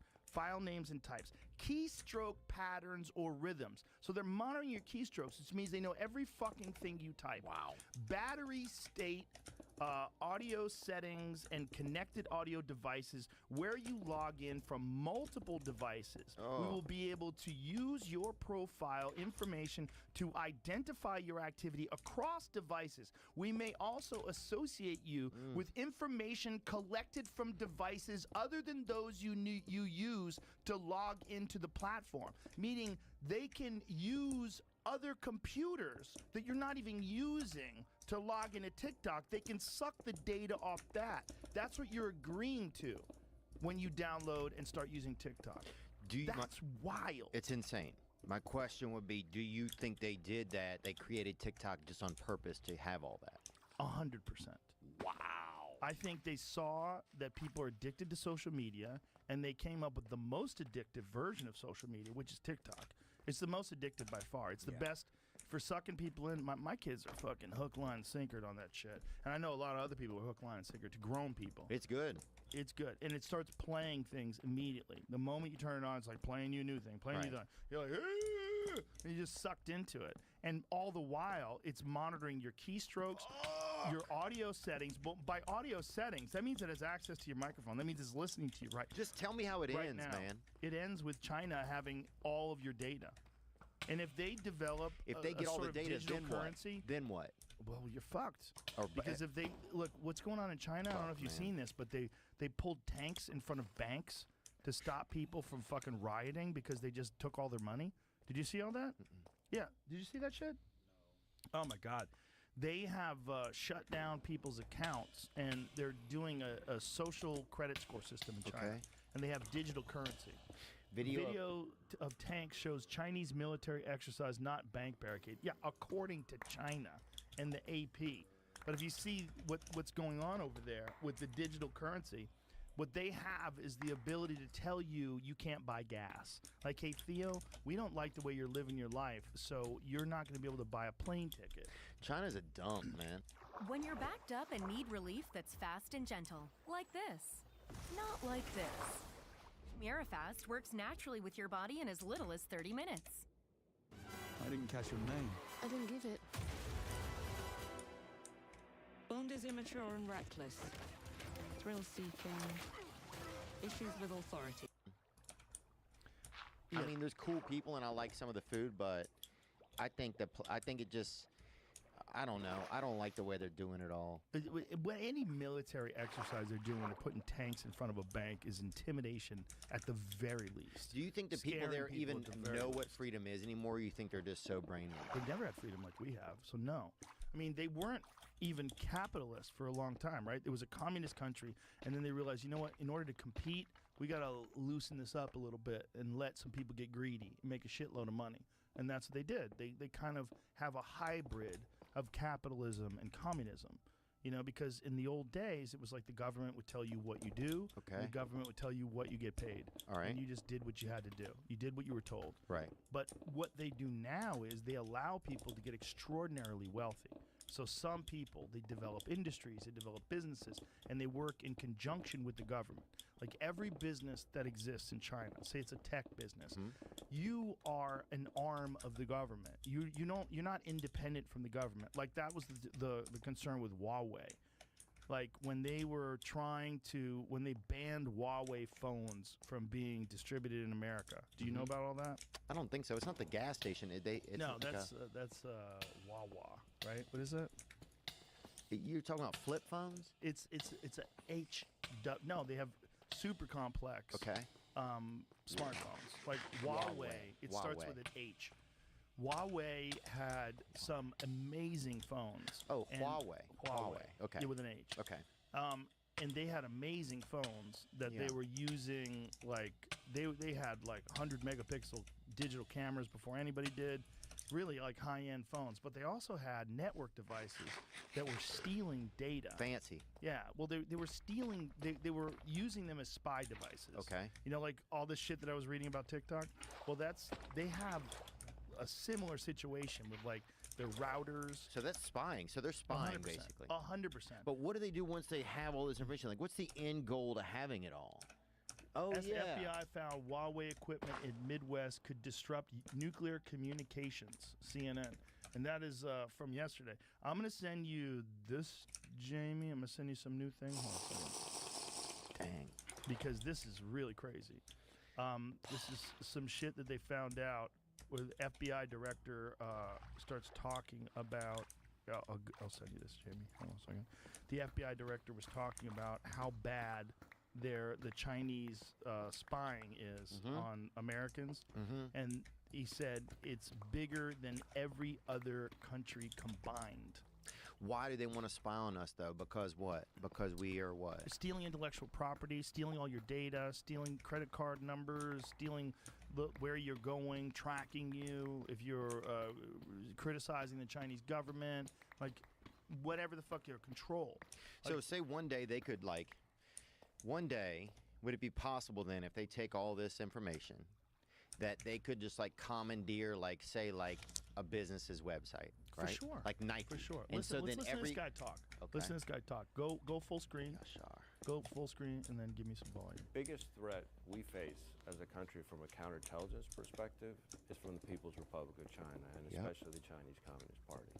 No country presents a broader, more severe threat to our ideas, our innovation, our economic security than China.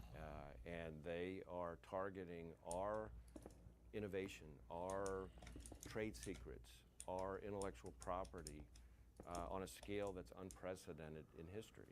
They have a bigger hacking program than that of every other major nation combined. They have stolen more of Americans' personal and corporate data than every nation combined. What is the FBI doing about that? So the FBI is keenly focused on the China counterintelligence threat. We are now moving at a pace where we're opening a new China counterintelligence investigation about every 12 hours. Jesus Christ. Every 12 hours. So, say one day you could go to a website, right, to buy something, okay? Yeah. And China has the information of the website. It has your information. And they could wonder if they could put their own website over it. So you actually just buy it and they send it to you from China and they make the money and that company never even gets there. I'm sure they could do that. It'd be even worse. How about this? Maybe you develop something. You develop some new innovative technology. All right. But you develop it using an internet that's connected with Huawei devices or some other device that the Chinese government has infiltrated and put third-party access to. So they infiltrate all of your secrets, and when you go to market, they've already created it. So they already have put people to work building the thing that you have worked so hard to develop. They put engineers on it, and they do it. So all of our intellectual property, all of our creative pursuits in terms of innovation, they steal all that. Wow. And they build it over there. Do you know they have Apple stores in China that have nothing to do with Apple? Everything's counterfeit. Oh, dude, one time I went to this Starbucks one time in Jamaica, right? We went in there and somebody had just stolen a Starbucks sign and put it up outside of this place. So we go in and the guy's like, "Welcome to the Starbucks Lounge." He's like, "Can I get you a smoothie?" And it was in Jamaica? Yeah, dude. So he just had a Starbucks sign. Yeah, it was like a smoothie shop, dude. It was so ridiculous, bro. Well, other countries have totally different rules in terms of what you can get away with and what you can't. And China's rules are wild. You know, they have versions of world cities that they've built replicas of in China. They have a version of Paris. Have you seen that? Google a Chinese version of Paris. Because they have the kind of money they have in China, and because they have free reign to do whatever the fuck they want, they've literally built cities that they don't even use. Oh, I wonder if What are you wondering? I'm trying to think what I'm wondering. Look at this. The Eiffel Tower left is one of Paris' most iconic landmarks. The second largest replica in the world can be found in, say that word. Tianducheng. After the Paris Las Vegas Hotel in Nevada. Look at that one on the right. That is a fake Eiffel Tower. It looks exactly like it. And it's in China. But that's just us. But look, they build the buildings. Yeah. Do you have to sign in for this shit? Everything's Enter your email. But look, they made all the different buildings there. Wow. That's what's wild. They've recreated everything. They've recreated, look at that. I mean, that is fucking wild. They recreate the building on the corner. They recreated all this shit. Look at that. That's in China. Oh, yeah, that's the... It's a huge replica of Paris. They've literally reproduced Paris. Well, dude, the one thing that's wild about China, you ride on the trains, and sometimes they have these buildings, and they built them, but there's no windows. They're just, completely abandoned, but they're huge high-rises just everywhere. There's nothing in them. Exactly. It's the same thing. That's what we're talking about. They have the ability to do stuff like that we just don't have. What do they do if somebody dies over there? Do they bury him or they don't care? I don't know. I mean, they can definitely make you disappear over there. Do you know that bodies exhibit? That was another thing that I went down a rabbit hole yesterday with. Oh, the one that went around America? It didn't go around America. They're simultaneously going around the whole world, Yeah, I've been all to it. over the place. Body Yeah. world or whatever. And they cut the world, body. right. They dissect the body, and Yeah. there's a process where they infuse the body with plastic. Yeah. Do you know where they get those bodies from? Chinese unclaimed bodies. No way. Which include political prisoners. I went 3 times, dude. I went a couple times too. It was unbelievable. You see the one with the baby in it? Yeah, there's baby ones. There's a bunch of them, but they're in all sorts of different countries simultaneously. They're going on right now all over the world. There's one that's permanently at the Luxor in Vegas. Wow. They have that one there. They have them all over the world, and they're bodies of prisoners. Yeah. I mean, Damn. it could be like there's one where the guy's playing tennis. Like that could be some guy who's like a fucking tennis player who bangs some dude's wife, and they decide he's like, oh, you think you're gonna fuck my wife? And they just turn this dude into like a plastic statue, rat. holding a tennis racket with his dick hanging out. Yeah, and they even cut their dick down the middle. They do things where if you found that in a warehouse, you would say that guy's a serial killer. But, you know, it's at the Luxor. You're like, oh, I guess everything's cool. It's pretty normal. You have to pay. You have to pay to get in here, so it must be normal. We're getting acclimated to weird stuff being more normal, huh? That's the weirdest. That was one of the weirdest things. If you find out that these people most likely were executed, yeah, and some of them they found bullet holes in. Oh, damn, dude. Which makes sense, right? I mean, if you're going to get a body from Chinese unclaimed bodies, which include prisoners. Like a Ross dress for less. Prisoners. But it's fucking bodies you roll in there. Yeah, yeah. And they've also like they're all smalls. They connected one of the guys who sells the bodies to this Russian group that was using homeless people and prisoners, and then they sell them the bodies, and they take these bodies and they dump them into some vat. See if they can find like a thing on the process of plastinization. Yeah, plastinization, yeah. Yeah. We saw a dude in Albuquerque with a sword, man, late at night. Give me a hit, damn, dude. Am I struggling that bad today? No, you're not struggling at all. That Is nicotine a new really one? got me. Is that a new one, Jamie? You opened up a new one? No, it's the same. But it has the label on it. The other two. That's how strong this shit is. It puts the label back on itself. Yeah, it seals, reseals. Ready? Bro, I can Here we already go. feel it. All right. Jesus. It was so bad. It's so bad when it's Bro, new. I'm not joking, bro. I'm not joking, dude. It's so sharp. Right? It's so sharp. Yes, I feel like Jamie, you want some of this? Nope. You a sure? sword. When was the last time you had some? Feel great. When was the last time Leave you him had some? alone, I'm all right. Joe. Come on, give me a little hit. I don't need it. Come on, a little bit from me. I can fake it. It'll help you lift weights, want- Jamie. I already did today. I feel like a sword just came on me. Sword. It feels insane. Oh my God! Yeah, put the lid on that, please. Oh, you gonna take another one? I Oh fucking my like God, to, you're an animal. I like to ride the fucking dark, homie. Does it get better the second time around? It gets a little more manageable.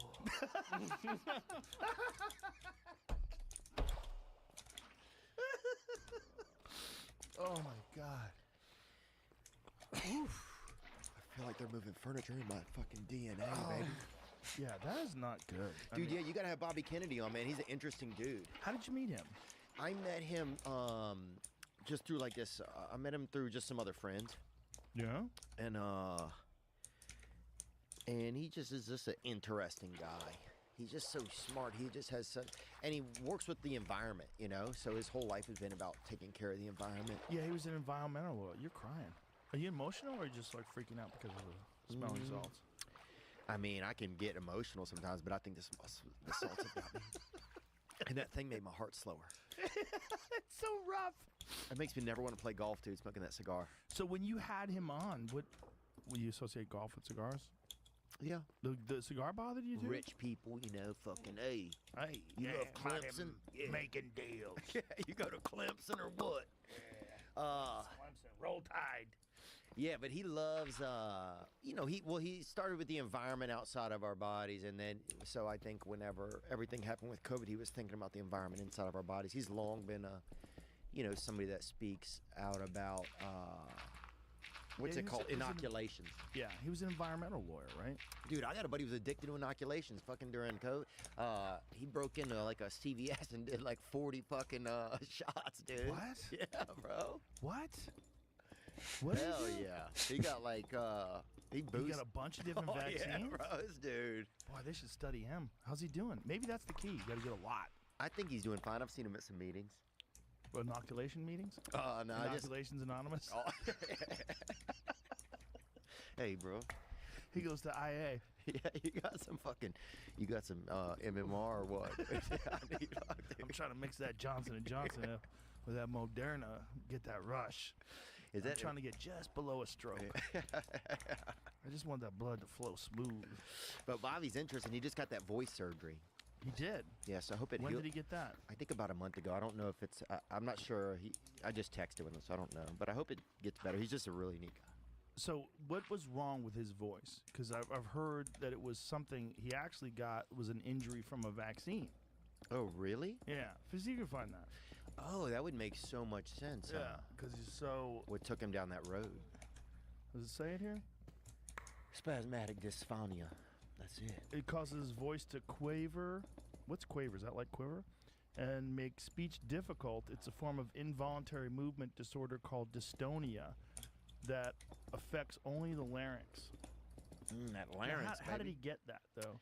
Because I had read that he got that from a vaccine. Like, there was he got vaccinated for something, and then that hit his vocal cords. Oh, I don't know. I can't. I mean, he might have told me. I don't remember. You remember stuff really well. Sometimes. Yeah. Yeah, I remember most stuff really well. But that's insane, dude. Yeah. You know that's really fucking weird. What's weird? I mean, it's my not, memory? It's not weird. I shouldn't say weird isn't the word, but it's really people don't have that. How so?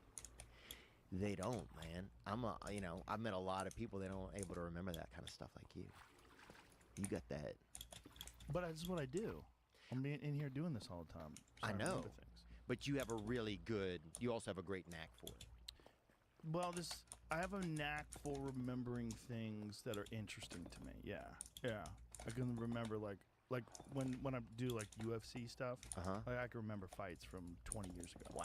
I can remember details of like how it went down and who fought who and how and what happened. Yeah, that's exciting. Yeah, I wonder if I had a greater memory, what it would be like. You know? I also take Alpha Brain though. That definitely helps. Yeah. This version of Alpha Brain, the newest version, the black label, this stuff is legit. See? Maybe I'll get on some. Get on some. I'll get it for you. You will? Yeah. I'm a big believer in that. I'm a big believer in nootropics. There's been 2 studies that we did for the Boston Center of Memory. Boston Center of Memory or on Boston Center of Memory? What was the name of the... Anyway, there was 2 double-blind placebo-controlled trials that they did where they showed increase in verbal memory, increase in your it's like your ability to form sentences, the ability to recall words. Yeah. And I peak want that. alpha flow state. Oh, But yeah. There's Andrew Huberman actually went over it. And I think they have the video of it on the Onnit Instagram site. But he went over all the ingredients that are in Alpha Brain and how they could benefit memory and cognitive function. But it's been scientifically proven that stuff benefits cognitive function and memory. And there's a bunch of different nootropics. I mean, obviously I'm connected to Onnit, but one of the things I'm not connected to that we love is NeuroGum. We always have stacks of that NeuroGum. That stuff's great. I've never had that. It's very good. There's I'm another jacked company on this called stuff. Which stuff? All of this. The This coffee? thing, that You have NAD shot I got. You had an NAD shot. You had 2 shots of Juju Mufu's You had you've got 2 of these Black Rifle coffees that have 300 milligrams of caffeine each. You've downed 2 of those. You're all hopped up on speed, son. I'm not doing that great. You look great. Do I You look really? Great. Your hair looks fabulous. Thanks. You think I look all right, said that Jamie? before.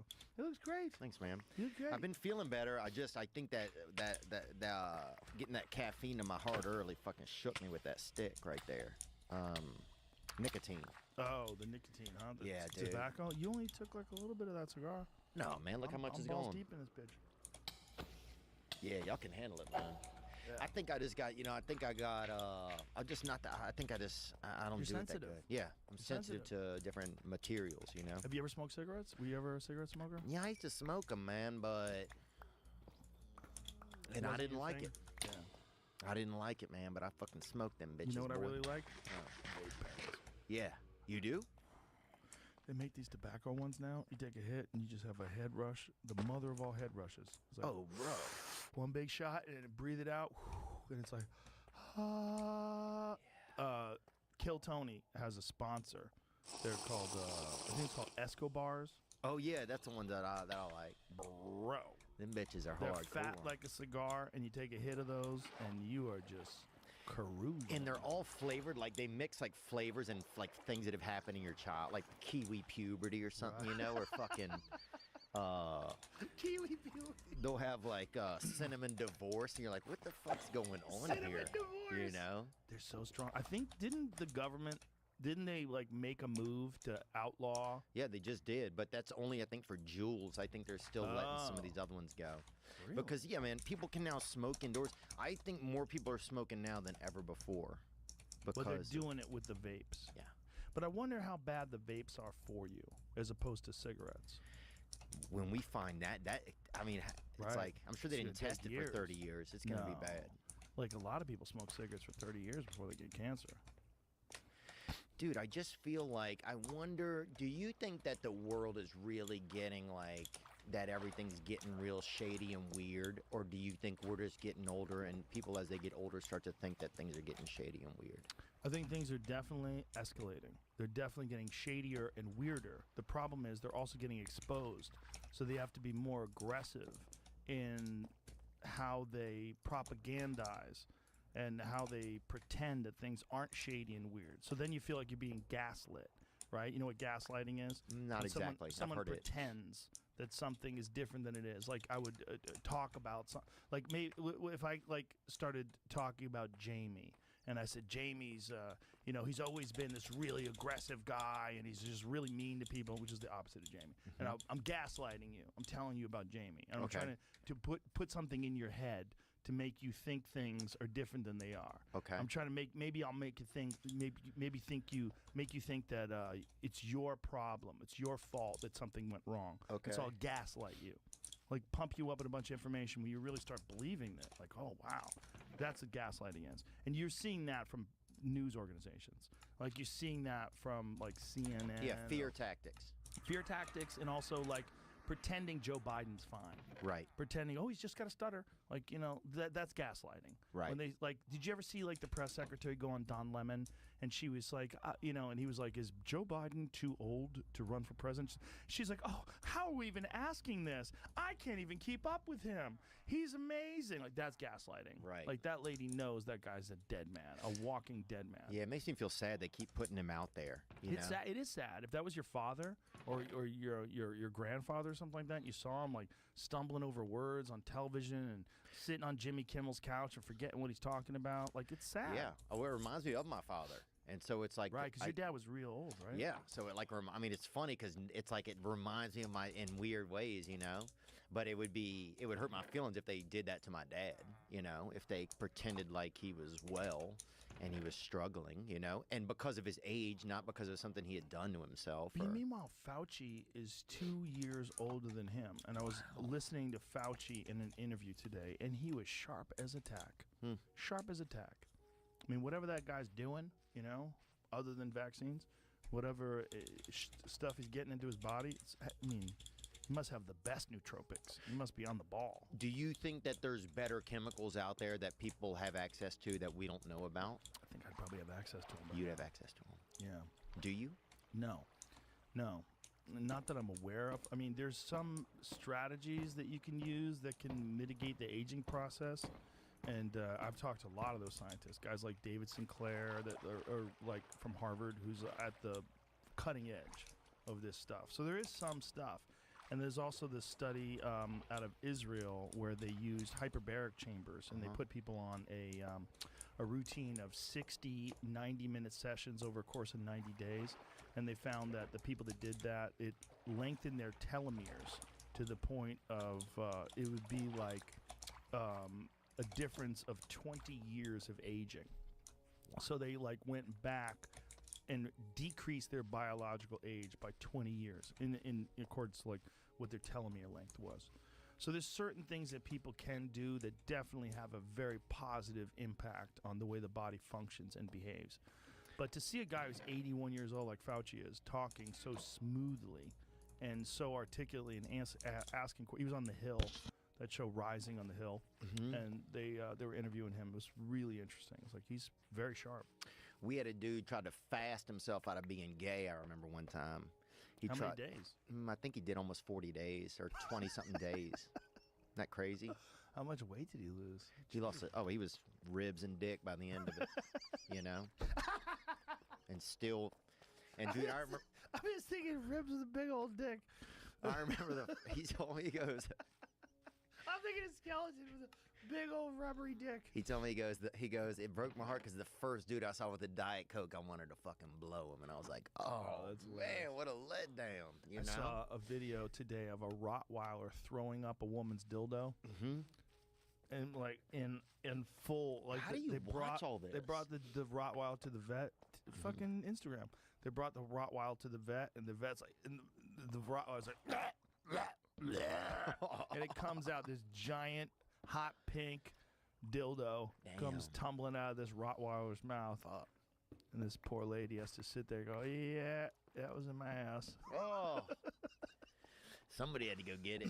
That's dog crazy. Smelled pussy on it. I was like, I'll just swallow this. Fuck it. It seems like food. Dogs, yeah, I think, what kind of animals? Yeah, that's the dog. Go full screen. There's an ad. So hold on a second. Okay. Let's go! Let's go, baby. It's going to be awesome. We are 12 seconds away from watching this Rottweiler throw up a giant dildo. It's one of those giant dildos This is where that we has are. the asshole tickler too built in. Ooh, that party boy. Or the clit tickler. Here it goes. Watch him. Just walk him away. We're good. You did good. The lady's like, yeah, we're good.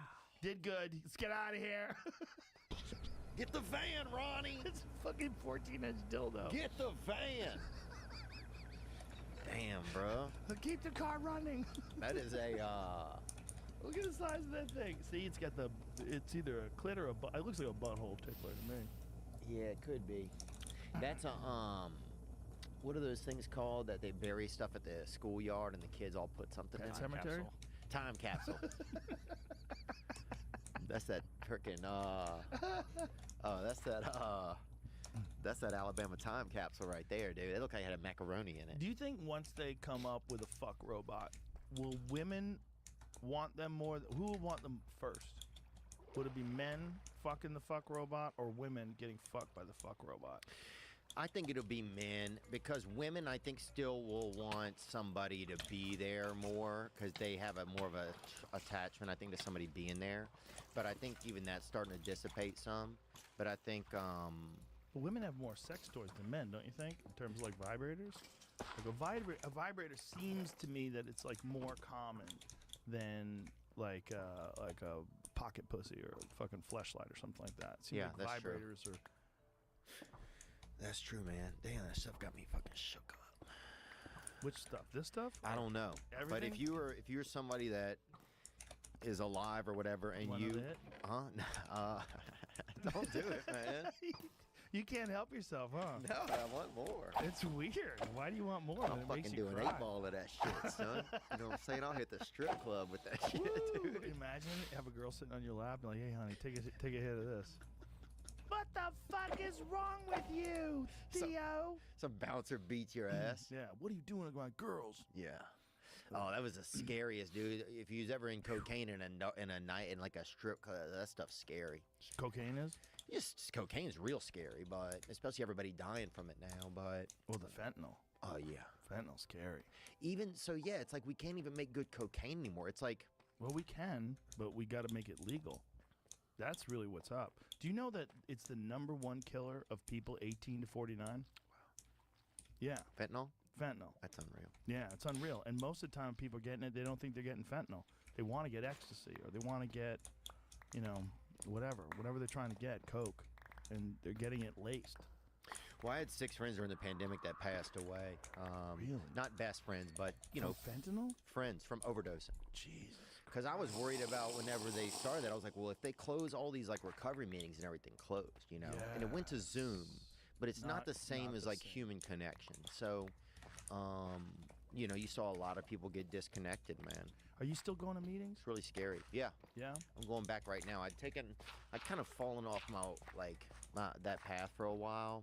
And then, you know, I did that ayahuasca, and that was really interesting because it, like, brought up, like, a lot of, like, feelings and stuff. But you're kind of just going into old feelings. Yeah? Yeah. And is that what it did for you?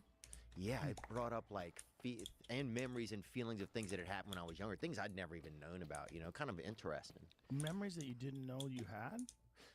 Feelings attached to memories that I didn't know had affected me. Really? Yeah. Like how so? Like I remember when I was like, I guess 10 or something, my brother moved away and my mom let him go live with my grandparents, right? He wanted to go. And I guess it like really made me sad, right? And I didn't know. You know I love my brother and stuff like that, but I didn't know that I'd felt really, and that came up out of nowhere. Like I had no idea.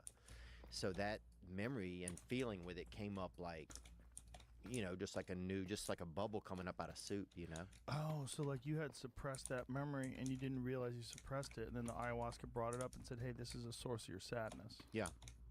And it gets it kind of out of you, so you're able to kind of process it. So, you know, I mean, I was I did it right off the 101, you know? And, you mean on the side of the 101? Not on the side. It was indoors. You know, it was like a house, garage, kind of adjacent, kind of. But it was nice in there. Yeah. But they had a big group of folks, and how many people? Maybe 16. Did anybody freak out? Nope. Really? I've done DMT before with people that freaked out. Really? Was it scary? One of my buddies went nuts. And he took his shirt off, was running around screaming. He was fighting it. Wow. Yeah, he threw up in the sink and was screaming and fighting it. My buddy Scott, we did mushrooms. He thought he was Korean and locked himself in a closet for 3 hours. Whoa. Why do you think he was Korean? I don't know. I wonder if he was in a past life. We'd never even met a Korean, so I don't even know how he knew about it. At the time. Perhaps school. I don't think they taught us. Maybe he just got really into Korean culture and didn't want to let you know. It blew my mind when he even mentioned it. But that was just, you know, I think there's something in, yeah, I don't know, some of that stuff's real interesting. But anyway, so that kind of stuff, yeah, that ayahuasca journey was, you know, that's just wild, bro. Because all, you know, these things come up. And so anyway, like, yeah, some of that, like, you just kind of process through that kind of stuff. Did it help you? I think it did, but then it made me, like, the thing I like about sober program I'm doing right now is just, there's like a daily thing. It's like you can go every couple, you know, it's like, it's something that you can do every day. And when you do it, you're going and you're talking to people about their struggles and being sober and the positive things and how long they've been sober. Like, what happens? Yeah, you listen to people. So that's a good thing. You go and you have to listen to people. So you're getting out of your own head. And everybody who does it has to talk? No, they don't have to, but some of them can. And so you can too if you want. So you can share if something's in your head that's kind of bugging you, get to share it. So then it's like, it's not just in your head anymore. Now it's out, and suddenly it doesn't like affect you in your head anymore. So, so those are two good things. You're listening and you're talking in front of other people, makes you feel pretty normal. And then you have like a group, you know, you're seeing people, you're interacting more. And so and that's when you really listen nice. you listen to other people do the same stuff that you're doing in terms of like staying sober, how you stay so, how you avoid temptation and that kind of shit. Yeah.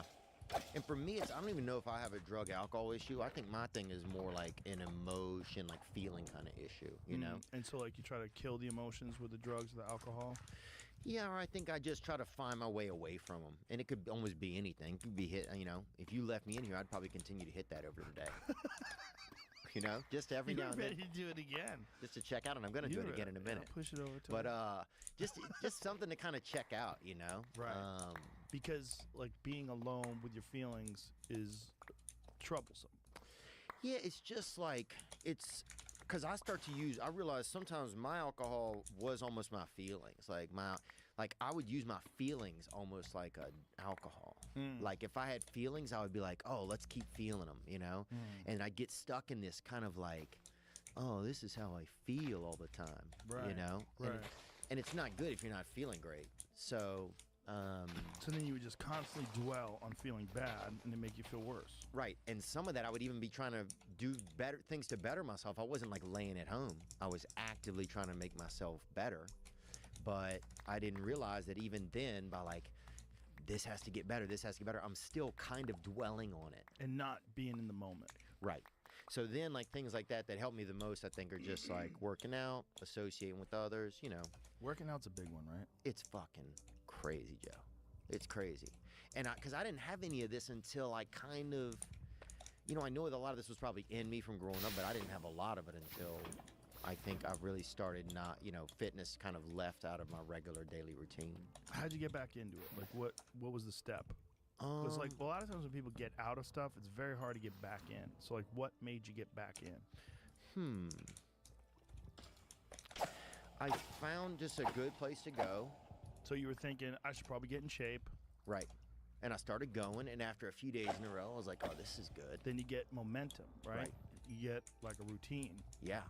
And then I started, like, getting in this, I got this blue cube ice bath thing. Yeah, that's what we have here. We have one of those right next door. Yeah, so I got in there, and that started being like, all right, I don't like doing this, but I'm going to keep doing it. Do you set it on purpose for the 50s? Because that one goes down to 37 degrees. Well, I'm trying to get down there, okay? So you make sure it's warmer than that. Like, you could adjust it. Yeah, but I'm just, you know, I'm just incrementally getting down. So, like, 57, 56 next week, 55. Yeah, we'll be there in a while. 49. Yeah, well, hold on, bro. 45 degrees. Oh, Jesus. I ain't looking for all 41. that dark magic. Come on, now you're fucking. Mine at home goes to 33. I've seen your videos. The Morosco, 33, 34. Yeah. Damn, that's too much. It's rough. It's like I had to climb in under the ice to lift up big sheets of ice and climb under them. Really? Yeah. You're lying. No. There's a video of it. There's a video of me from my Instagram. Like, That's too much. There's a giant chunk of ice. You can find it. There's a giant chunk of ice that I pick up. It's big. It's like 2 feet long. That's too much, man. And I climb into the thing and that bitch. When I get in there, baby, it's just that little, you know, it's that little Christmas skillet, bro. That bitch is ice cold. Yeah. This is a different kind of numbing cold. It's freezing cold. But when you get out, you feel so good. And I'm making my way. Joe. Yeah, so look at here's that. me. Oh, hi, everybody. So I'm climbing right out of the sauna. See all the ice in there? So it's me coming. I worked out, and then I went, and they usually do this. So look at this chunk of ice. See that shit? I usually do this right after cardio. So this is like a cardio session. Wow, dude. Yeah. You look like one of those turkeys when they tie it up and it gets all like kind of like lined out. What? You know what I'm talking about? When they put that rope around that the ham and it's got all the fucking. Oh, my six pack. Yeah. Damn. It's called working out, son. Yeah, it is, bro. I didn't know what that end game could be like, baby. That's freaking wild, dude. Congratulations, man. Just keep working out and you'll get there too. Yeah, but everything is. I'm feeling good, man. That thing is really good for depression too. It's really good for anxiety too. The epinephrine, norepinephrine that you get from heavy cold exposure is really good for your mental state as well. It's really good for people. And it's also like a serious struggle because the 3 minutes that you do, I think that day I did 3. Sometimes I do 5, but that's the most I do now. I did 20 once.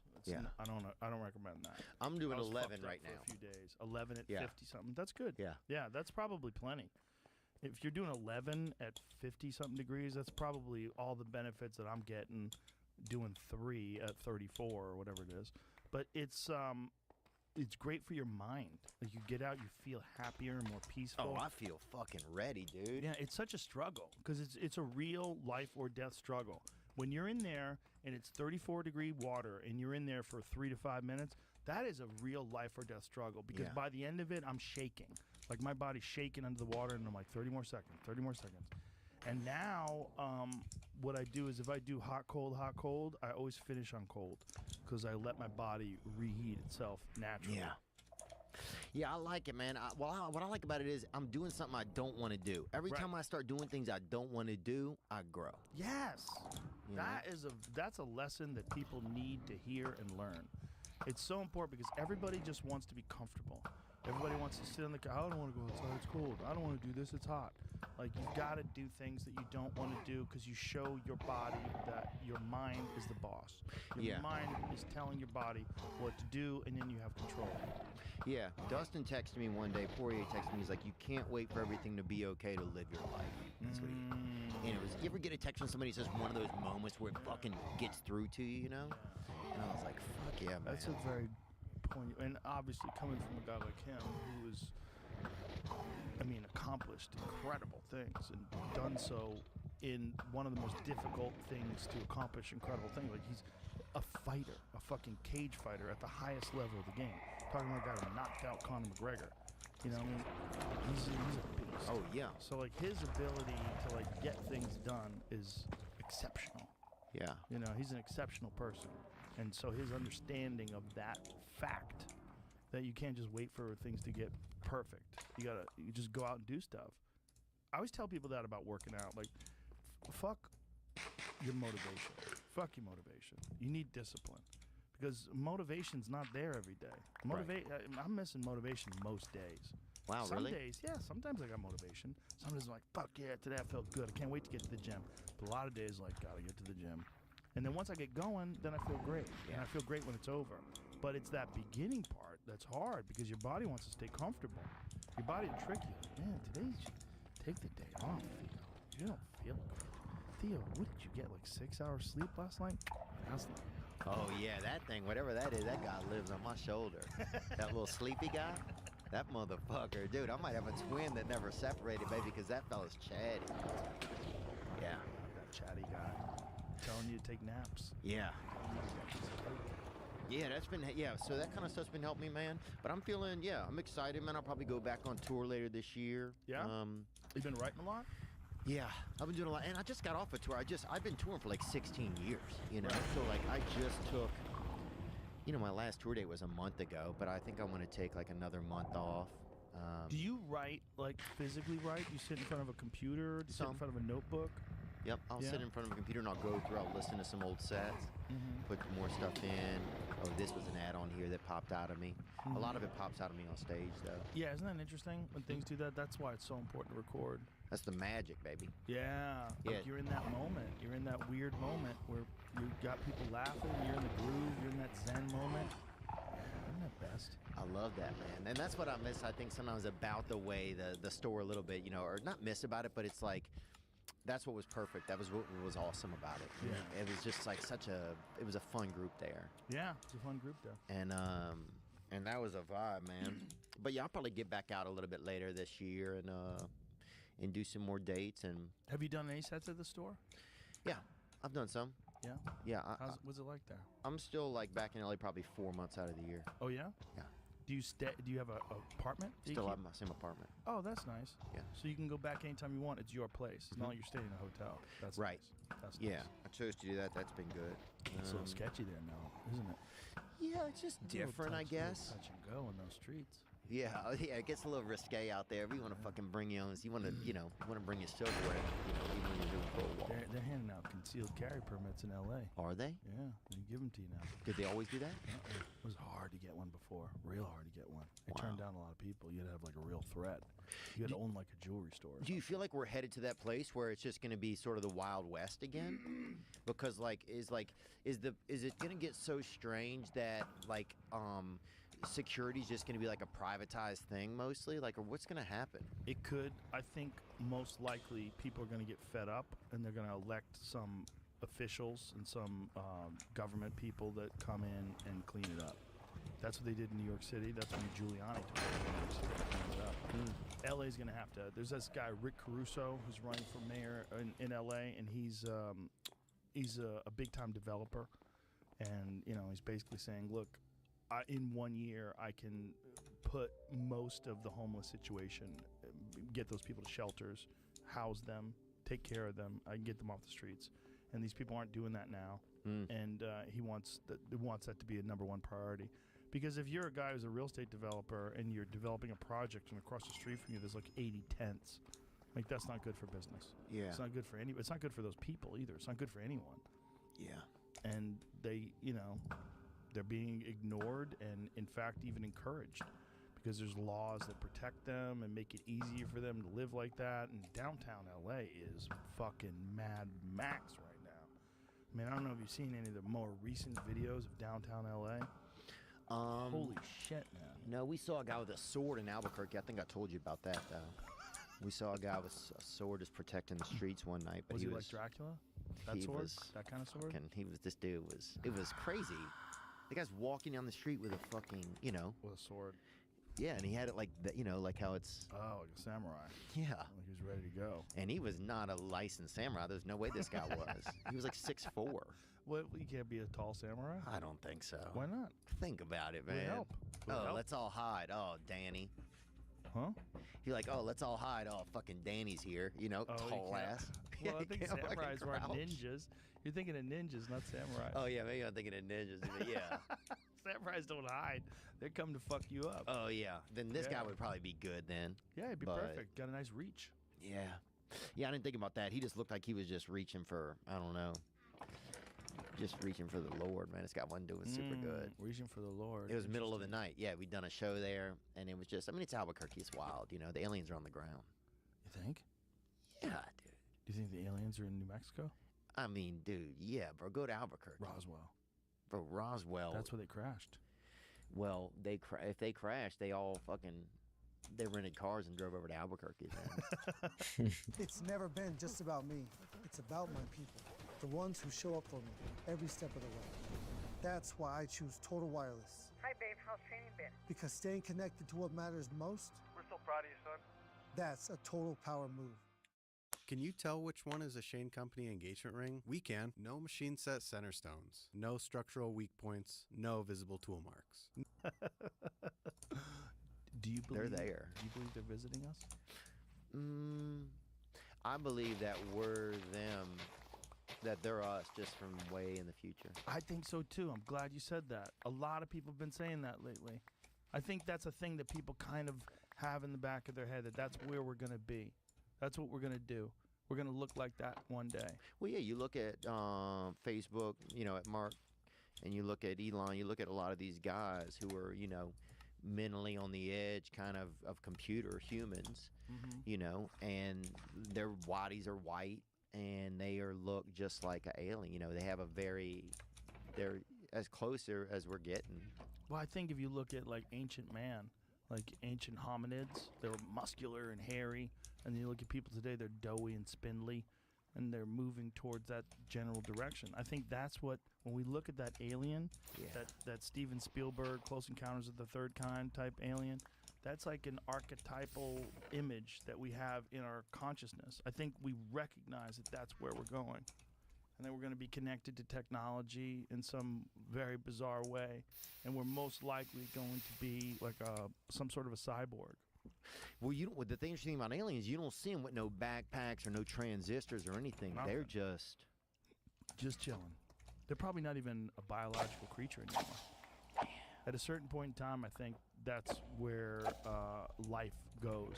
Life creates this sort of artificial life and then transitions to becoming it. And I think life symbiotically attaches itself to technology and becomes a cyborg, some sort of a part biology, part computer, and then it realizes that the biology is just in the way. The biology part just wants to fuck and yell and cry. And, you're trying to, create black holes. I don't have time for this. You're all there in the corner crying. Yeah, we're going to be, that kind of stuff's going to be so archaic, dude. You know what's going to be really fucked? Instagram influencers are trying to motivate you. Yeah. You got to get out there and chase your dreams. The world's not waiting for you. They're doomed. Yeah. Those people, it's a dying market. Is it? Yeah. What are you going to do? Motivate people when everybody can see through walls and read minds? That shit ain't gonna work. Yeah, that's true. And also contractors will have to fucking really step their game up. Contractors? Just if people are seeing through walls and stuff, people are gonna be like, hey, man,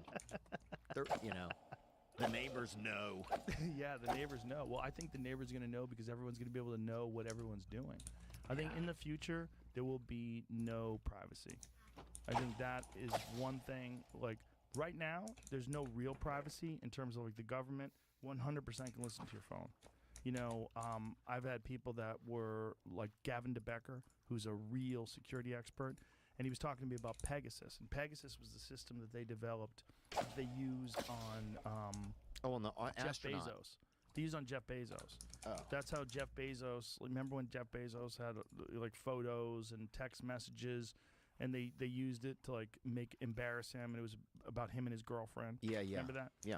Well, they got that through this Pegasus system. So someone sent him a WhatsApp. The MBS from Saudi Arabia sent him a WhatsApp message, and that WhatsApp message had inside of it a link that he clicked on, and that link downloaded Pegasus onto his phone, and then they got access to his entire details of his phone. And through that, they got a hold of these text messages that he had with a girl, and then they made them public, and they tried to embarrass him.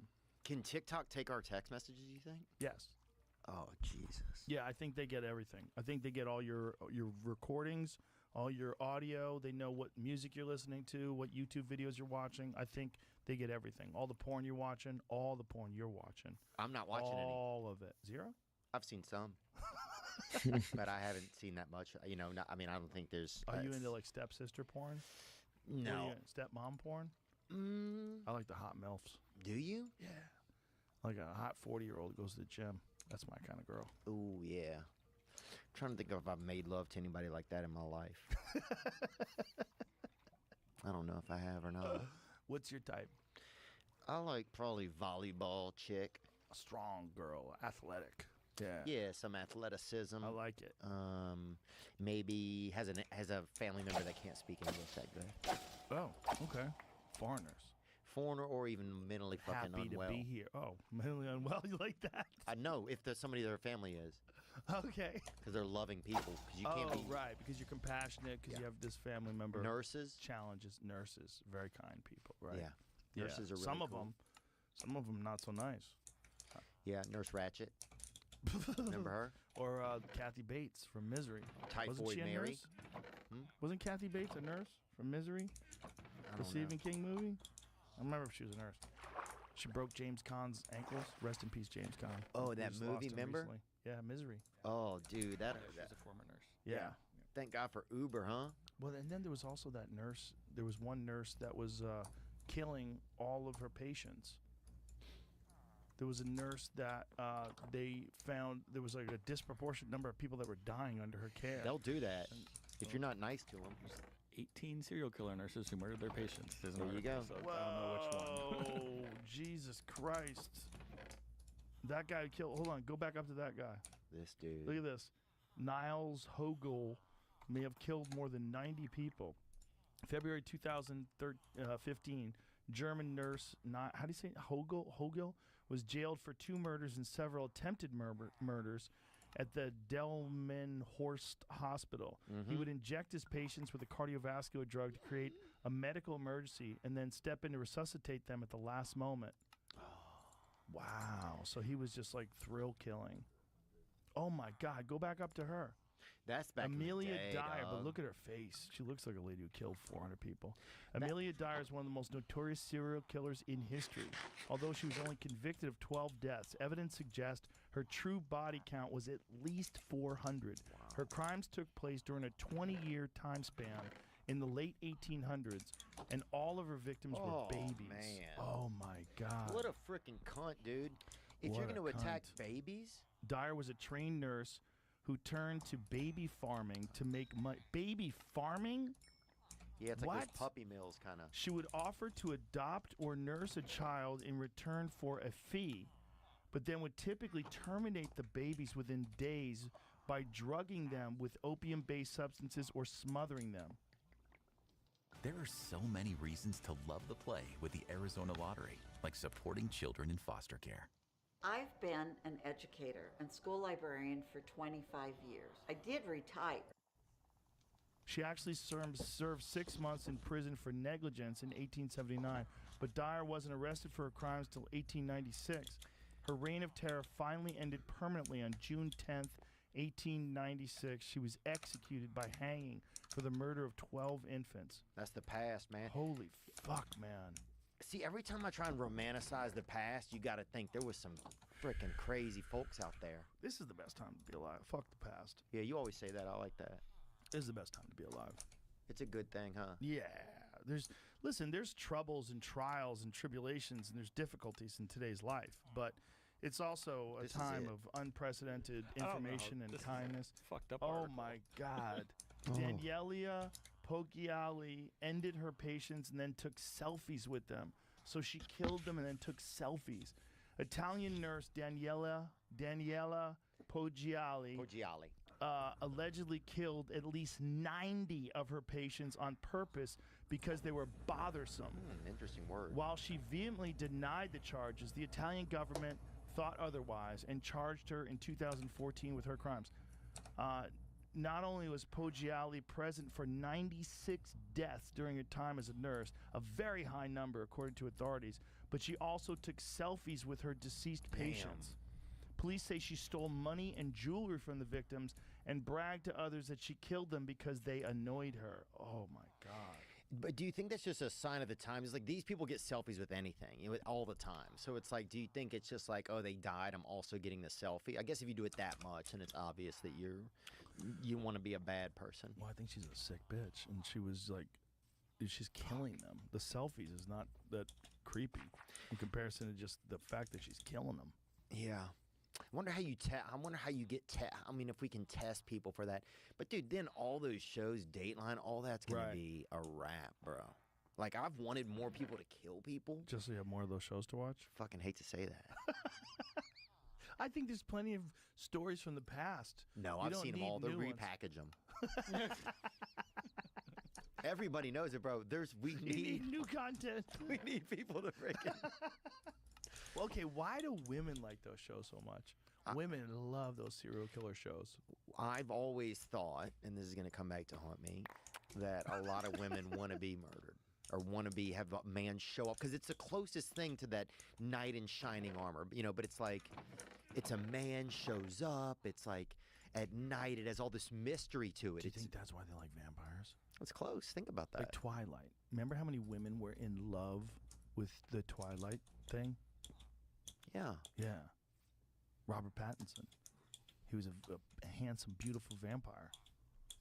Yeah, dude. I mean, think about it. It's like, it's a mystery. They're there at night. There's romance. The stars are in the sky. Right. Spats and shit. And they want to be, it's like a lot of times there's a potential of sex. There's danger. And they protect you. They don't kill you. They kill everybody else. That's why women love serial killers. Like, women have this crazy thing for serial killers. Whenever there's a serial, not all women. Email them. Clearly, not all women, but there's some very disturbed women that are sexually aroused and attracted to serial killers. And what they want, you think? Sex from them? They want sex from them, and I think they're attracted to someone who kills people. I think this probably goes back. Businessman. No, I think it probably goes back to the time where you needed a man that is capable of killing people to protect you, because there's some people that are just not capable of like dealing with the idea it's him or me and we're gonna fight with a sword. Right. But the guy who can do that and come out on top, that's the guy who you want his genes, because your children have a better chance of success. Survival. Yeah. So there's probably like this twisted genetic reason why women are attracted to killers. Oof. Yeah, that's why they have those fantasies, the rape, murder fantasy. I mean, I'm not saying, I probably shouldn't say that really, but it's like... No, but it's a commonly known reality. Yes, that's a fantasy. It's a twisted fantasy, but it's a thing. Yeah. Like, they don't have like the... Yeah. There's not like a stay-at-home dad fantasy. It's like... they have a real fantasy, man. There's no stay-at-home dad. I have a friend who just got divorced from her husband, who's a stay-at-home dad, and she was just, at the end, she had enough of this dude. Wow. Yeah. And then she said to me, she's like, do you know any men, like manly men, to set me up with? Like, she wanted a fucking man. Yeah. She was coming to me because she was hoping that I knew like some UFC fighter or something. I'll get in there. Set her up. Well, you ready? Huh? Are you ready for it? I'll do my best. best. It's a lot of responsibility. You can't say I'm going to do my best. Okay, sorry. Yes, I am ready. Fuck yeah, I'm ready. Fuck yeah. Yeah, no, this one. When you say, "Are you ready, Theo?" Are you ready? I'm gonna say, I'm her. I'm All right. asking you. Are you ready, Theo, to be a real man with me? Fuck yeah. I'm not believing it. Damn, that was pretty fucking good, man. Hold on. I almost believed it. There's some there's some fucking doubt in your All voice. right, hold on. Have it one more time. All right. All right, I'll ask you again.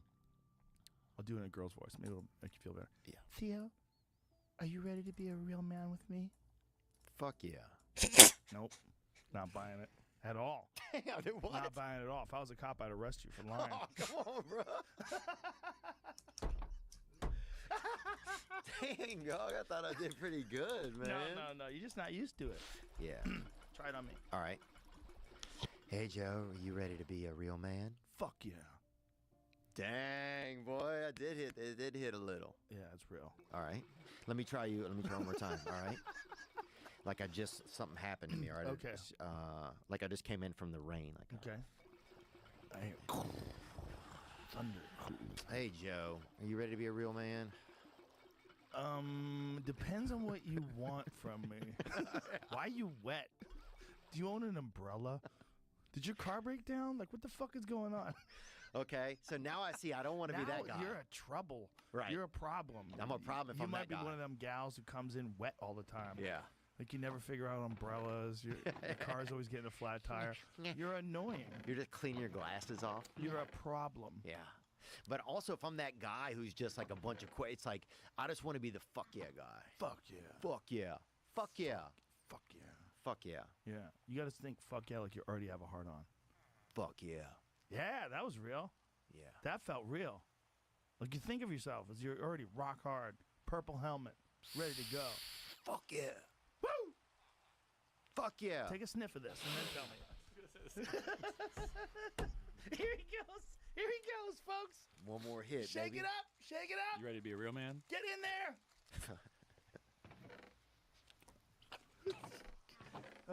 Yeah, I feel alone. Be a Give man. it to me. Do it. I'm going to do it. Give me some. Here we go. Bung you. Get in there, Joseph. No, I didn't get it. Get in there. Are you ready to be a real man? The first one I didn't really get. The second one I got a full blast. Look at my eyes. Fuck yeah. Oof. Fuck yeah. Oh, put the lid on that, son. Fuck no, son. I'm gonna do one more. Oh my God. Jesus. You're gonna hurt yourself.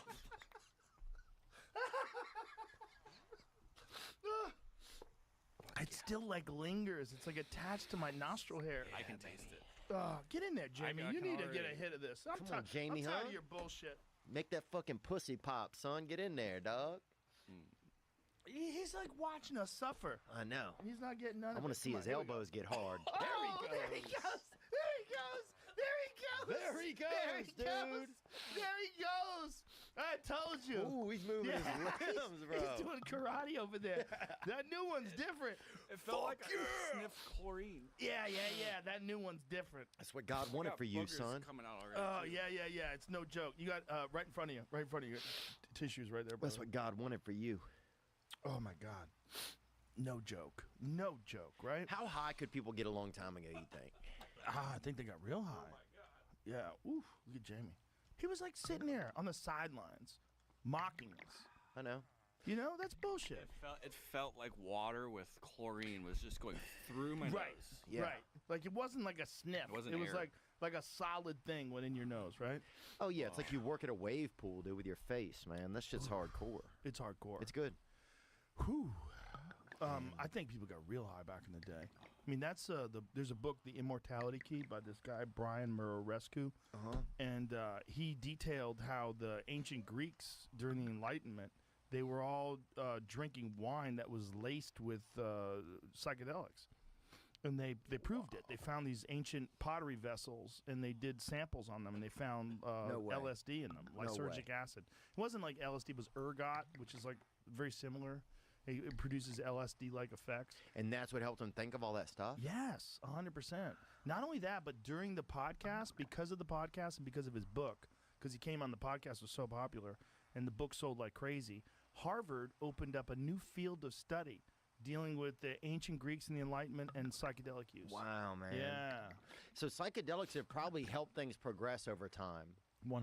I mean, think about what it did for you, how it opens up your feelings and thoughts and opens up your creativity.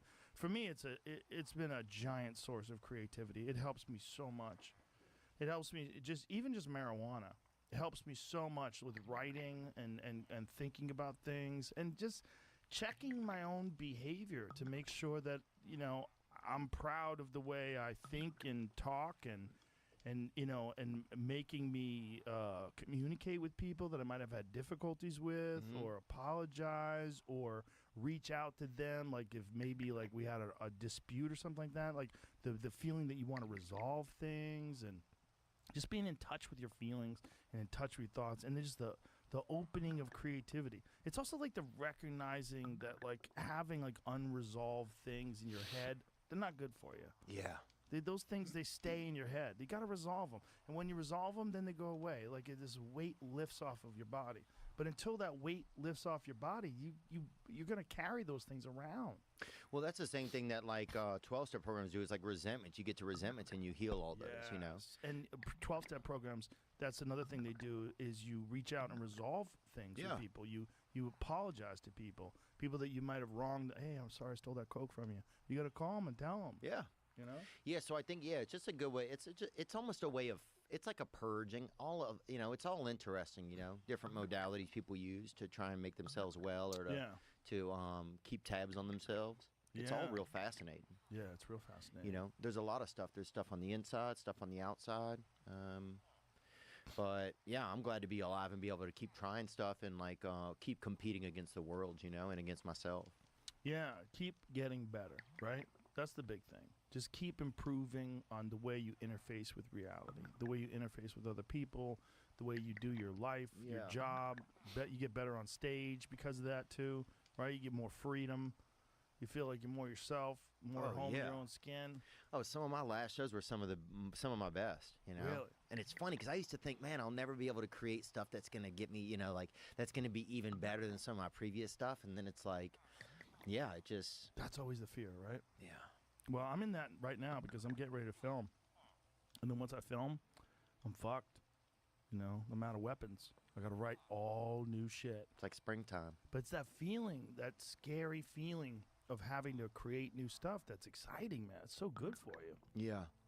It's so important because it's growth. And it's also, it's a rare art form where you get to start from scratch. Whereas, like, musicians, everybody wants to hear those old hits. You know, play Free Bird. People want to hear those old hits. You could even do covers. Yeah. I mean, if you're a musician, you can fucking tour with other people's shit. Yeah, you can. Right? You can. Yeah. You could go and do a arena, and you go, this is a song I really love, Bruce Springsteen song. People start cheering, and you know, awesome. Shout out to Bruce. We can't do that. Can't do that. No. Wonder what that would be like if somebody just said, I'm going to